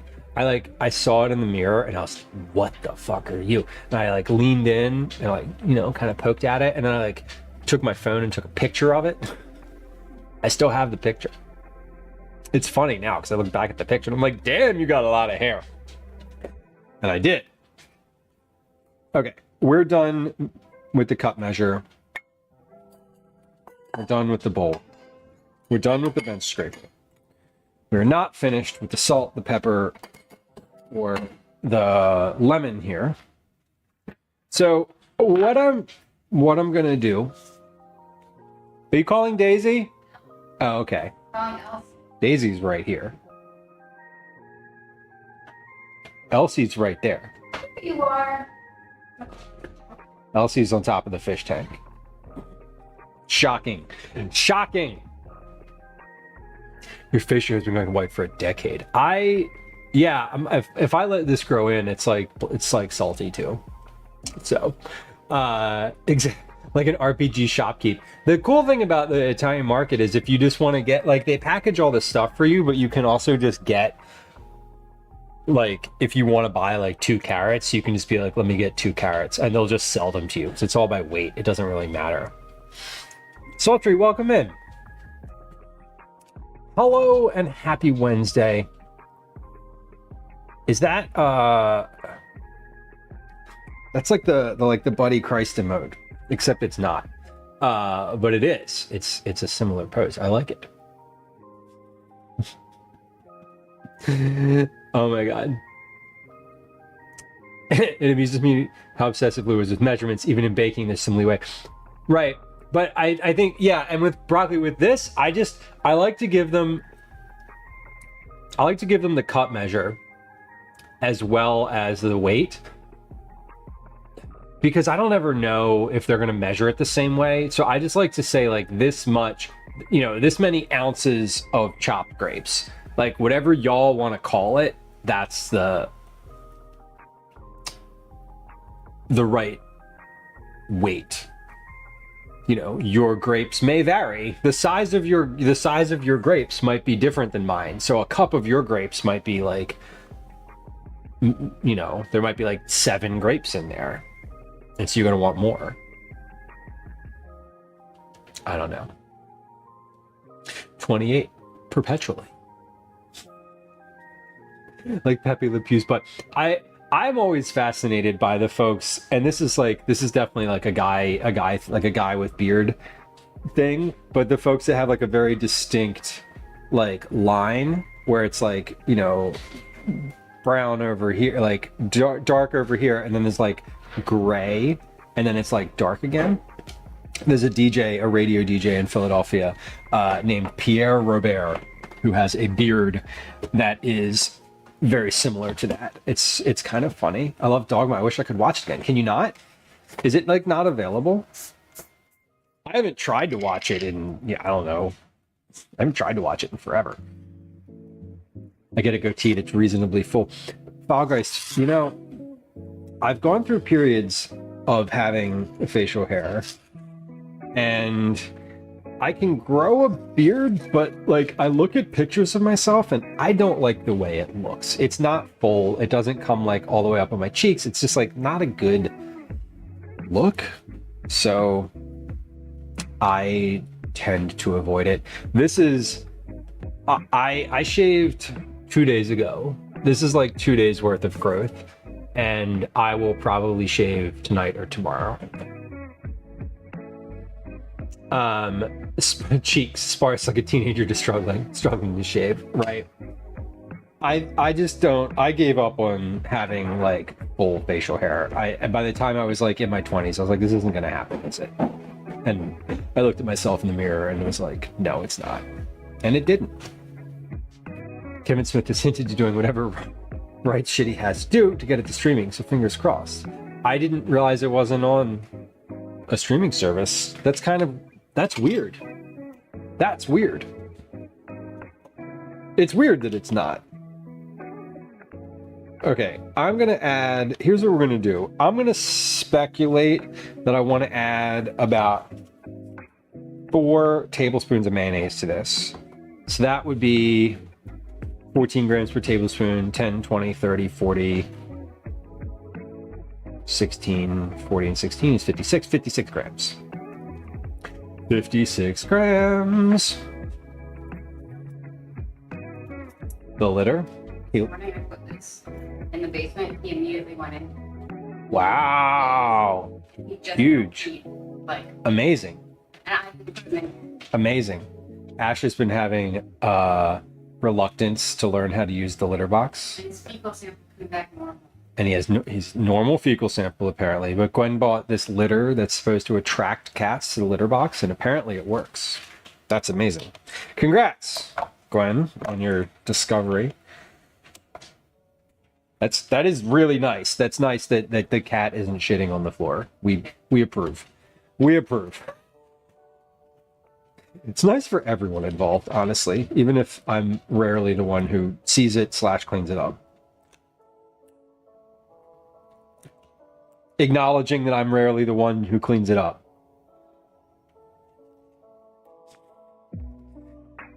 Okay, that is 56 grams. That's 4 tablespoons. So I'm gonna mix in, basically I'm gonna mix in this with some lemon, and we'll see how that is. And if we need to like add more, I'll add like a single tablespoon at a time until it is ready.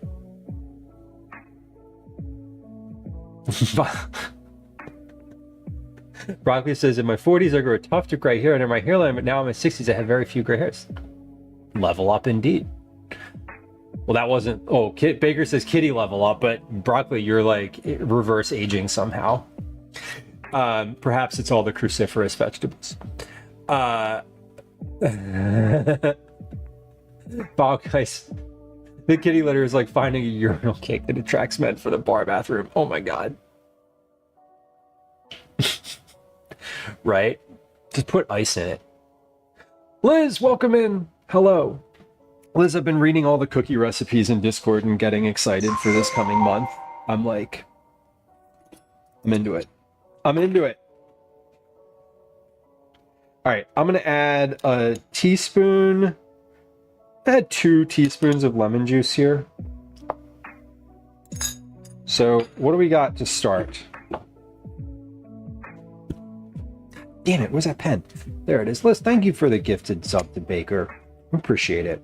Baker appreciates it, having said thank you in chat, but I appreciate it too, because I like when people are subbed, and that helps. It helps me. It's more engaging for the experience of watching stream, and it's a kind thing to do. Thank you. Sorry for my constant post. Liz, I am never, ever put off by constant posting of good recipes, or really anything in Discord, as long as you're not put off that I don't reply to all of them.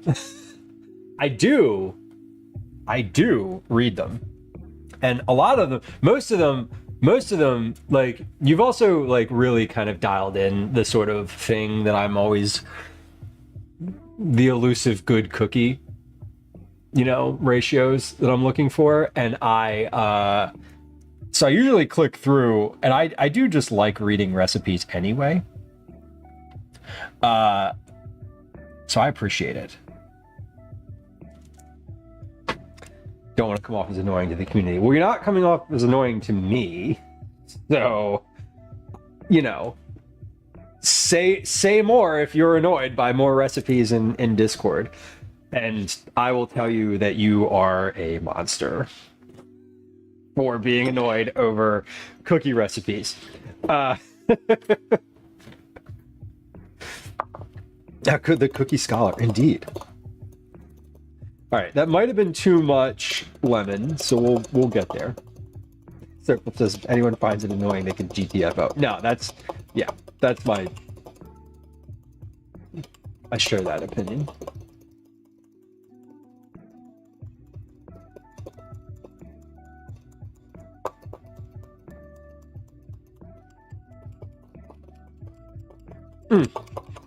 Oh, I guess we will.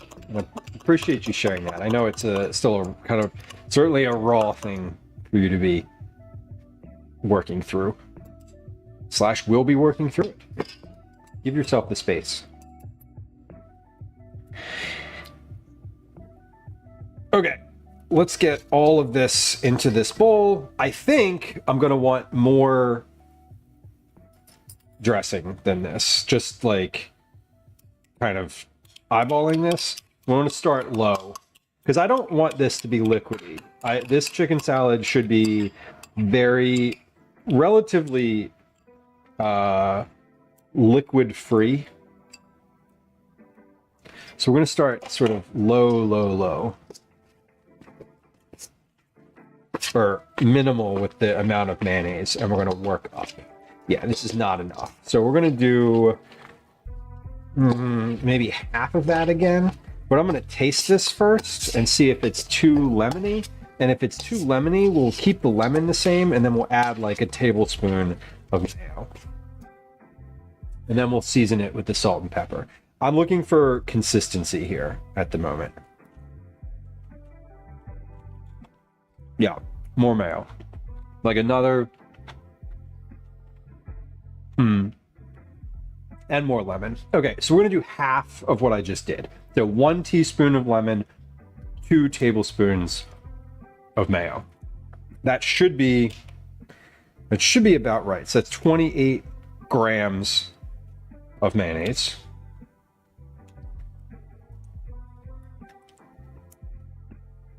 .28 grams. And then 1 teaspoon of lemon. So that's 6 and 3. It definitely needs salt. I do know, yeah, definitely needs salt. The smoked pistachio one looked really good. I'm not averse to a long chill. I think if I need to like plan, I could definitely do that. If I did Cookie Club on the second day of a two-day stream week, and I spent a little bit of time on day 1 making the batch, that could work. More mayo, yes, Foulgeist. You're damn right. USA! USA! Snickerdoodles, which is a spice-heavy Jamaican spice blend. Ooh. Is it savory? Is it like spice like curry spice? Like is there heat to it? In the absence of lemon, I must post the no mayo. Yes. And I do think about that. I see sticky notes. Who's leaving sticky notes around the house to inform other the things? I am, Foulgeist. These are my sticky notes. I use them all the time. All the time. So Fluff, add a sound command. Is mayonnaise an instrument? Where is that from? Can you put that in Stream Dump? Sounds. I just yesterday I consolidated all the sound things that I want to do into like one little note. So the next time we do sounds, we're going to do lots of sounds. Or there's a couple. There's a couple that I want. I don't think I actually have any outstanding sound add a sound redeems. I think all the sounds that I have in the queue now are ones that I'm like just wanted to add of my own accord. Okay, let's try this. We're almost there. I think this might be good. There is so this is not very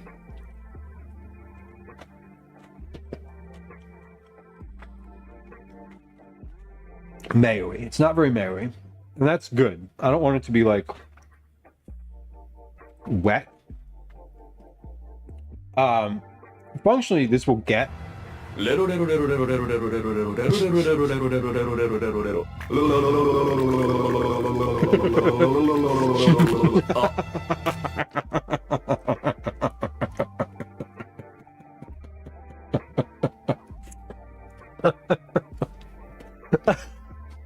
I'm laughing at the bot because the bot responded to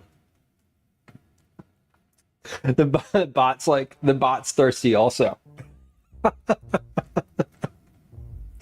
That was a good one. Oh my god.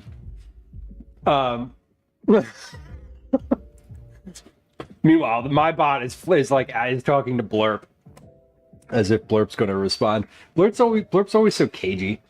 All right. Is that enough mayo? I think I want like honestly, y'all. I think I want like one more tablespoon of mayo in there. How many cups of chicken was that? 5 cups of chicken. So far, I have 6 tablespoons of mayonnaise. That is less than a tablespoon. There's a little more than a tablespoon per cup.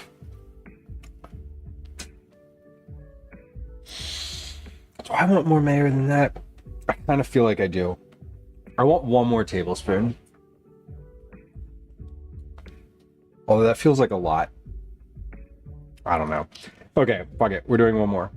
We're doing one more because I want to, and it will taste better to me if I do that. 16 years? Almost 16 years. You're in your 16th year is the answer to that equation. Damn. I didn't even know what Twitch was until like 4 years ago. Incredible. All right. 14. There we go. 14 grams of mayo. A cat aged like fine cheese, right? And the good kind of cheese. Not the cheese that wasn't supposed to be blue cheese, but is now blue cheese. It's not the good cheese. All right, that's enough mayo. That is just going to be a little extra there. But again, I don't want this to be. This is a cold summer salad. I don't want it to be like a mayo fest. All right, that looks. Whew, that looks pretty good. I'm happy with the look of that.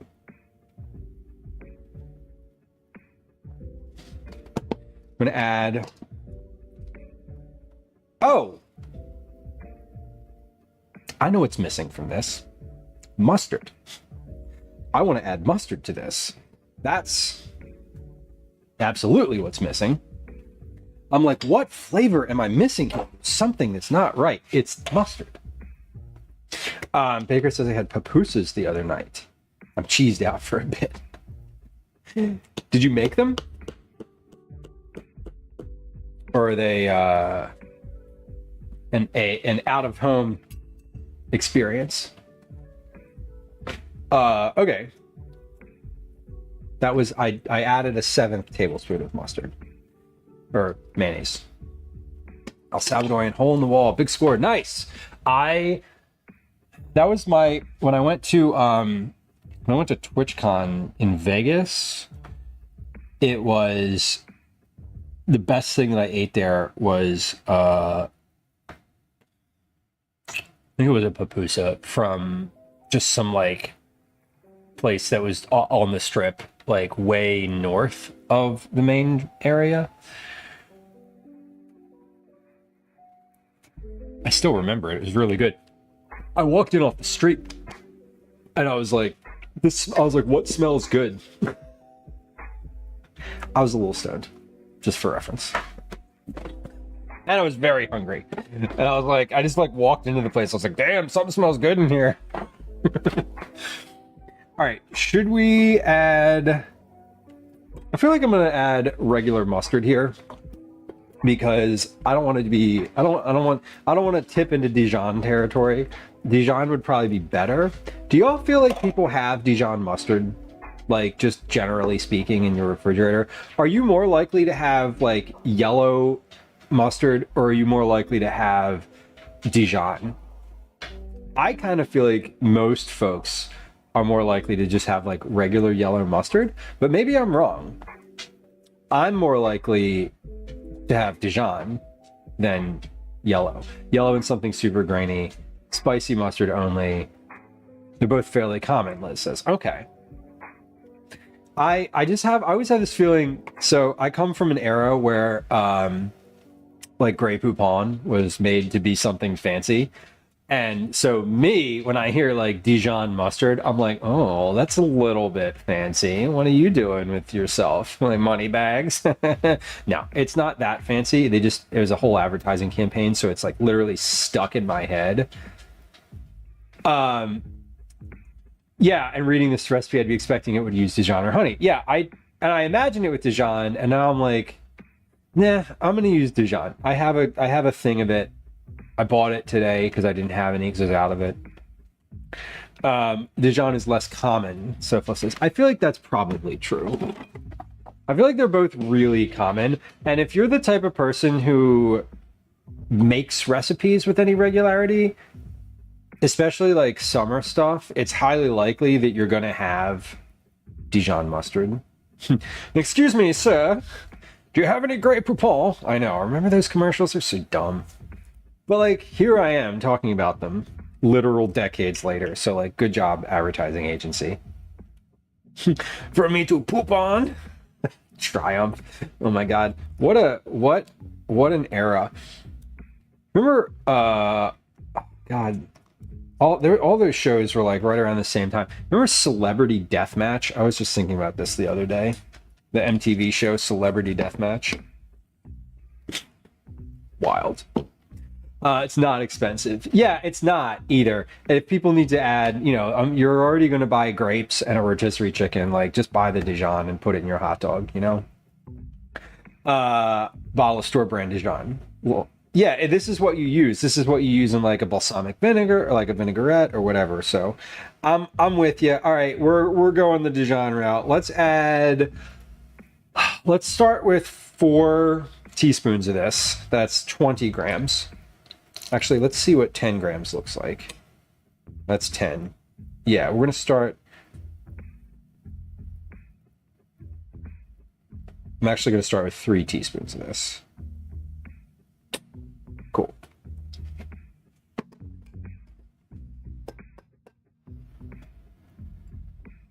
Trinilla says, I saw a reel with a guy showing off his mustard collection, and it was his fridge and like 3 different cabinets overflowing with every type of mustard. That guy is popular on like cheese board night, right? Were they was this person European in some capacity? I feel like mustard is like a bigger thing in Europe. Crank Yankers, oh my God. Yeah, Crank Yankers was fun. Crank Yankers was just like the iteration of that show after like the Jerky Boys.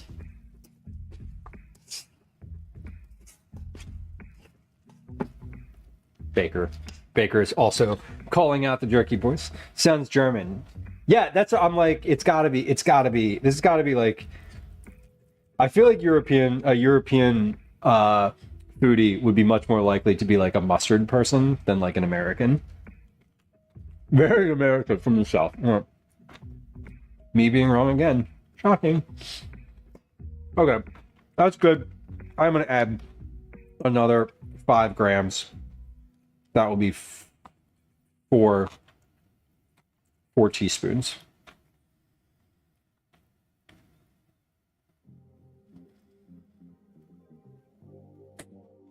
Okay. So mustard.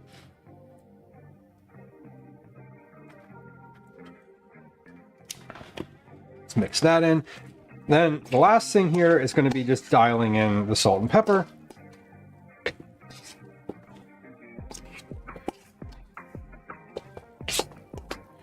All right.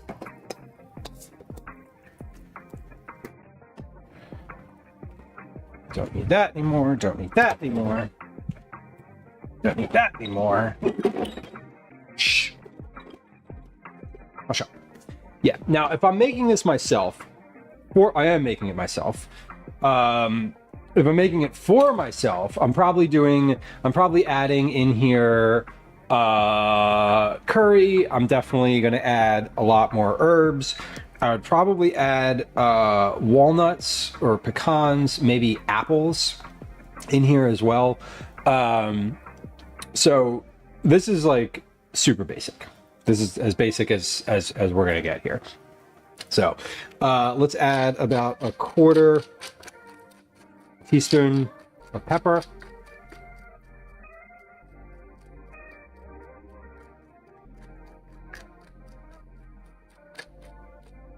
Fifty shakes, twists.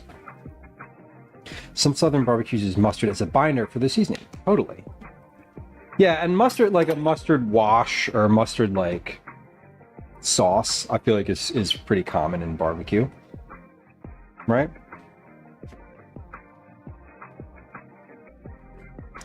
All right, let's see. Half a teaspoon. Start with that. And I'm glad, yeah, this is where I'm like, I'm glad I used the bigger bowl, because I couldn't stir it like this in that glass bowl. Like this is a good bowl for like when you need to do what I'm doing, which is sort of add taste.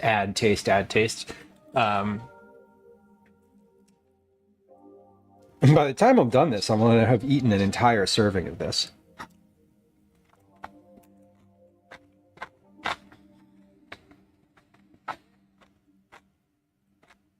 More salt. All right. That was 2/2 teaspoons. So I might end up with 1 teaspoon. I think that was pretty good.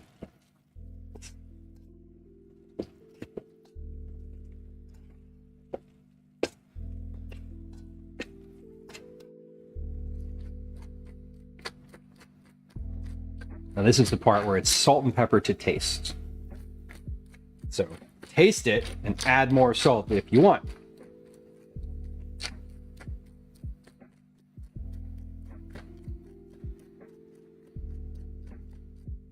Okay. Mix, and then see how we did.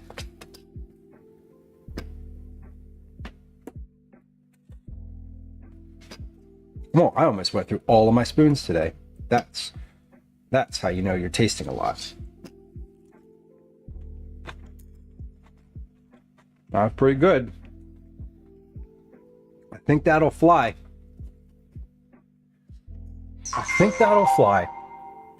Maybe. Let me see if Gwen's around to confirm that that's any good. Let me yell.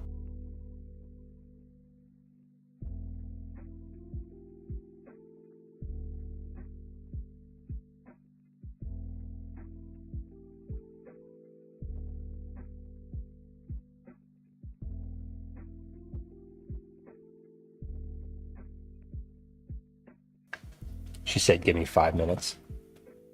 I want her to try it. Yeah, I want her to try it because she's the one who was like, keep it simple. This is what I like. So I tried to make the chicken salad that she likes. Some days are spoon heavy. Oh yeah. So I don't think I've ever even showed this to y'all. I have this little like jar, coffee jar. It has some pens, a metal spoon,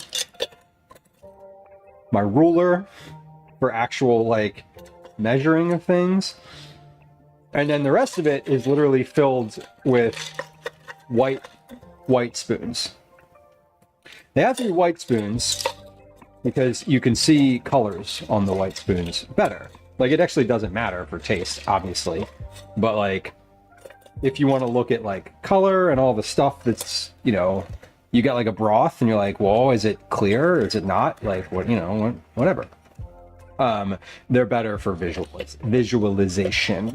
We use the white spoon. It's the tasting hub. It is a tasting hub. I have a Sharpie, naturally, for labeling things.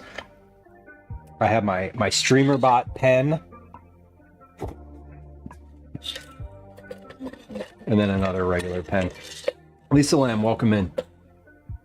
Hello, hello. And can she bring a kitten with her? When I hear her coming up, Liz, I will yell. Maybe. She can probably bring a kitten. I'm sure they're around her. They're always around her. They love hanging out with Gwen more than they love anything else. When she calls them, she like comes in and she'll like call them in the house and they'll just like come out and come to her. It's very cute. It's very cute and very charming. Okay. We're gonna wait for a second because she's gonna come take a try of this. I feel good putting some of this in a little bowl right now. I'm taking a picture of it because I don't think it's going to look visually much different than it looks now if I add, you know, some more salt or pepper or whatever. I think it'll look about the same. All right. Phone. Wipe the camera. Wipe the bowl. All right, let me put this on the cutting board in the window here, and do a final product shot. There we go.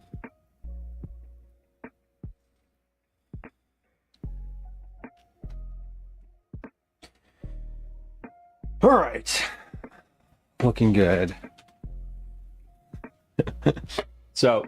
I've talked about my buddy who we're camping with coming up, who left our camping trip last year because of the heat, and he just texted a little while ago and said he's a bartender, by the way, so his job is bartending. Why did I need to justify that farther? Anyway, he tends bar. And he texted and said that he was like, "Oh, I have to bartend outside today, so unfortunately I can't make the trip because I'll be dead." But I think it's pretty good training, right? Oh, you're upstairs. Oh, I thought you were downstairs. Do you have a cat with you? No, they're down there. Oh, okay. Why? Should I? They were requested. A cat. The presence of a cat was requested. Why don't you try this and then you can bring a cat? I want you to. What I want.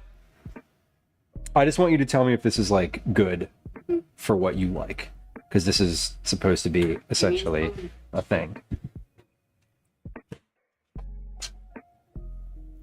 A little bit more? Does it matter? Okay.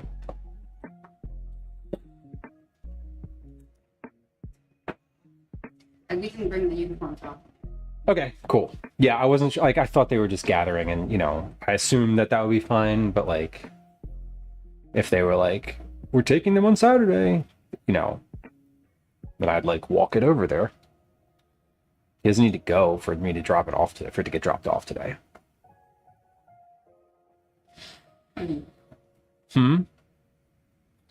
It's not an instant best thing I've ever had, so. It needs to be, it tastes too much like chicken. Too much like chicken? What? Which I get that it's chicken salad, but I want it to be reasonable. Either a little more saucy. Saucy, so Not more. saucy, but like more whatever. More Mayo? More mayo. Okay. Or like saltier. Saltier. Okay. When at Bistro, the chicken salad was like it had some sort of like salty zing. And it was like this salty, this sweet grapes with the saltiness was like fun. It also could be different because like it should be cold and it's like not really cold. JB, hello. Maybe the chicken pieces were like. Oh yeah, it's not cold. This is yeah. It's good. Okay. It's not the best I've ever had. Fair. I was not expecting it to be the best you've ever had, so that's. I think it would be better if it was cold. Yes. Do you think it needs more mayo, or do you think it's the cold, the temperature? I'm hesitant to add more mayo to it, but like I will. if it's... That wasn't mine, but okay. This is mine. Oh, this, I didn't eat out of this. That was just, I took a picture out of it. Gwen's taste testing our chicken salad. I get what you mean with more mayo. I think mayo would make it creamier. It would add a little bit of... It's almost like too chickeny somehow. It is very, it's like chicken-y. Yeah. Maybe the ratio of chicken to other stuff is... Okay. Acceptable? See, that might have more celery in it, which made it a little better. Mm-hmm. Yeah, I think if you were to eat this sort of sandwich over like a long form, it would probably be... It would be good and also... More satisfying? Okay. Do you think it needs more mayo? Or this is a real... I'm asking like a real... That's what I said initially. Like, yeah. It's like maybe the chicken's a little dry. Okay. I'll add another like tablespoon or two of mayo to it, and I think it would probably be pretty Maybe good. Like a little sprinkle of salt or something. It has salt in it, but I can add a little more. Okay. Thank you. Feedback appreciated. All right. Gwen's feedback is needs a little bit more mayo. Strong flavor. It's like kind of bland. That's what I mean by Yeah. Yeah. The chicken probably could be like bland. yeah, like it's a whole chicken. Yeah. It wasn't seasoned to death. It should be seasoned to death. Okay. Okay, we'll add a little bit more mayo and a little bit more salt to this, and I think we'll be good. Was there anything besides mayo and like yogurt or sour cream? Baker, no, there was not. It does. So I can't. The ingredients that I'm working with are mayonnaise, chicken, celery, grapes, mayonnaise, lemon juice, salt, pepper, olive oil if I want it. I don't. I'm making this for like the most basic. Oh, and mustard, right? Ooh, maybe a little more mustard, like a little bit more mustard and a little bit more mayo. That combo, because she said like it doesn't have like as much zing. Restricted ingredients. Yeah, I'm using the ingredients that I said I would use. I'm not adding to that at all. So I don't want to add. I don't like. If I was making this for myself, I would add way more to it. All right, we have a cat here. There's a cat. The cat will now be very interested in whatever's happening on the stream. This is Obi. Obi's here. Where do we go here? There it is. Look at how large this fucking cat is now. Look at the size of this thing. This cat is massive. They grow so much, Liz. They grow a ton. Yeah, this cat is the largest of all of them now. Yeah. And is big. Big good boy. He is. He is a very good boy. He likes being held. He's very he's good at being held. He won't be on the counter, I know. Yeah, his tail is long, his legs are long. His head is still kind of small. But the rest of him's getting big. It's Daisy's favorite. Yeah, he and Daisy have gotten a little friendly. He's her buddy. He's definitely her buddy. And they were like sleeping together on the couch the other day. It was very cute. The other two are sleeping in the windowsill right now. Okay, they're sleeping. Oh. Well, he is. Should I get them anyway or not? Let him sleep for a little bit. Elsie was up early with Calvin. Yeah, he's a very good boy. They all are. There he is. Here, center yourself. There's Obi doing his thing. I know. He's very I I feel like Obi's just chill. He's extremely relaxed.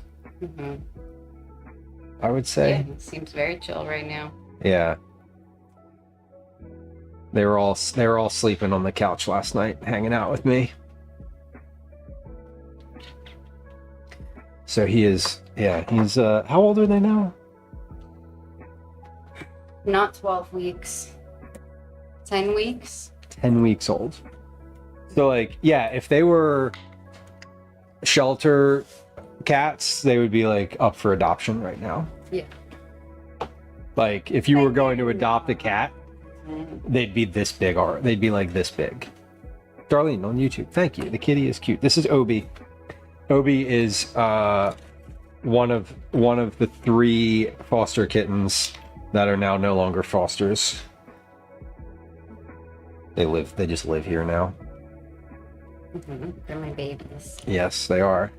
Let's add I'm gonna add 2 tablespoons of mayo. I think 14 and 14 is 28. Yeah. 25, 26, 28. Perfect.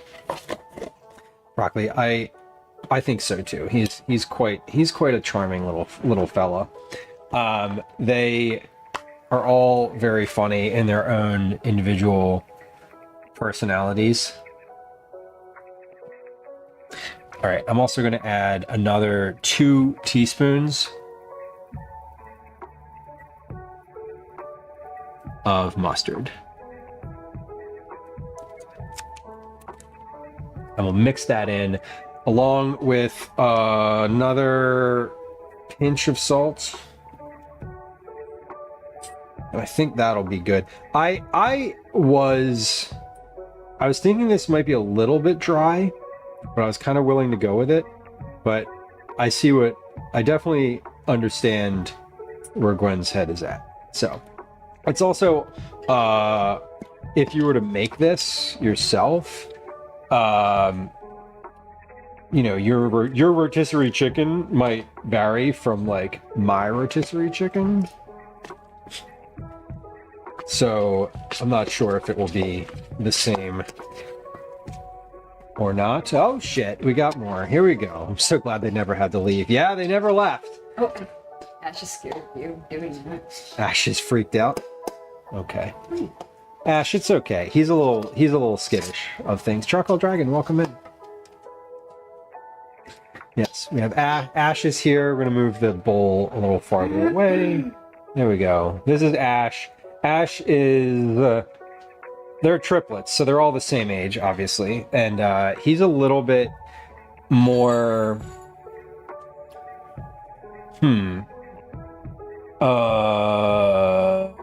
What? observant. Like I feel like he stalks around more. He like sees what's happening. Yeah, he's more of like a hunter. The gray has this part. Yeah, he's definitely a little. The colors have changed a lot. The colors have changed a ton. Ash's stripes and colors have gotten very different from when he was younger. He's another boy. Yeah, he does. He has like a small head and enormous eyes. He's like very.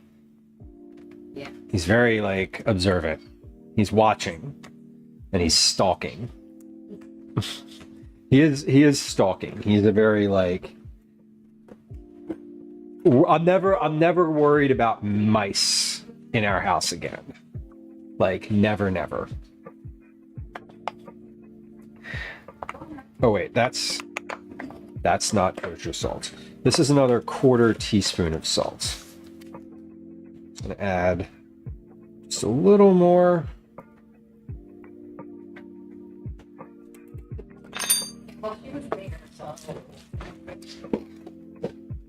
And Elsie is here now.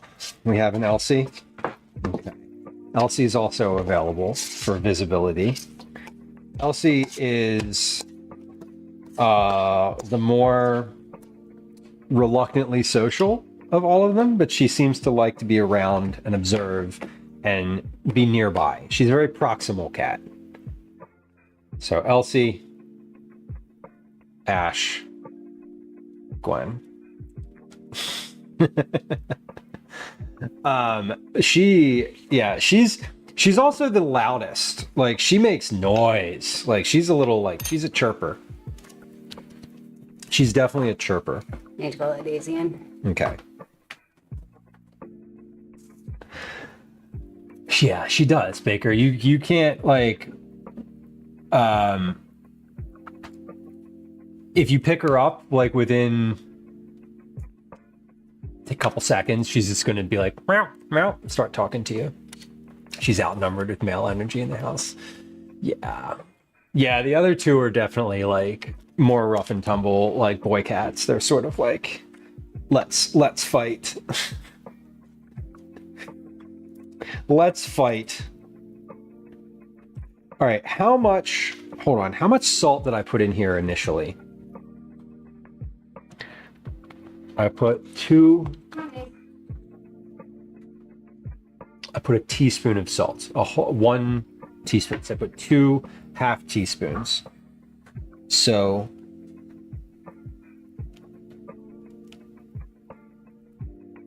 okay. Jamie says, I always had male cats because they seem more social.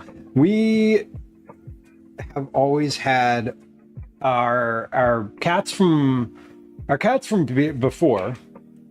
The cats from before we had 1 male and 1 female. I feel like the male cats are social, but they can also be more like territorial.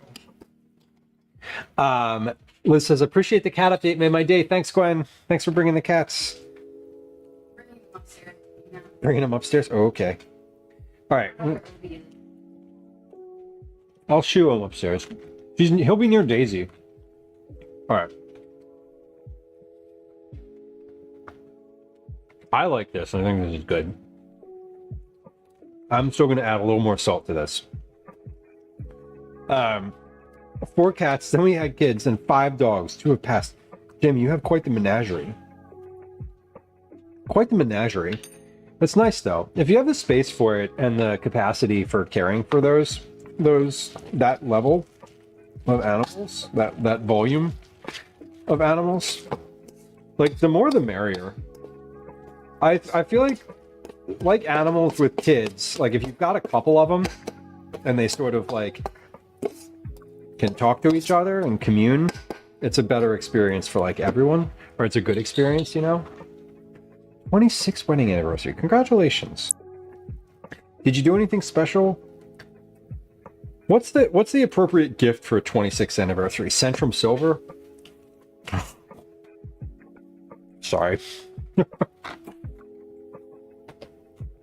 A subscription to Time Life? Hibachi. Great. Even better. I love it. Congratulations. That's huge. That is huge. 26 years. Holy shit. Gwen and I have been together since 2004. Yeah. Wedding anniversary? I don't remember what year that was. I forget. I think it's like 12 or 13 now. Okay. This is pretty good. We're going to take a quick ad break because Twitch is chirping at me to do that. So let's do that real quick here, and then we'll be back in just a moment. I'm going to play a game of words on stream. Here it is. And we're going to take a quick break. BRB. Here it comes. 3, 2, 1. Well, Hi. Welcome to I missed the another timing on edition that of one, but Commercials it's I okay. Close enough. Alrighty. Let's do a couple dishes in the sink here.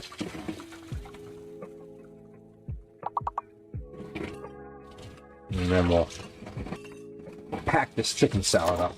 It tastes real good. I like the taste of it all along. I think I was a little reluctant to add more mayonnaise and make it like more liquidy. But I agree that more mayo in it does make it better. I was just sort of reluctant, but I needed a non-neutral third party to tell me.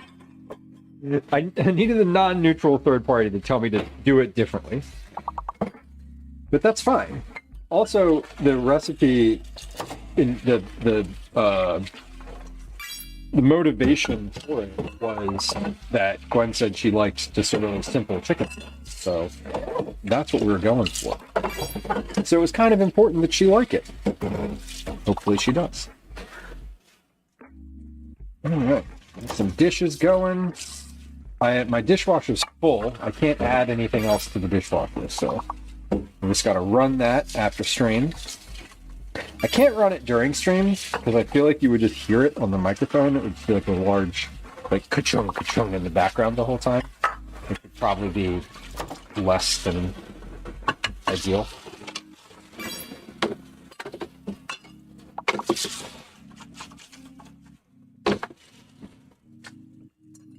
Right.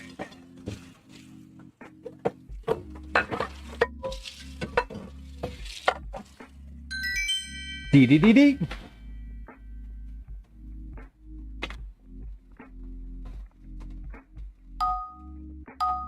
Two, one.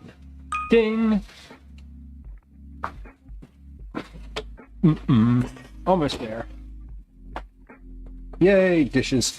Dishes are filed. Oh, I need to put this sheet pan down and soak that. 'Cause it had chicken right on it.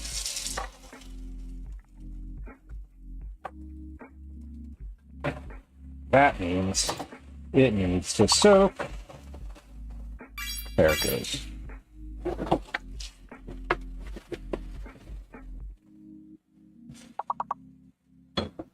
All right. Well, we did good so far today. This was a good, a very productive afternoon. I'm happy about that.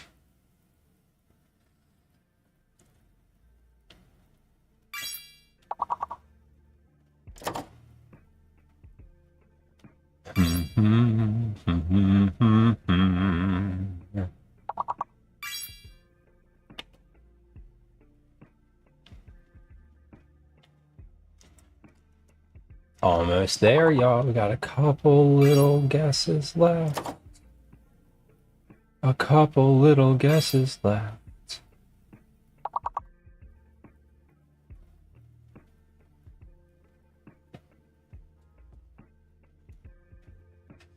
A couple little guesses left. Is this the last one? No. Okay, yes. Last guesses. Get them in. The blender doesn't have a margarita. Get them in.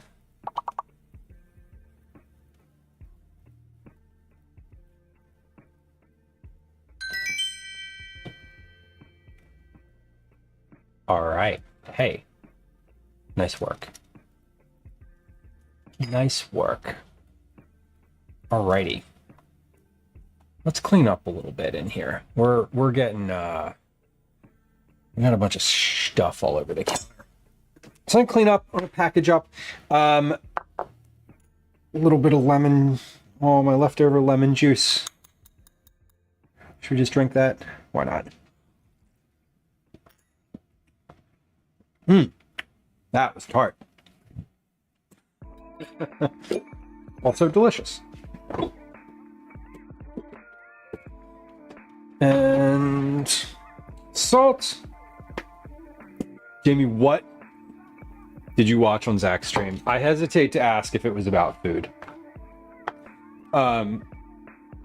Zach, meaning Zachary Michael, someone who I would encourage you to follow, and I'm going to do so. Here's some links where you can find Zach. Zach's channel's super funny. Since I'm not much of a chatter, I love watching his VOD. I love watching Zach's VODs because I don't need to chat, and I appreciate all y'all who hang out in Zach's stream and do chat. And I get to watch them later sometimes. Peanut butter turkey burgers and with flour. No. Oh, that sounds brutal. Just peanut butter in a burger.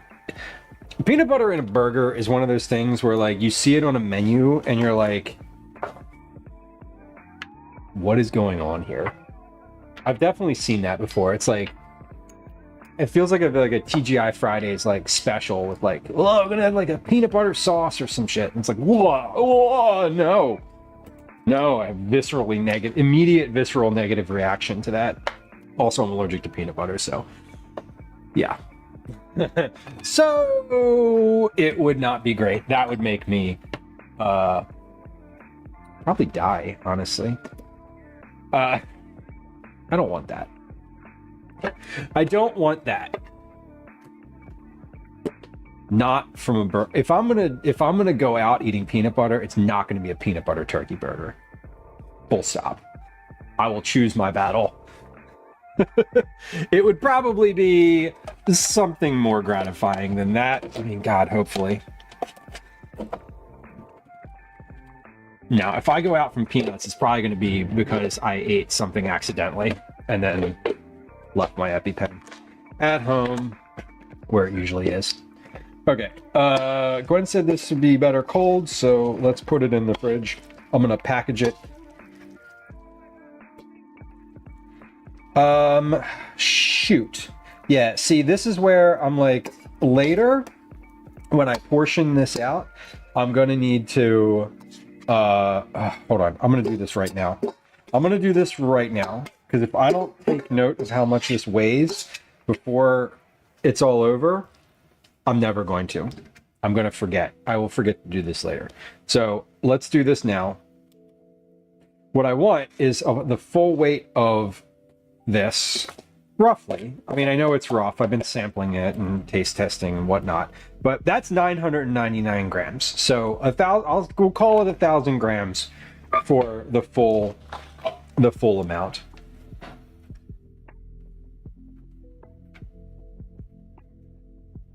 A 1,000 grams all in. Perfect. Darlene asks if I'm allergic to peanut butter. I'm allergic to peanuts in all forms, butter, solid, powder, all forms. Peanuts, almonds, Brazil nuts, hazelnuts. I'm allergic to macadamia nuts. I'm allergic to. I can eat and do love walnuts, cashews, pistachios, pecans. Yeah, walnuts, cashews, pistachios, pecans. Pretty sure that's it. I don't. If there's another nut that I can eat, it's not one that I eat regularly. Oh God, it was too loose to add breadcrumbs and eggs. And we ran out of breadcrumbs, so we added flour. No. Oh my God, Jamie. What a nightmare. This is disgusting. It's like I never want to yuck someone else's yum, right? I want to be like, oh, good for you for like cooking and getting into the kitchen and like trying things. But like, there comes a point. Right? All the cameraman was sniffing and snorting in the background. See, a lot of these things I feel like are just, they're made for content, right? Like these people who create the dump dinners in like the aluminum foil pan, and it's like the worst, like they don't even mix anything together. It's just like, it's 100% just for like and clicks and views. And I understand that. I'm like, cool, if that's what you want to do, but like, I can't imagine a scenario where I would just be like in my kitchen, like making, like using food in that way, sort of like, was like dumping it in and like I don't know, all of those things are just, they're like the worst example of cooking that I could possibly imagine. It sounds like a troll, but she was dead serious. Even somehow that's worse, I feel like. So it's like come to the light, please. You can do it. You can do it. Come to the light. You don't need this in your life. Gross. But you know, who am I to judge? If they're feeding their family and their family likes their food, go for it. Go for it. See, that would be an easy meal for me to politely decline. Oh, I'm sorry. I'm allergic to peanuts. I can't. I can't. I can't. I couldn't possibly. It looks so good. It looks so good. But it's, you know, the peanuts. Please, I can't. Oh, we made some without peanuts. Oh, but the salt. Too much sodium. Oh. Kitchen was highly contaminated. Terrible. I try to keep things as clean as possible, and that's not I try to work pretty clean, but that's not always possible either. I feel like I work pretty clean. I work cleaner on meals where I'm cooking for other people than I do like just cooking for the house. Just how it goes. Although I don't actually, do I? I don't know. Hard to tell. Speaking of cooking though, I wanted to do an IRL stream this week. But I don't think we're going to do that because it's going to be bugging 100 degrees tomorrow here in Philadelphia, and I'm not all about that life. So maybe we will. I don't know. I was thinking about it, but in light of not doing that, it's more likely that we're not going to stream IRL. We're going to be in the kitchen. I don't quite know what I'm doing tomorrow. I don't think we're going to be doing any baking because I feel like I don't want to have the oven on if I can help it. We may end up doing some knife sharpening. We may end up doing some organizing, and we may end up cooking a little bit, maybe a little bit, but we'll see. It's been insanely hot, Jamie says. It has been, it was over 100 here today, Fahrenheit. So I had the oven on to roast, I had the oven on to roast a chicken earlier, and that was it. That was it. That was all. That was it for today. Just some chicken. Okay, where are we going today?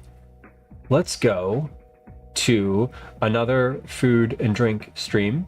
Does anybody have a specific preference? I have some folks lined up here.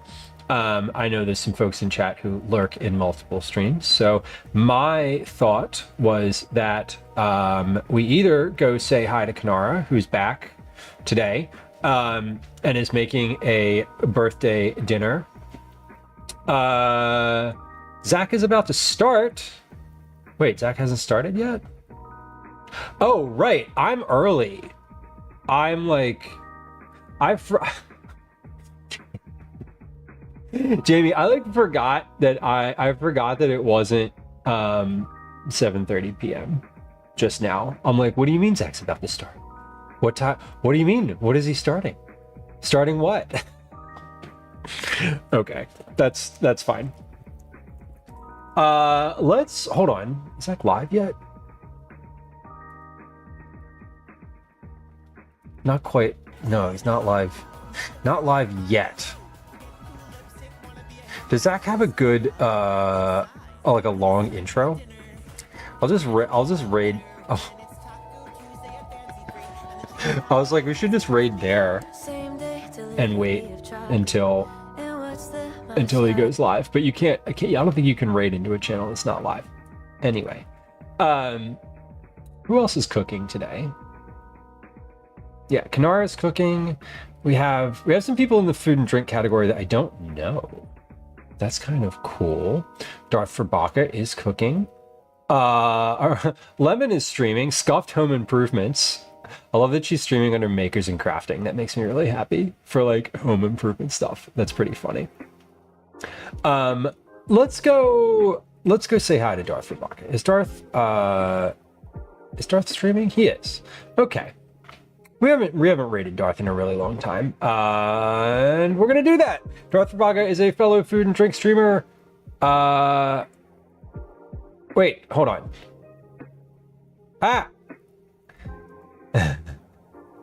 Okay. Darth is a fellow food and drink streamer. He is currently cooking breakfast for dinner. He's making sausages, and we're gonna go raid Darth.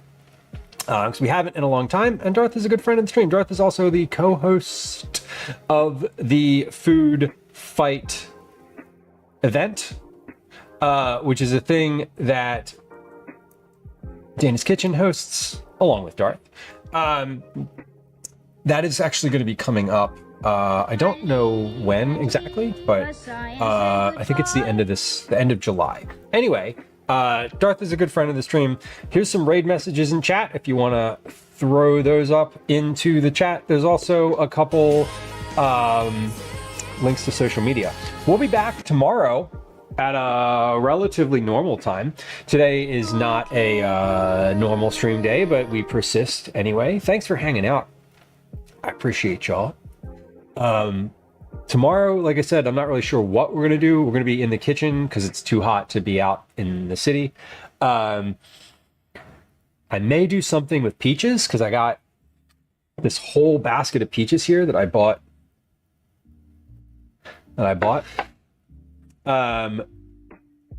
For no reason other than to eat them. So I don't know. Am I defending my title or sitting out? No, I am not defending. I prefer... I thought it would be better. I thought it would be nice to not do that. I might help judge or like do guest commentary on one or more of the days. So we'll see how it shakes out. But it's fun. We're gonna raid Darth Verbaka. Darth's a good dude. Go say hi, and I will see y'all tomorrow, 12:30. Sorry, noon, 11:30. I forget it's on the calendar. Bye.